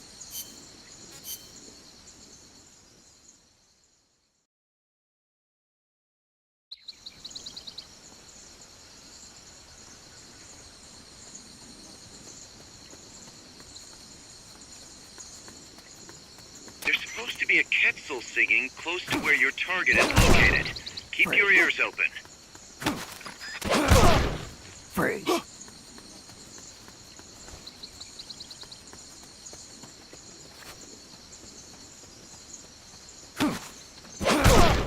Freeze.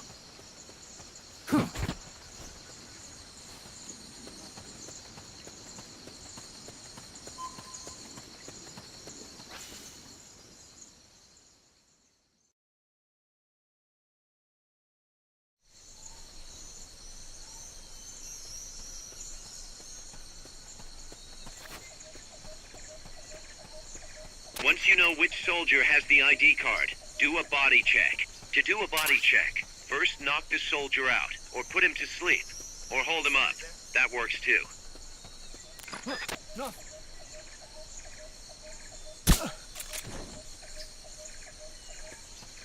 Is somebody there?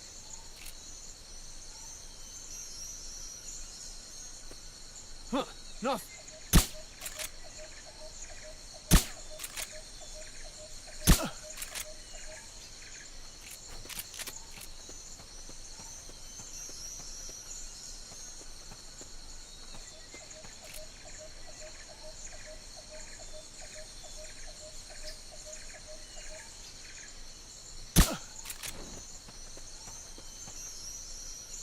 If you forget what a Quetzal sounds like, give Cecile a call on the radio.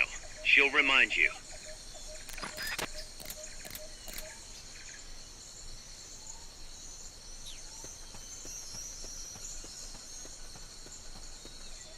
Is somebody there?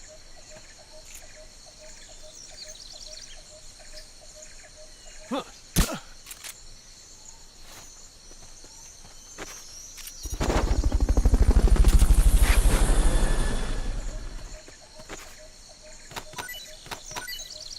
Fulton recovery subject confirmed onboard helicopter.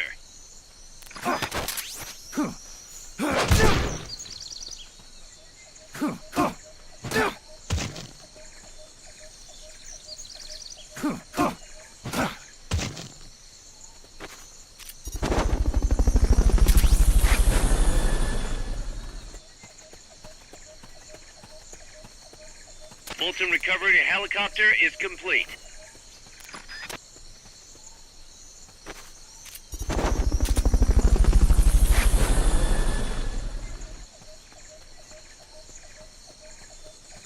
Fulton recovery subject confirmed onboard helicopter.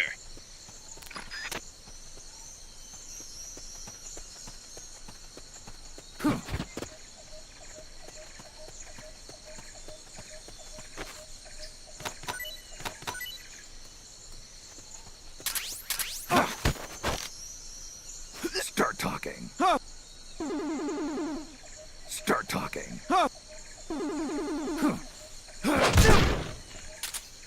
God!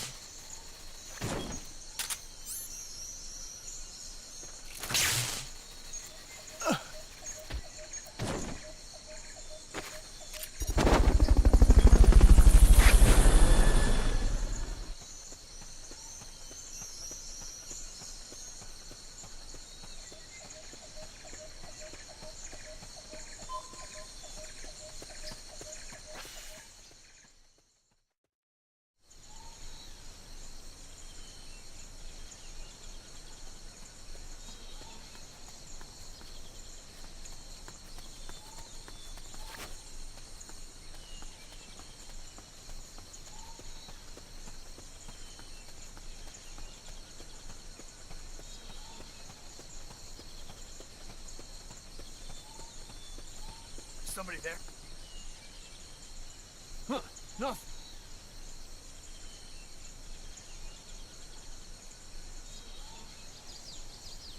Somebody there?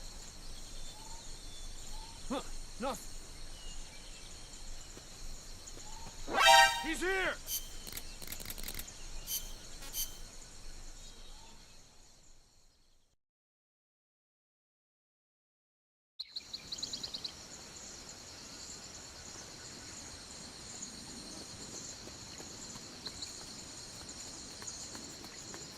There's supposed to be a Quetzal singing close to where your target is located. Keep your ears open.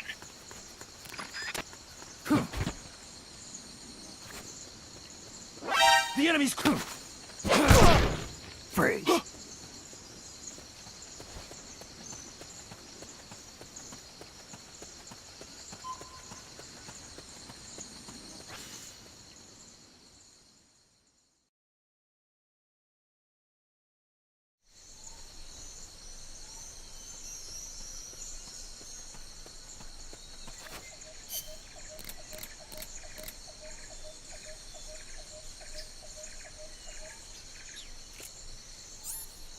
Once you know which soldier has the ID card, do a body check. To do a body check, first knock the soldier out, or put him to sleep, or hold him up.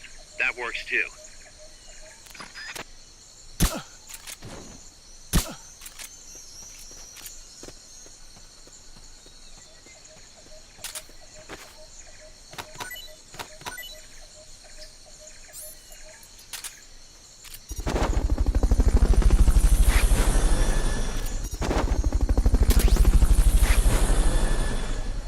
Fulton recovery subject confirmed onboard helicopter.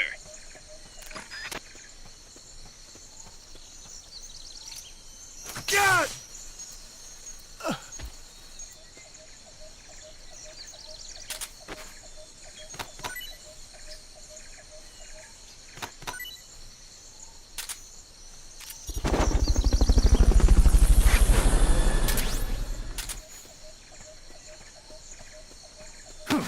Fulton recovery helicopter is complete. God!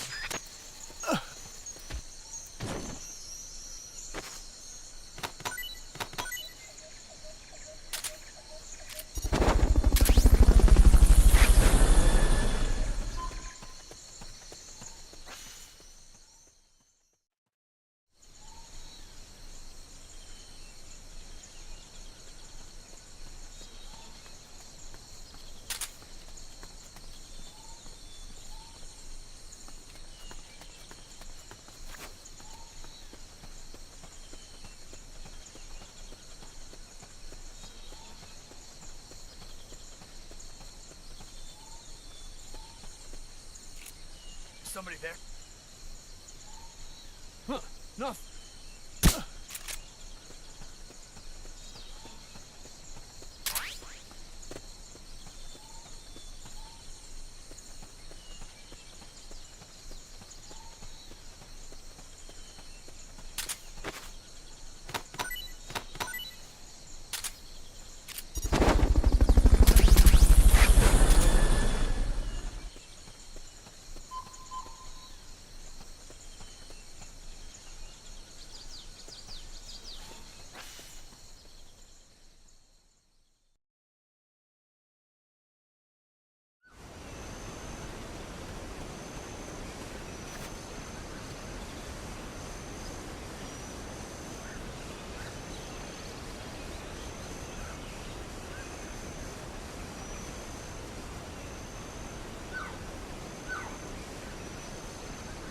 Freeze. You'll have to unequip the Fulton recovery device before Snake. Pick it up.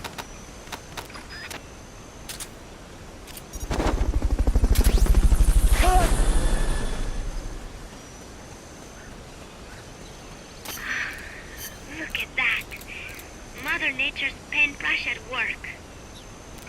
Oh, never thought she hated me that much.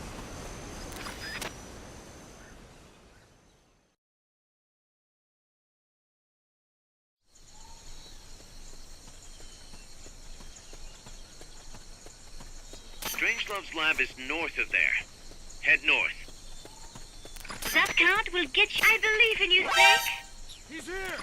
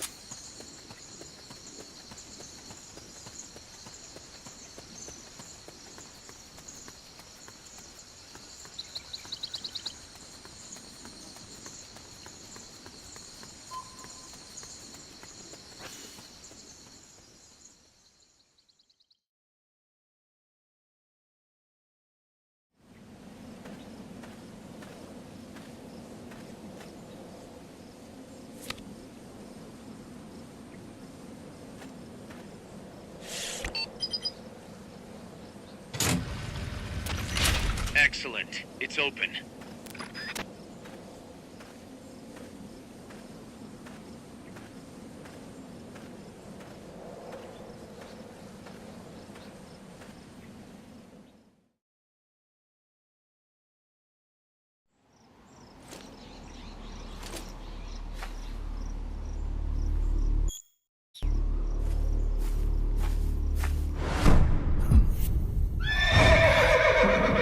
It can't be. Looks like death wasn't ready for you yet. Boss, And who might you be? you. Dr. Strangelove, I presume. I've been waiting, Snake. Yes, waiting without joy or pleasure. Waiting for the one I despise. Don't move. Don't move. You men and your guns. You all say the same thing. I suppose you're here to destroy my research. Yes, I know. Just as I know what you did 10 years ago. Go on. Kill me like you killed her. Kill me like you killed the boss. Kill me! What exactly do you... Come on, Snake. Or should I say Big Boss? That filthy title given you as reward for murder. Do you still wear it with pride? You chose a shadowy country over the mentor who made you what you are. You brought despair to good soldiers everywhere. You used the pretext of a mission to kill a true hero. Is that what you call loyalty? Answer me! The boss. Well, what do you have to say for yourself? She betrayed America. She stole a Davy Crockett and then defected to the other side. She used an American nuclear weapon to attack Soviet territory. The only way for Washington to prove its innocence to Moscow was to eliminate the traitor themselves. The boss's death was the only thing that could have prevented all-out nuclear war. Is that what you call the truth? It's the truth as it was told to me. So the truth is that you sullied the reputation of your mentor, the woman you loved most in this world, before you buried her. It was my mission. Huh. So that's the conclusion you came to in order to live with yourself. What's the boss to you? I'm the one she abandoned when she left this world. I won't rest until I get answers from the woman I loved. You and I are the same. We are the walking dead. Would you like to meet her? The boss is gone. Not so fast. You'd like to meet her, wouldn't you? I can arrange it. You took her life. I gave it back. You what? Care for a sniff? It's only snuff. You're a cigar man, aren't you? Well, there's no smoking in there, so if you want to meet her, you'd best partake now. Follow me. This is my baby, my morpho butterfly. It's neither pupa nor cocoon, but an Amargo. A complete individual, in the fullest sense of the word. Is someone there? Boss. We have a visitor. I'll introduce him. Don't try anything foolish. As long as we're in here, I can reduce you to carbon at the press of a button. Who are you?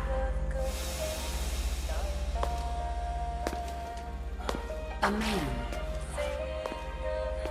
A warfighter.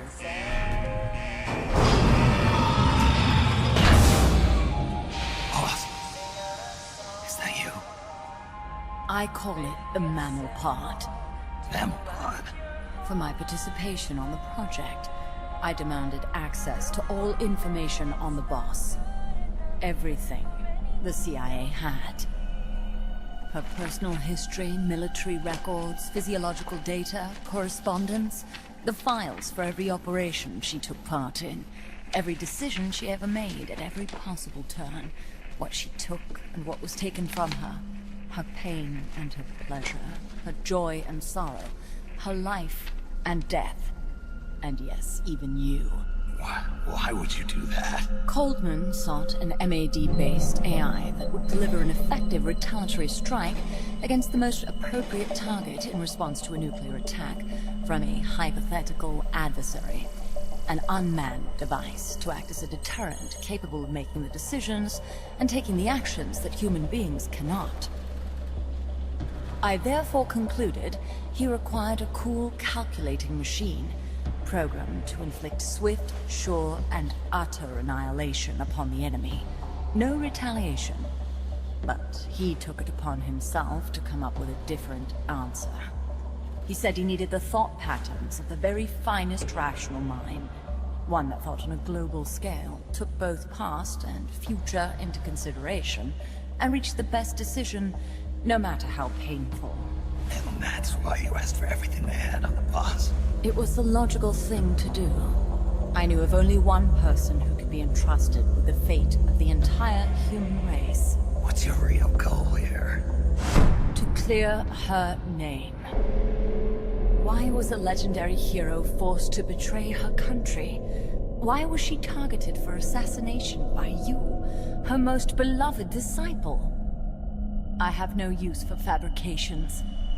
I want the truth. The boss's last will.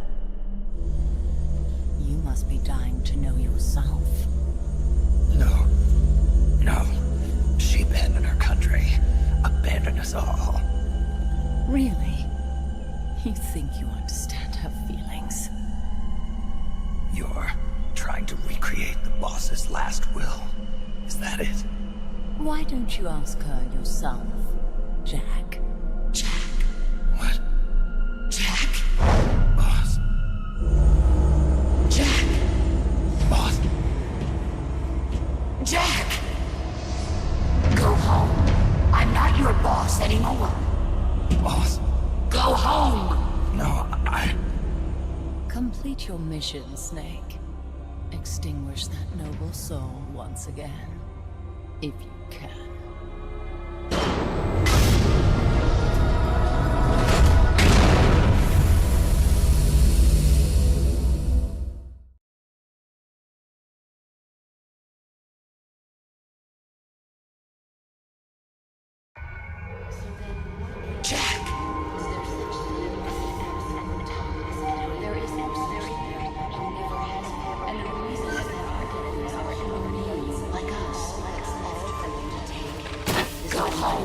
I'm not your boss anymore. Go home. Why did you come? There is nothing left inside me, waiting for your birth, your growth. Go home. I'm not your boss anymore. Go home. You better stay alive from now on. Greatest 10 minutes of our lives. Go home. I'm not your boss anymore. Go home. It was my life. I gave her and my child. Go home. I'm not your boss anymore. Go home. Left inside me now, waiting for your Go home. I'm not your boss anymore. Go home. What is this? This response? Oh God. Discontinue!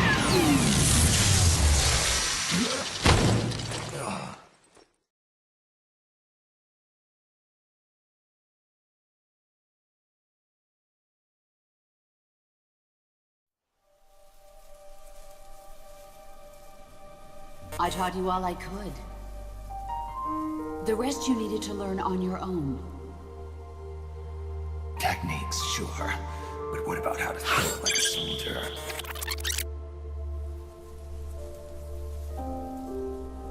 I taught you all I could. The rest you needed to learn on your own. Techniques, sure. But what about how to think like a soldier?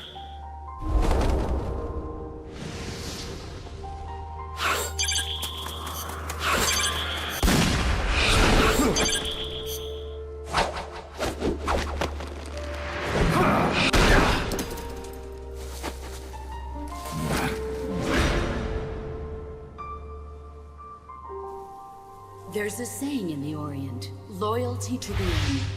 Do you know what it means? Being patriotic. It means devoting yourself to your country.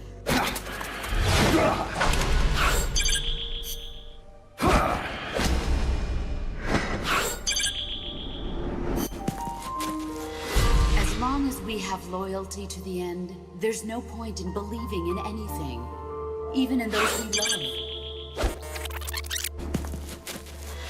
As long as we have loyalty to the end, there's no point in believing in anything, even in those we love. That's the way a soldier's supposed to think. The only thing we can believe in with absolute certainty is the mission, Jack. As long as we have loyalty to the end, there's no point in believing in anything, even in those we love. That's the way a soldier's supposed to think. The only thing we can believe in with absolute certainty is the mission, Jack. As long as we have loyalty to the end, there's no point in believing in anything, even in those we love. That's the way a soldier's supposed to think. The only thing we can believe in with absolute certainty is the mission, Jack. As long as we have loyalty to the end, there's no point in believing in anything, even in those we love. That's the way a soldier's supposed to think. The only thing we can believe in with absolute certainty is the mission, Jack.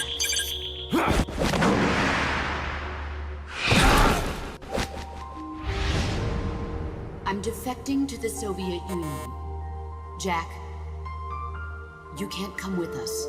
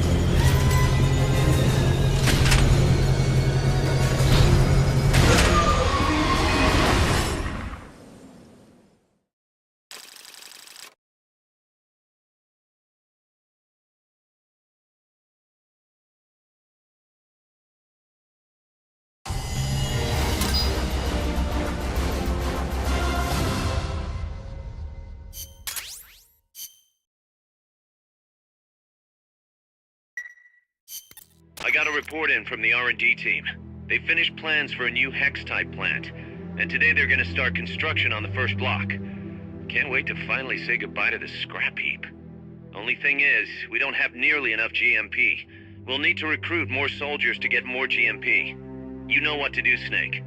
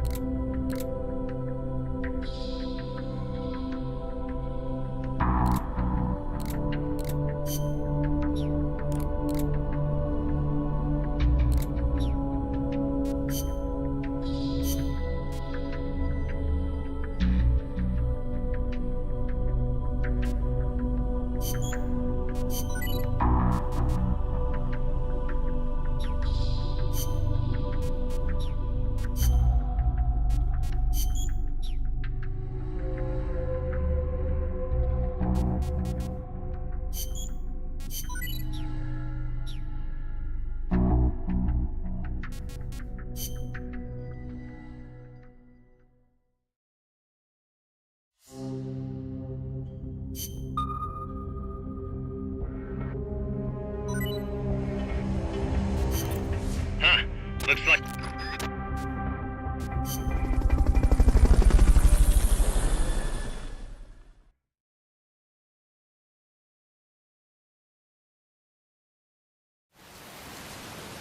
Reporting for duty.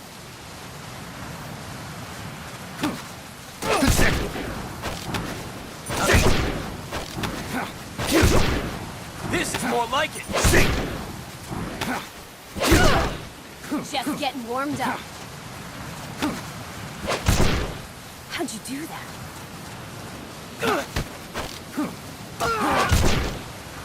That all you got?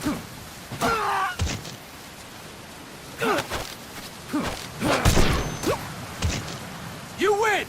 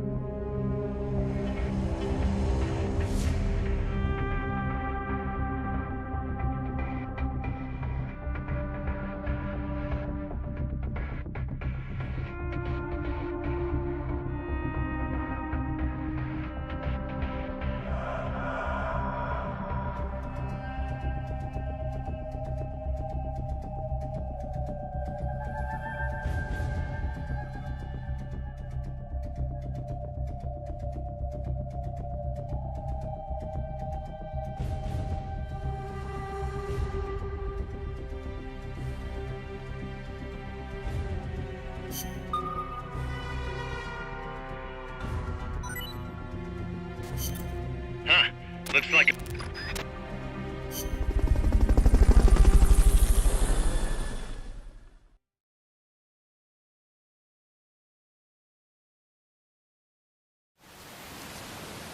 Reporting for duty.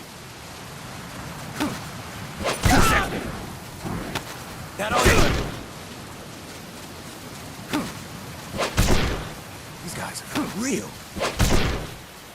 I'm not done yet! You win!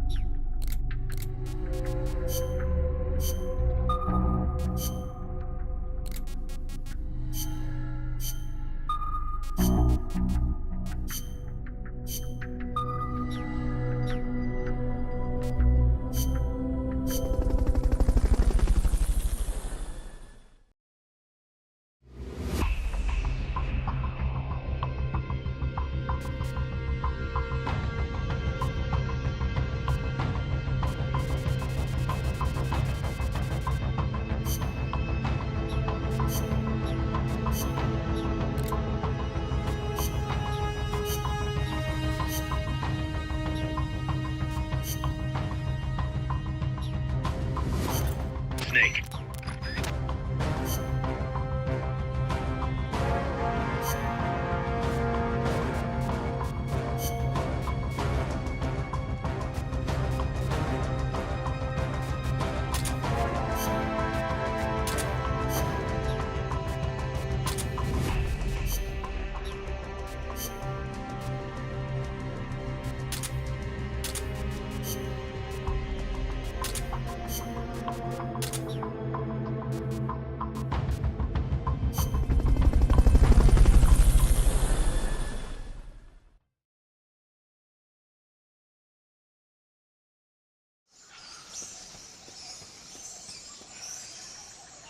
Chico's in a prison camp north of here.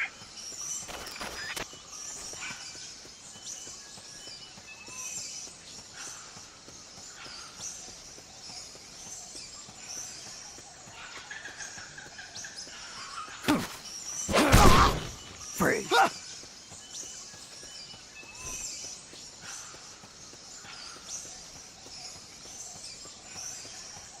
The basin ahead leaves you completely exposed to sniper fire.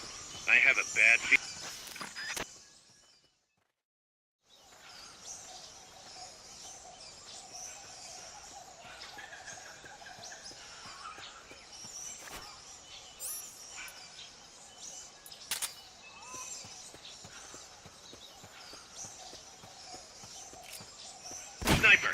better be careful if you don't want your head blown off.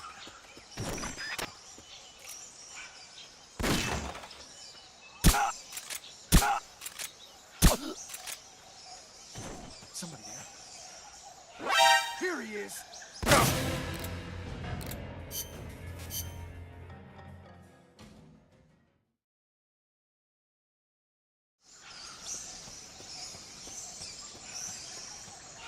Chico's in a prison camp north of here.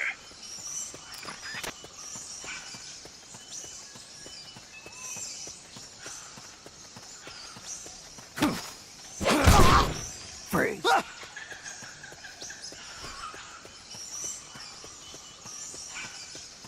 That basin will leave you completely exposed.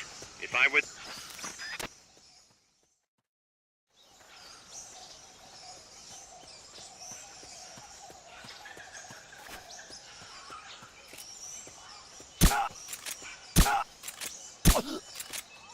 Sniper, better be careful if you don't want your head blown off.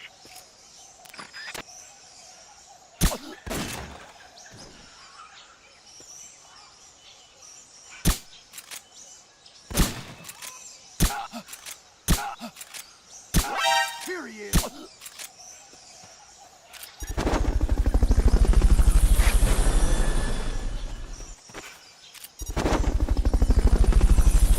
Fulton recovery helicopter is complete. Fulton recovery subject confirmed onboard helicopter. Fulton recovery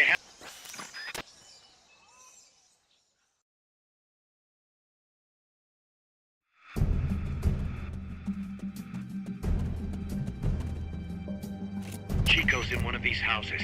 You've got to find him, Snake.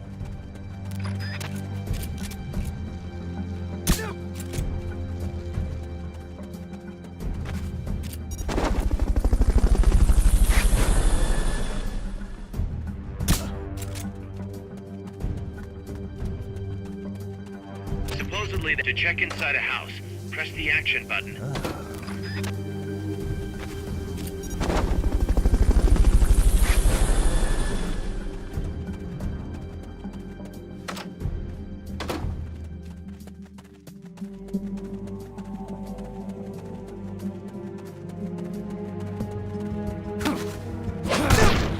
Freeze.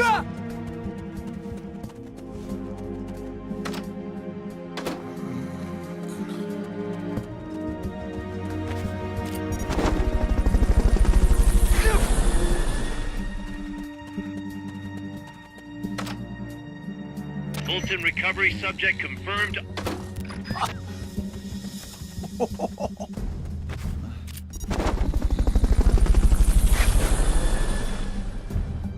Chico, is that you?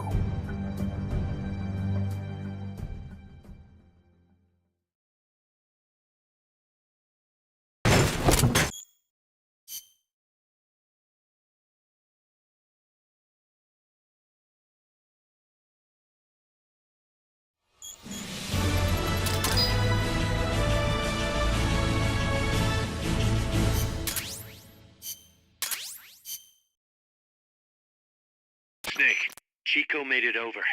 Snake! Chico, you made it. Made it. Don't give me that. You say you're gonna give me a new life, and then you nearly kill me. I take it you didn't enjoy the trip. What's the big idea? Dragging me off in a balloon. I might as well have taken a Calibri. At least you got a nice view. Or are you afraid of heights? Whatever. I just wish you would explain it to me first. Would you have agreed to go if I did? Thank you for saving us, Snake. Amanda.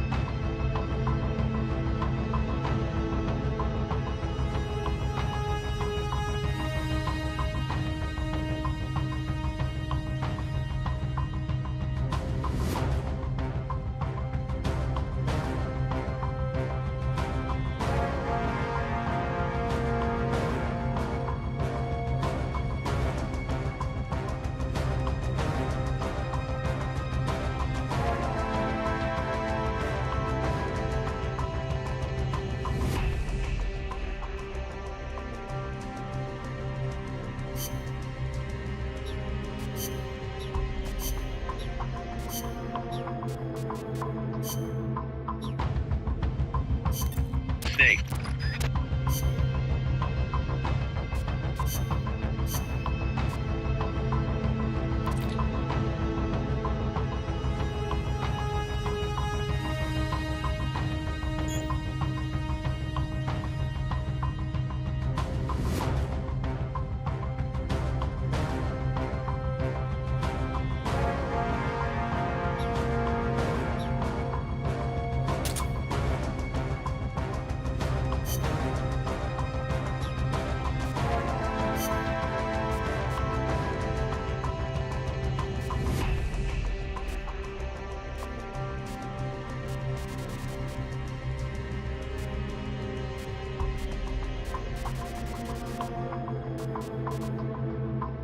Survival. Stealth.